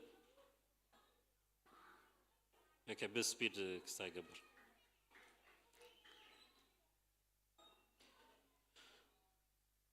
نتي نودو زخون رايسي زدلي فاينانس كله قريبو كيدو يبلنا بلكسي جنرس كم داويت ام مصحف قدوس بلكسي زهابه سب يلن داويت نزهابو جيفت زمطاطن ام مصحف قدوس تسرع يلن مولو زمانو اكيبو نبي زبصح كتبلو كلها تنكيفوا بليونيرنت بتنكيفوا مستباله اكيبو نبيت املاخ امصو he was a billionaire زحلفا بدبي يمصو نيروم ناتو مسلي امصيام the multi-billionaire king who rules in Middle East ilom ናይ ዳዊት ሪፕሊካ በዱባይ አምጽዮም አለው ሳጂ ነግሩልለው ነገስታት ስለዝሆኑ ይፈልጾዮም መን ይዘሃብተ መንጉስ ይፈልጾዮም حجي ابزي زلنا ጊዜ ቶም ኢንጂነራት ይፈልጾዮም the most expensive building ab saudi ዘሎ መስጊድ እዩ 100 ቢሊዮን ዲዮስ ናይ 100 ቢሊዮን ዋጋ ይተኸፍሉሉ abs 100 million not billion 100 million nab I'm not sure top side ዳዊት ግና ክሳሐጂ ሪከርድ ሰበረ ነቲ መቅደስ ዝሃቦ ውህበት 200 ቢሊዮን እዩ ምንም አይወዳደር ቲ ወርቂ ገለ ኩሉ ክሳሐጂ ዝወዳደሮ ሰለ ነቲ እዩ አምላኽ ማለያ ዘይብሉ ሀብቲ ሂዙ መጽ አይምጥኖን ይሉ ገና ብዙሕ ይዝግባ ይሉ ናይ መንግስቲ ካዝና ከፊቱ ሂቦ ካውልቃዊ ካዝኖ ደማ ከፊቱ ሂቦም ይብለና ድሓር ዳዊት ክህብ ምስራዩ ኩላቶም ቶም ሰራዊት ደማ ተስዮም ክህቡ ጀሚሮ አስዩ ልቢዝ ትንከፍ ንዕዮ አምላኽ ርእሶም ዝቀደሙ ሰባቲና ንሪ ብሙሉ ኃይል እንታይሉ አነኻ በሁሉ ኃይለይ ንቤት አምላኸይ ዝኸውን አብዚሕ ያዳለሁ እስከ ኩላትና ንበላ አነኻ በሁሉ ኃይለይ ንቤት አምላኸይ ዝኸውን አብዚሕ ያዳለሁ እግዚአብሔር አብዚሕ ይሃብኩም እግዚአብሔር ይመስገን አብዚሕኩም አዳሉን እግዚአብሔር ዝበቃ ነገራት ገና ብዙሕ አብኢድኩም ካአትዩ ብዙሕ ድማ ከተአቱ ይኹም ንጎይታ ነገር አቤት ክርስቲያን አብዮ አምላኽ አብዮ ወንጌል ንህቦ ነገር አስዩን ይሽተዩ ብዙሕ ከመጽ ይግቦዩ ብዙሕ ውህበታት አዋፊርና ዘይንመልኦ እዮ ይተዋሂቡና ዘሎ አስዩ ግዝፍዩ زي ودي سلمان عزيو لملم نيشتايلو ابوز تمديبو زلو ግን عزيو ابيو ዓለም ክትበጽሕ ተጸዋዕት ማህበር በሰናቲም ክትቆጽራ ይኮነት ተጸዋዕ ዘላ we should invest up to iyo አምላኽ ነፍስ ወከፍና አብዚ ሼር ክህሎናል ገንዘብና በሐሳብና በኃይልና ኩሉ ነገር ክዋፈራሉ ኩሉ ከብ ይግቦይ ማን ያለው ሀብታማት አይኮንም ነፍስ ወከፍ ካብታ 5 ሽልንግ 5 ሳንት ጀምሮ ሚሊየንስ and billions ከእየይ አለው እዩ አምላኽ እዚ መንፈስ ዳዊት እዚ ተረድይዎ ብልክስ ይሂቡ በኩሉ ኃይለይ ንቤት አምላኸይ ዝኸውን አብዚ ሓዳልኹ ይሉ በአብነት ኮይኑ ይቡ ካብ ገዛ ርእሱ ይቡ ከተማታት ወሪሱ ገንዘብ እንዳአከበ ውገ እንዳተዋገ ነቲ እዩ ዝኸውን መራሕቲ ኩሉ እናዳለወ እግዚአብሔር ይመስገን ከምዚ ይብል ነታ ቤት አምላኸይ ፈተያየ እሞ ይብል እስኪ በሎ ነታ ቤት አምላኸይ ፈተያየ ናይ ፍቅርኻ መጠን አበወሃባኻ ይረአዩ ፍቅሪ አምላኽ ናይ በሐቂ ዝተንከፎ ሰብ ነቲ እዩ አምላኽ ድማ ከይቆጠበ ይዝህብ ተለሚኑ ዝህብ ይክሉ አብ ልቢ ዝጅምር በፍቅሪ ዝጅምር ልቡ ዘይተተንከፈ ሰብ ነቲ እዩ አምላኽ ክህብ አይክእልን ዝህቦ ዘብልበለ ኩሉ ድማ ኔጌቲቭ بكل حيله بملء لبنا نهبو وهباتي إذا كأيام أنتي داويت زي جبرو نجاريلا وج سوسان شدشتان وج أتواجيو أساس ثلاثة هجرات سعيرو وحسنت كمتس نتا بوتها جزيوا بجنزبو نتا مريت نتي ديزاين كله أداليو نتي كلتا 100 بليون دولار أداليو دعنا 183 شح حيل السبد ما داليو 183 شح هنستي صراحة نعتاد ببوت زصرحو نتي ديزاينات كله هيبو نتي ايو ريدي جيرو نمنتاي نتا بيت أملاخي فتياي اسكي بالو نتا بيت أملاخي فتياي እግዚአብሔር ይመስገን እንታይሉ ድማ ወሲኸ ንቤት አምላኽ ይህባለሁ ኢሉ እስኪ በሎ ወሲኸ ንቤት አምላኽ ይህባለሁ እዚሁ ኣብቲ እዩ አምላኽ ተራ ክህልወና ኣብቲ እዩ አምላኽ ዓቢ ክብሪ እዩ ነዚ ምስራ ደን ንኩላቶም ጻውዒት ድማ ይቅርብ መን እዩ ፈቃደኛ ነት ርእሱን እግዚአብሔር ዝፈልይ መን እዩ ፈቃደኛ ኣብዚ እዩ አምላኽ ክሳተፍ ድሉ ዘሎ ነዚ ዓቢ እዩ ዓቢ ጻውዒት እዩ ናይ ሓደ ሰብ ስራሕ ኣይኮነን ኔሽንስ ዝዋፈረሉ እዚ ኣብዚ ዘሎ ጉባኤ እኹል ኣይኮነን ነዚ እዩ አምላኽ ክንመልእ ንእሽተይ ዕድል ተዋሂቡና ኢና መፂና ዘለና ንእሽተይና እግዚአብሔር ዝሓተና ዘሎ ዓለም ሙሉ ኣብ ዓለም ዘላ ቤተ ክርስቲያን ተዋፊራ ዘይትውድቕ እዩ ተጀሚሩ ዘሎ ከም ቀሊል እዩ ጌርና ነዚ እዩ አምላኽ ሸለል ኣይንበሎ ብዘይጠቅም አርስታት ነቲ ናይ እግዚአብሔር ነገራት ነዳኽም ሰባት ኣይንኹን ስለዚ ክንትስኢለና ተሱ መንፈስኩም ይተስ ነቲ እዩ አምላኽ ብገንዘብኩም ብሓሳባትኩም ብፍቃድኩም ብኩሉ ድሌታትኩም ነቲ እዩ አምላኽ ተሱ እግዚአብሔር ይመስገን አዝዩ ዓቢ እዩ አዝዩ ዓቢ ጻውዒት ይተዋዩና ዘሎ ሎሚ ንእግዚአብሔር ዝህብ መን ኣሎ እስኪ በሎ ሎሚ ንእግዚአብሔር ዝህብ መን ኣሎ እዚ ክብሪ እዩ እዚ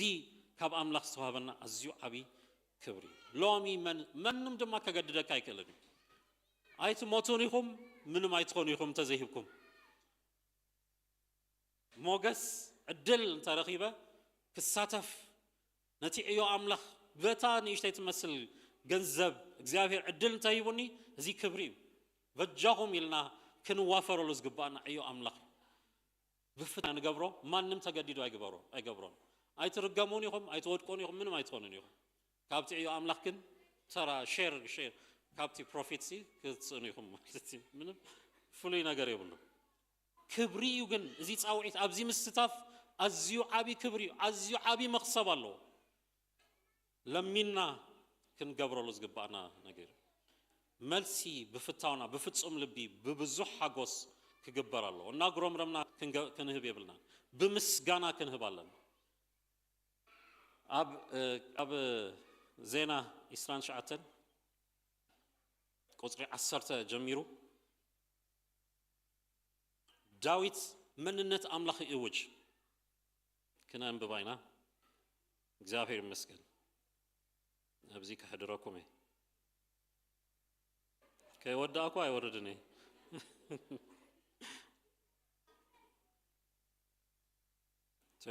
ኢስራን ሸዓት ቁጽሪ 10 ዳዊት ድማ ኣብ ቅድሚ እቲ ጉባኤ ንእግዚአብሔር ከምዚ እናበለ አመስገኑ እስኪ ኩላህና ንበሎ ኦ እግዚአብሔር አምላኽ አቦና ያዕቆብ ካብ ዘለዓለም ንዘለዓለም ምስጉን ኩን እስኪ በሎ ካብ ዘለዓለም ንዘለዓለም ምስጉን ኩን ኦ ጎይታይ ኩሉ ኣብ ሰማይን ኣብ ምድርን ዘሎ ናትካ እዩ ዕቤትን ስልጣንን ክብርን ዓወትን ግርማውን ናትካ እዩ ኦ ጎይታይ እታ መንግስቲ ድማ ናትካ እያ ኣብ ርእሲ ኩሉ ልዕል በልካ ሓብትን ክብረትን ካባኻየን ንስኻ ድማ ንኩሉ ትገዝእ ሓይልን ስልጣንን ከዓ ኣብ ኢድካ እዩ ንኩሉ ሰብ ዕቤትን ጻዓትን ትህብ ንስኻ ኢኻ እዚ ከዓ ኦ አምላኽና ነመስግነካ ኣለና ንክቡር ስምካውን ንውድሶ ኣለና እግዚአብሔር ይመስገን ዕቤት ናትኩ እዩ ስልጣን ናትኩ እዩ ኣብ ኢድኩም ዘሎ ገንዘብ ናቱ እዩ እዛ ትንፋስኩም ናቱ እዩ ዝተኸደንክዎ ክዳን ናቱ እዩ ኩሉ ናቱ እዩ እስኪ ኣዳኡኩም ኣልዒልኩም ኣመስግኖ ተመስገን ስለዚ ተቐበልናዮ ካብ ኢድ አምላኽ ዝተቐበለ ጉባኤ እዚ እግዚአብሔር አምላኽ ነመስግነካ ኣለና ስልጣን ናትካ እዩ ግርማ ናትካ እዩ ኩሉ ናትካ እዩ ንዓኻ ፍልጦ ንህብ ኣለና ንዓኻ ክብሪ ንህብ ኣለና እግዚአብሔር ይመስገን መንነት አምላኽ ዘይተረድኦ ሰብ ኣብ ዕዮ አምላኽ ተራ ይብሉን እዚ ተረዲኡና ኢና ነምልኽ እዚ ተረዲኡና ኢና ንህብ እዚ ተረዲኡና ኢና ነገልግል እግዚአብሔር ይመስገን ርድኢት አምላኽ ክበላሸወካ ከሎ ኣገልግሎትካ እውን ይበላሸው እዩ እቲ ተገልግሎ ኣገልግሎቱን ፍርኡ ኩሉ ዝተበላሸው እዩ ዝኸውን ብምርዳእ ኢና ነገልግሎ እግዚአብሔር ይመስገን ይቕፅል ቁጽሪ 14 ብድሌት ክነቕርብ ዝከኣለናስ ኣነ መነ እዞም ህዝበይ ከመነ ኩሉ ካባኻ ኢና ተቐቢልናዮ ነቲ ካባኻ ዝተቐበልናዮ ከኣይና ዝሃብናካ ንሕና ኣብ ቅድሚኻ ከም ኩሎም ኣቦታትና መጻእተኛታትን ኣጋይሽን ኢና መዓልታትና ኣብ ምድሪ ከም ጸላሎት ይሓልፋ ኩሉ ሰዓት ምድሪ ዝነብሩን የለን ወእግዚአብሔር አምላኽና እዚ ኩሉ ንቅዱስ ስምካ ቤት ክንሰርሓሉ ኢልና ዳሊናዮ ዘለና ሃብቲ ካባኻ ዝመፀ እዩ ኩሉ ከዓ ናትካ እዩ ወአምላኸይ ንስኻ ልቢ ከም ትምርምር ብቅንዕናውን ከም ትሕጎስ እፈልጥ ኣለኹ ኣነኻ እዚ ኩሉ ብቅንዕና ልበይ ብድሌት ኣቕሪበልካ ኣለኹ እዚ ድማ እዚ ኣብዚ ዘሎ ህዝብኻ ፈትዩ ክቐርበልካ ከሎ ብሓጎስ ርኢ ኣለኹ እግዚአብሔር ይመስገን ልቢ ዝምርምር ኣምላኽ ኣለሁ እዚ ዓብይ ዕድል ይብሉ ኣነ መን ኮይነ እየ ዝህብ ዘለኹ ዝተዋህበኒ ዘምፅ ዘለኹ ኣነ ስደተኛ መጻተኛ ሓላፊ ይብላል ዝሰቀበልክዎ ገዲፈዮ ክኸይድ እንተ ገዲፈዮ ድማ ኣብ ቤትካ ይቀመጥ ይዝብሎ ዘሎ ጽላሎት እዩ ሓላፊ እዩ ኣጋይሽና ኩላትና ፐርማነንት ዝበሃል የለን ኩላትና ስደተኛታት ሓለፍቲና ምስ ሓለፍና ኣብ ተሐቀኛ ከተማ ምስ ኣተና ኣካውንት ነምበር ኣብኡ ክንበብ እዩ ኣብዚ ዝሃብኩሞ እቲ ሽልንግ ገላይ ኮንኩ ድሕሪቲ ሽልንግሲ ኣሎ ናይ እግዚአብሔር ኣጀንዳ ኣሎ ልቢ ይርኢ እግዚአብሔር ሓቀና ይምርምር ዝሃብካሉ መንፈስ ይርኢ ሓጎስካ ይርኢ ክትብ ከለኻ ናጉረምረመ ዝሃብን እንዳተሓጎሰ ዝሃብን ፍልል ያለው ኣብታ ከተማ እታ ኣካውንት ብኸምኡ እያ ትሰርሕ እቲ ፓስወርድ ብሕጉስ መሃብ ሞገስ ምዃኑ ተረዲኡካ መሃብ ንዘለዓለም ዝነብር የለን ኩላትና ሓለፍቲና ንነብር መሲሉና ከም ካንጋሮ ንጭብጦ ገንዘብ ኣብዚ ደርቢና ኢና ንኸይድ ያ ንጉስ ማን እዩ አሌክሳንደር ዲዩ ዝርኦ ኢሎ እቲ ወርቂ ዝሃብቲ ኩሉ ሞይቱ እቲ ሬሳይክቱ ወስዶ ከለኹም ዝርኦ እናረገጽኩም ኺድ ማንም ገንዘቡ ሒዙ ዝኸይድ ኣብቲ ናይ ግሪክ ፊሎሶፊ ምስ ገንዘቦም ሃብቶም እዮም ዝቕበሩ ነይሮም አሌክሳንደር ግን ገዲፍናዮ ኢና ንኸይድ ኩሉ ዝተርፍ ንሕና ገዲፍናዮ ከና ንኸይድ ንዕዮ ኣምላኽ ክስራሓሉ ኣሜን እግዚአብሔር ይመስገን ስም ኣምላኽ ክጽዋዓሉ እዩ ኮሚትመንት ብተወፋይነት ዝወሃብ እዩ ብፍጹም ልቢ ንምውዳእ ብኩሉ ውህበት ክወሃብ ይግባእ እግዚአብሔር ይመስገን እዚ ብምስጋና ብሕጉስ መንፈስ ነዚ ዓቢ ጻውዒት መልሲ ክንህብ ኣለና ኣምላኽ ይመስገን እዚኣ ትንክፋኒ ብዙሕ ኣነስቲ ስለ ዘለዋ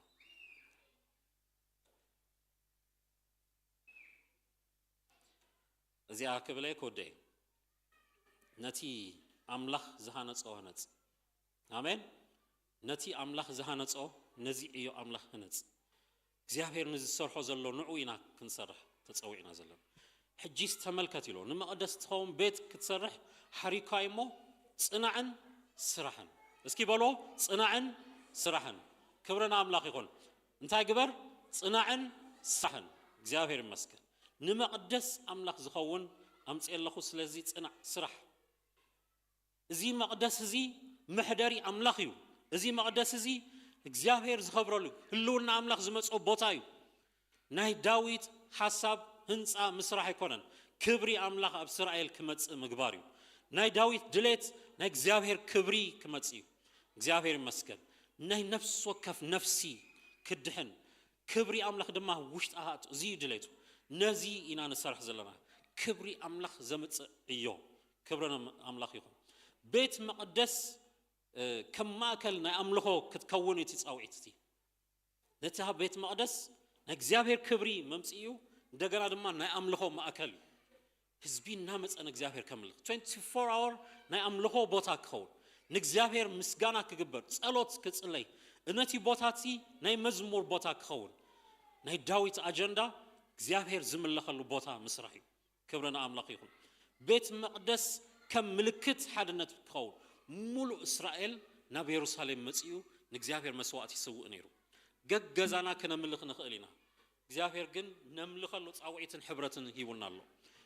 መጽኢና ንእግዚአብሔር መስዋዕት ክንስውእ እቲ መቕደስ ምልክት ናይ ሕብረትና እዩ ጎይታ ክንቅበል ከለና በበይንና ይረኺቡና እግዚአብሔር ብጅምላ በዓል ኩስቶ ለውኪድ ኢሉ ኣይኮነን እግዚአብሔር ኣእትዩና እቲ ርትዒ ኣብ ልቢ እዩ ነፍስ ወከፍና ኢና ምስ ድሓና ግን ጉባኤ ኣምላኽ ኣሎ ዝድሓኑ ዝእከብሉ ማሕበር ድማ ኣሎ ኣብታ ኢየሱስ ኣነ ካህንጻይ ዝበላ ማሕበር ኣብ ኣይ ጸውዒና ዘሎ ናብዚ ህንጻ ኣምላኽ ናብዚ ሃንጻው ሕብረት ኢና ተጸውዒና ዘለና ነዚ ሕብረት ጻዓቱ ስርሑ ይዝብለና ዘሎ እግዚአብሔር ይመስገን ናይ ሓድነትና ምልክት እዩ ናይ ሕብረትና ምልክት እዩ እግዚአብሔር ይመስገን ቤተ መቅደስ ናይ ኪዳን ዳዊት ምልክት ያ ነይራ እቲ ህላውነት አምላክ አን ክሰርሓይ ዝበላ እግዚአብሔር በወድኻ ገይረ ክሰርሓይ ዝበላው ኪዳን ብኡ ክርስቶስ ድማ ነዚ መንፈስ ነዚ ተስፋ ገዲፉልና አነ ካህንጻይ ኢሉ መናታ ማሕበር ኣብዚ ከውሕዚ እንታይ ገብራይ ካህንጻይ ብመንገሩ ባገሩ ያንጻል እግዚአብሔር እቲ ሃናጺ ክርስቶስ እዩ እቲ ሰርሒ ክርስቶስ እዩ እታ መቅደስ ንዑ ክብሪያ ነኪዳኑ መስርሒ ቦታ እዩ እቲ መቅደስ ከም ስፍራ ጸሎትን ንስሓ ገይሩ ይሰሪሑ ስሬት ኃጢአት ዝግበረሉ አመጻ በደል ዘበለ ኩሉ ስሬት ዝረክበሉ ቦታ ተሃኒጹ እግዚአብሔር ይመስገን ንቤተ መቅደስ ታቦት ና እግዚአብሔር ኪዳን ዝግለጸሉ ቦታ ዝቅመጠሉ ቦታ ገይሩ ሰሪሑ ነቲ ቤተ መቅደስ ከም ነጸብራቅ ናይ ቅድስና ገይሩ ሰሪሑ ናይ ቅድስና ቦታ እዩ ርክሰት አብ አይፍቀድን እዩ እግዚአብሔር ቅዱስ ምዃን በኩሉ ስርዓታቶም ናይ እግዚአብሔር ቅድስና እዮም ዝውጁ ነይሮም ነቲ ቦታ ናይ ቅድስና ቦታ እዩ ዳዊት ዝሐሪዝ ነበረ ሰብ ከም ድሌቱ ከይከይድ ነቲ ቅዱስ አምላክ ዘንጸባርቕ ቦታ ይሰሪሑ እግዚአብሔር ይመስገን ነዚ ኢና ተጸውዒና ዘለና ናብያት ኸይደላ ኦኬ ቤተ መቅደስ አምላክ ንሕዳስ ዝኸውን እስራኤል ክትስእ እንድሕር ኮይኑ መቅደስ አምላክ ክትስእ ኣሎ ኣብዚ እዋን እዩ ድማ እዚ አገልጋሊ ዝራ ነዚ ዝጽሕፍ ዘሎ ተመሊሶም ካብ ባቢሎን ነቲ መቅደስ ካህንጹ ጀሚሮም ናይቲ ህዝቢ ክብሪ ናይዚ መቅደስ ምትሳይ ሕጂውን አንተወይ ፓስተር ይጣቕሳ ነይሩ ምስቲ ናይ መወዳእታ ዘመን ናይ እስራኤል ውድቀት እቲ መቅደስ ስለ ዝፈረሰ እዩ ናይ እስራኤል ክብሪ እቲ መቅደስ ክስራሕ ከሎ ክስራሕ እዩ ድማ ክህነጽ ሽዑ ኮንፊደንስ ምለስ ሽዑ እቲ ህዝቢ ሕጂ ዘለዎም ኮንፊደንስ ኣዝዩ ውሑድ እዩ ብኣምላክ ስለ ዘይኮነ ብመንፈሳዊ ኃይሊ ነዚኦም ድማ ዝጽዕሩ ዘለው ክትስራሕ ካህንጽዋ ክብሪ አምላክ ናይ እግዚአብሔር ክብሪ ግን ሕጂ ኣብ ዝህነጽ ህንጻ ኣይኮነን ናይ እግዚአብሔር ክብሪ ብኢዱ ብዝሰርሖም ሰባት እቲ አጀንዳ ተቀይሩሎ ሽፍት ገይሩሎ እግዚአብሔር እቲ መቅደስ ናይ ምሕዳስ ምልክት እዩ እቲ መቅደስ ከም ምስክር ነህዛብ ኣብ እዝቅኤል ኣብ ኢሳያስ ኩላቶም ነቢያት አሕዛብ ክውሕዞም ይብል ናብታ ናይ እስራኤል መቅደስ ጥራይ ከይኮነስ ናብታ ሰማያዊት መቅደስ አሕዛብ ካብ ኩሉ ወገን ክውሕዞም ይብል እታ አፍ ደገ ድማ እዚያ ቤተ ክርስቲያን እቲ አፍ ደገ ኣብዚ ዘመን ዘላ ማሕበር ክርስቶስ እያ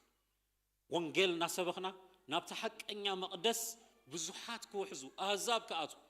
ነፍስ ወከፍና ናብኡ ክውሕዝ እዩ በብሓደ ሰብ ኣይኮነን ዝኣቱ ህዝቢ እዩ ክውሕዝ እስራኤላውያን ተነጺሎም ነገድ ይሁዳ ገለ ጥራይ ኣይኮነን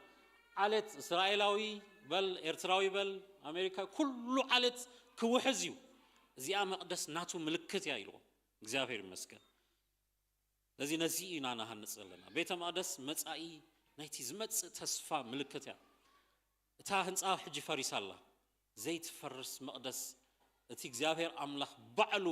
ክብራ ታቦታ ብርሃና ዝኾነ እሳ ከተማ ትመጻላ ይብሉ እግዚአብሔር ነታ መቅደስ ከም ዘምጻይ ነገር ናቱ ነጸብራቅ ግን ሰሪሖሞ ብኢድ ብምልክት እቲ ፕሮቶታይፕ ዓይነት ሰሪሖሞ ትመጻላ ክብርቲ ዓባይ ዝኾነት ሐቀኛ መቅደስ እቲ ክርስቶስ ብመንፈስ ብደሙ ዘኣተዋ ስሬት ኃጢአት ናብቲ ሐቀኛ መቅደስ ዘቅረበላ ኣብኡ ገና ትመጽእ ከተማ አላ እግዚአብሔር ይመስገን መጽያላ ክትመጽያ ድማ ክብርና አምላክ ይኹን እዚ ኢና ናሃንጽ ዘለና just simple ህንጻ እምኒ ደራሪብካ ምኻድ ኣይኮነን ሰማያዊ አጀንዳ ይስራሕ ዘሎ ክርስቶስ ካህንጽ ኢሉና ኣሎ ምስኡም ዝዓይ መን ኣሎ ምስኡ ከዓይ ዝደሊ መትዓይቲ አምላክ ኮይኑ ክትስእ ዝደሊ መን ኣሎ ማንም ሰብ ተጸጊዑ በዚያ ጉዲልኩማ በዚያ ተሪፋትኩም ኣሎ ሲመንት ኣይገዛኩም ኮሜንት ወሃብቲ ከይኮናስ አይቲ ክንከውና ተጸውዒና ዘለና ኩላትና ናብዚ ዕዮ ተጸውዒና ኣለና ዝዓይ ሰብ ይተስእ ንአምላክ ዝሃንጾ ነገር ዝሃንጽ ሰብ ክትስእ ይግባእ እዩ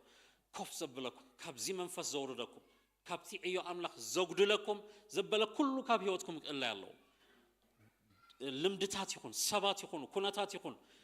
ዝተፈላለዩ ነገራት ነዚ ዕዮ ነዚ ህንጻ እዚ ክትስኡ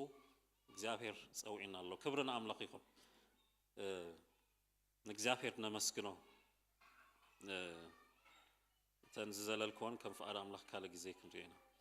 كلاتنا تسينا እግዚአብሔር كنا مسكنينا كبرين أملاك يكون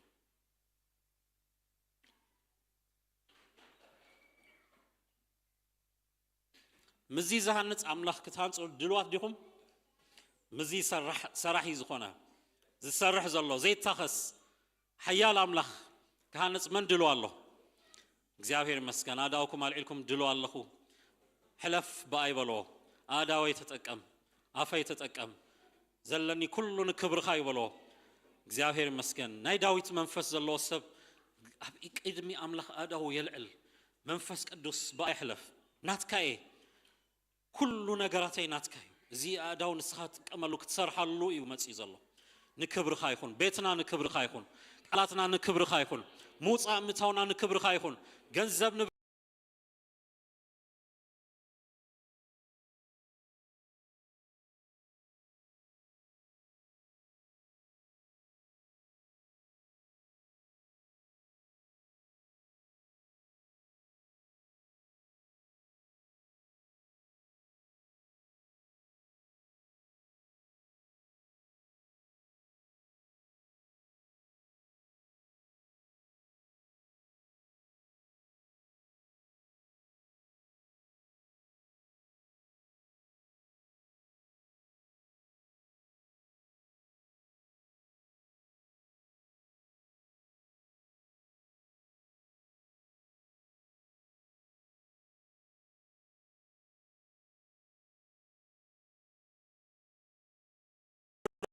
كلن كبر خايخون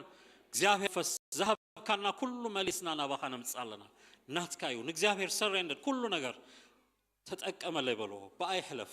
ባይ ስራሕ እዚ ናይ መወዳት ዘመን አዮኻ ይገለጽ ባይ ስራሕ በሎ ጎይታ ክብርኻ ግለጽ ክብርኻ ግለጽ ክብርኻ ግለጽ ጎይታ ቅበል ይደል ያለኹ ዝብል ሰብ እንተሎ ይዶ የልዕለለይሞ ክንጽልየሉ ኢና ኩላትና ብዘለኹም ኮይንኩም ክንጽልየልኩም ኢና ግን ጎይታ ቅበል ይደል ያለኹ ዝብል ህይወተይ ንክርስቶስ ክህብ ይደል ያለኹ ዝብል ሰብ ይዶ የልዕል ጎይታ ኢየሱስ ከምና ግሊ መድኃኒ ገይረ ቅበሎ አምላኸ ገይረ ቅበሎ ይደል ያለኹ ዝብል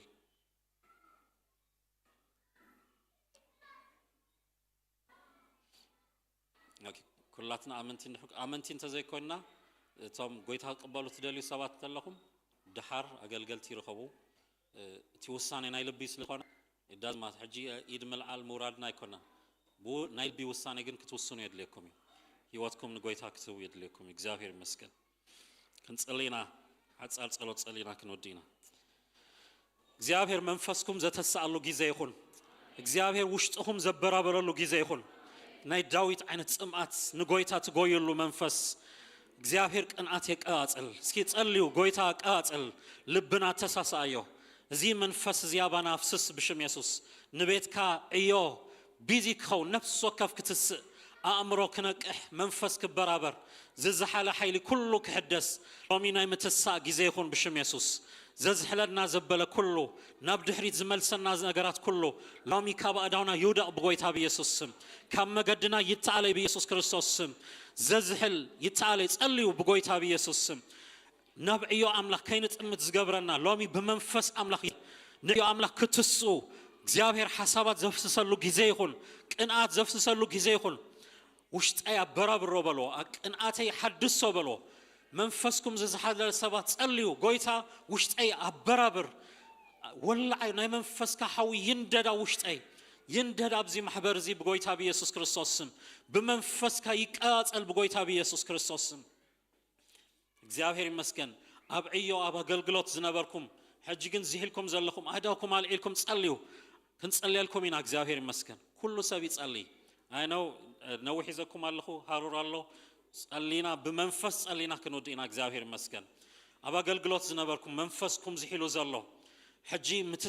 ምትሳ ጊዜ ክኸውን ክንጸልይና ኢድኩም አልኢልኩም ክንጸልይና እግዚአብሔር አምላኽ ባሮትካ حلال تحويت جبر أملاخي خامو لوم برتعي كتفسس نسألي علينا هايلي كمت نسألي علينا كدقف نسألي علينا بشم يسوع كريستوس እግዚአብሔር አምላክ አእሞም ኃይሎም ዝበልዐ ኃይል ኩሉ ጸልማት ሎሚ ብሽም ኢየሱስ ክርስቶስ ይናል حيل أجانتي النقل بقويتها بيسوع كريستوس مخريج علمات يبتن بيسوع كريستوس تنساي كونس اللي علينا محدث كونس اللي علينا حبرت كونس اللي علينا موسى كونس اللي علينا أبيت كونس اللي علينا بقويتها بيسوع كريستوس زقودلا أيهالو زدخمة أيهالو زافير ززحلا أيهالو بمنفس كبرت باروتك بمنفس كاتسنا نصلي علينا زافير منفس قدوس كلاتنا عينتنا عميتنا نصلنا بتينا داويت دخامن ودقتن منفسكم هيوتكم زودا زافير منفسك قدس بلو زركس منفس ابزوت قالو زمن ينازلنا زقدس منفس املاخ ابزي بوتا الله بدم يسوع قداس مقداس من صاحي يكون كساسي منفس لومي زهد منلو غيزه يكون زسغوغلو غيزه يكون انصحنا بلو ጎይታ አንጻህና ካብ ዘርክስ ዘበለ ንደቅና ታርጌት ዝገበረ ነዚ ወለዶዚ ታርጌት ዝገበረ ዘርክስ ናይ ጋንንቲ ሲስተም ዘበለ ኩሉ ሎሚ ይበተኽ ብሽም ኢየሱስ ክርስቶስ ኣብ ከቢድ ማእሰርቲ ኣብ ከቢድ ወልፊ ዘለኹም ካብዚ ክናገፍ ይደሊ ያለኹ ትብሉ ሰባት ኣብ ዘለኹም ኢዱኩም አልዕሉ ብመንፈስ አምላኽ ረድኤት አምላኽ ኣብ ህይወትኩም ክፈስስ እዩ ኩላትና አው ብዝበለ ድምፂ ንጸሊ قدس بالون እግዚአብሔር ቅድስና ኸይ ገለጽ አማከልና ጽሬት ቅድስና ይሁን አፍና ይቀደሰልካ ልብና ይቀደሰልካ ህይወትና ይቀደሰልካ ሐዳርና ይቀደሰልካ ቤትና ኩሉ ይቀደስ ደቅና ንዓኻት ተቀደሱ ይሁኑ ዘርክስ ዘበለ ኩሉ አንጽህ ብሽም ኢየሱስ ክርስቶስ ኃይል ጸልማት እዚ ማእሰርቲ እዚ ሎሚ ይበተኽ ብጎይታ በኢየሱስ ስም ይበተኽ ብጎይታ ክርስቶስ ስም ነፍስን መንፈስን ስጋን ዘርክስ ዲሞኒክ ዝኾነ አጋንንቲ ዝኾነ ኔትወርክ ሎሚ ክብተኽ ንጸልይ ኣለና ብሽም ኢየሱስ ክርስቶስ ይበተኽ ብሽም ኢየሱስ ክርስቶስ ይፍረስ በኢየሱስ ክርስቶስ ስም ንጸልይ ኣለና በቲ ዝቅድስ ደምካ ህዝብኻ ሕጸባን ፀሃዮ እግዚአብሔር አምላኽ ዝፈረሰ ነገራት ኩሉ ይታነጽ ይሰራሕ በኢየሱስ ክርስቶስ ስም መንፈስ ቅዱስ ቀድሰና በቃልካ ቀድሰና በመንፈስ ቀድሰና በደምካ ቀድሰና መንፈስ ቅዱስ ቅዱስ ህዝቢ ዩዚ ህዝቢ ዚ ንዓኻ ቀዲስካ ፈሊኻዮ ኸሞ እግዚአብሔር ንዓለማ ይኹን ኃይሉ ግዚኡ ንዓለማ ይኹን ንህዝብኻ ይባርኮ ኣለኹ ብስም አምላኽ እግዚአብሔር አምላኽ ይባርኮ ኣለኹ ናይ በረኸትካ መንፈስ ነገራቶም ህይወቶም ኩሉ ዝበጽሐሉ ጊዜ ይኹን እግዚአብሔር አምላኽ ከምቲ ንዳዊት ዘተሳካዮ ኣብዚ ዘሎ ነፍስ ወከፍ አቦን አደን ኣብዚ ቦታ ዘሎ መንእሰይ ዘበለ ኩሉ ብራእይ ክትስ ይባርኮ ኣለኹ ብመንፈስ ክትስ ይባርኮ ኣለኹ እግዚአብሔር ይባርክኩም ነዚ ዘመን ትብጆው ገይሩ የተሳአኩም ኃይልኩም እግዚአብሔር ይባርኮ እግዚአብሔር ካብ ውድቀት ዘተስኡ ዝድግፉ ሰባት ኣብ ህይወትኩም ይኽበብ ናይ ትንሳኤ ጊዜ ይኹን ኣብ ማእከልኩም ዝወደቁ ይተስኡ ዝደኸሙ ይበርትዑ እግዚአብሔር ኃይል ይሐድስ እግዚአብሔር ምርኮ ይመልስ እግዚአብሔር ምርኮ ይሃብኩም ደገ ጸላእትኩም ክትወርሱ እግዚአብሔር ምርኮታት ይወስኸልኩም እግዚአብሔር ኃይልኩም ዝሕድሰሉ ጊዜ ይኹን ራእያት ዝፍሰሉ ጊዜ ይኹን ዓይንትኩም ይከፈት ካብ አምላኽ ዝኾነ ነገራት ክትሰምዑ አዛንኩም ይከፈት እግዚአብሔር ምሕዳስ ይግበር ድምፂ አምላኽ ዳሃይ አምላኽ ኣብ ቤትኩም ኣብ ህይወትኩም ኣብ ምድቃስ ምትሳእኩም ኩሉ ዝስምዓሉ ጊዜ ይኹን እግዚአብሔር ኃይልኩም ይባርኮ ምርኮታትኩም ይመለስ ዝተዓጽኦ ደገታት ይከፈት እግዚአብሔር አምላኽ ድለይ ዘበለ ኩሉ ዘደንገኩም ዘበለ ኩሉ ሎሚ ዘቀልጥፈሉ ጊዜ ነገራት ዝልውጠሉ ጊዜ ይኹን ብስም አምላኽ ብሩኻት ይኹም እግዚአብሔር በረኸት ምስ ኩልኩም ይኹም ጎይታ ባረኩም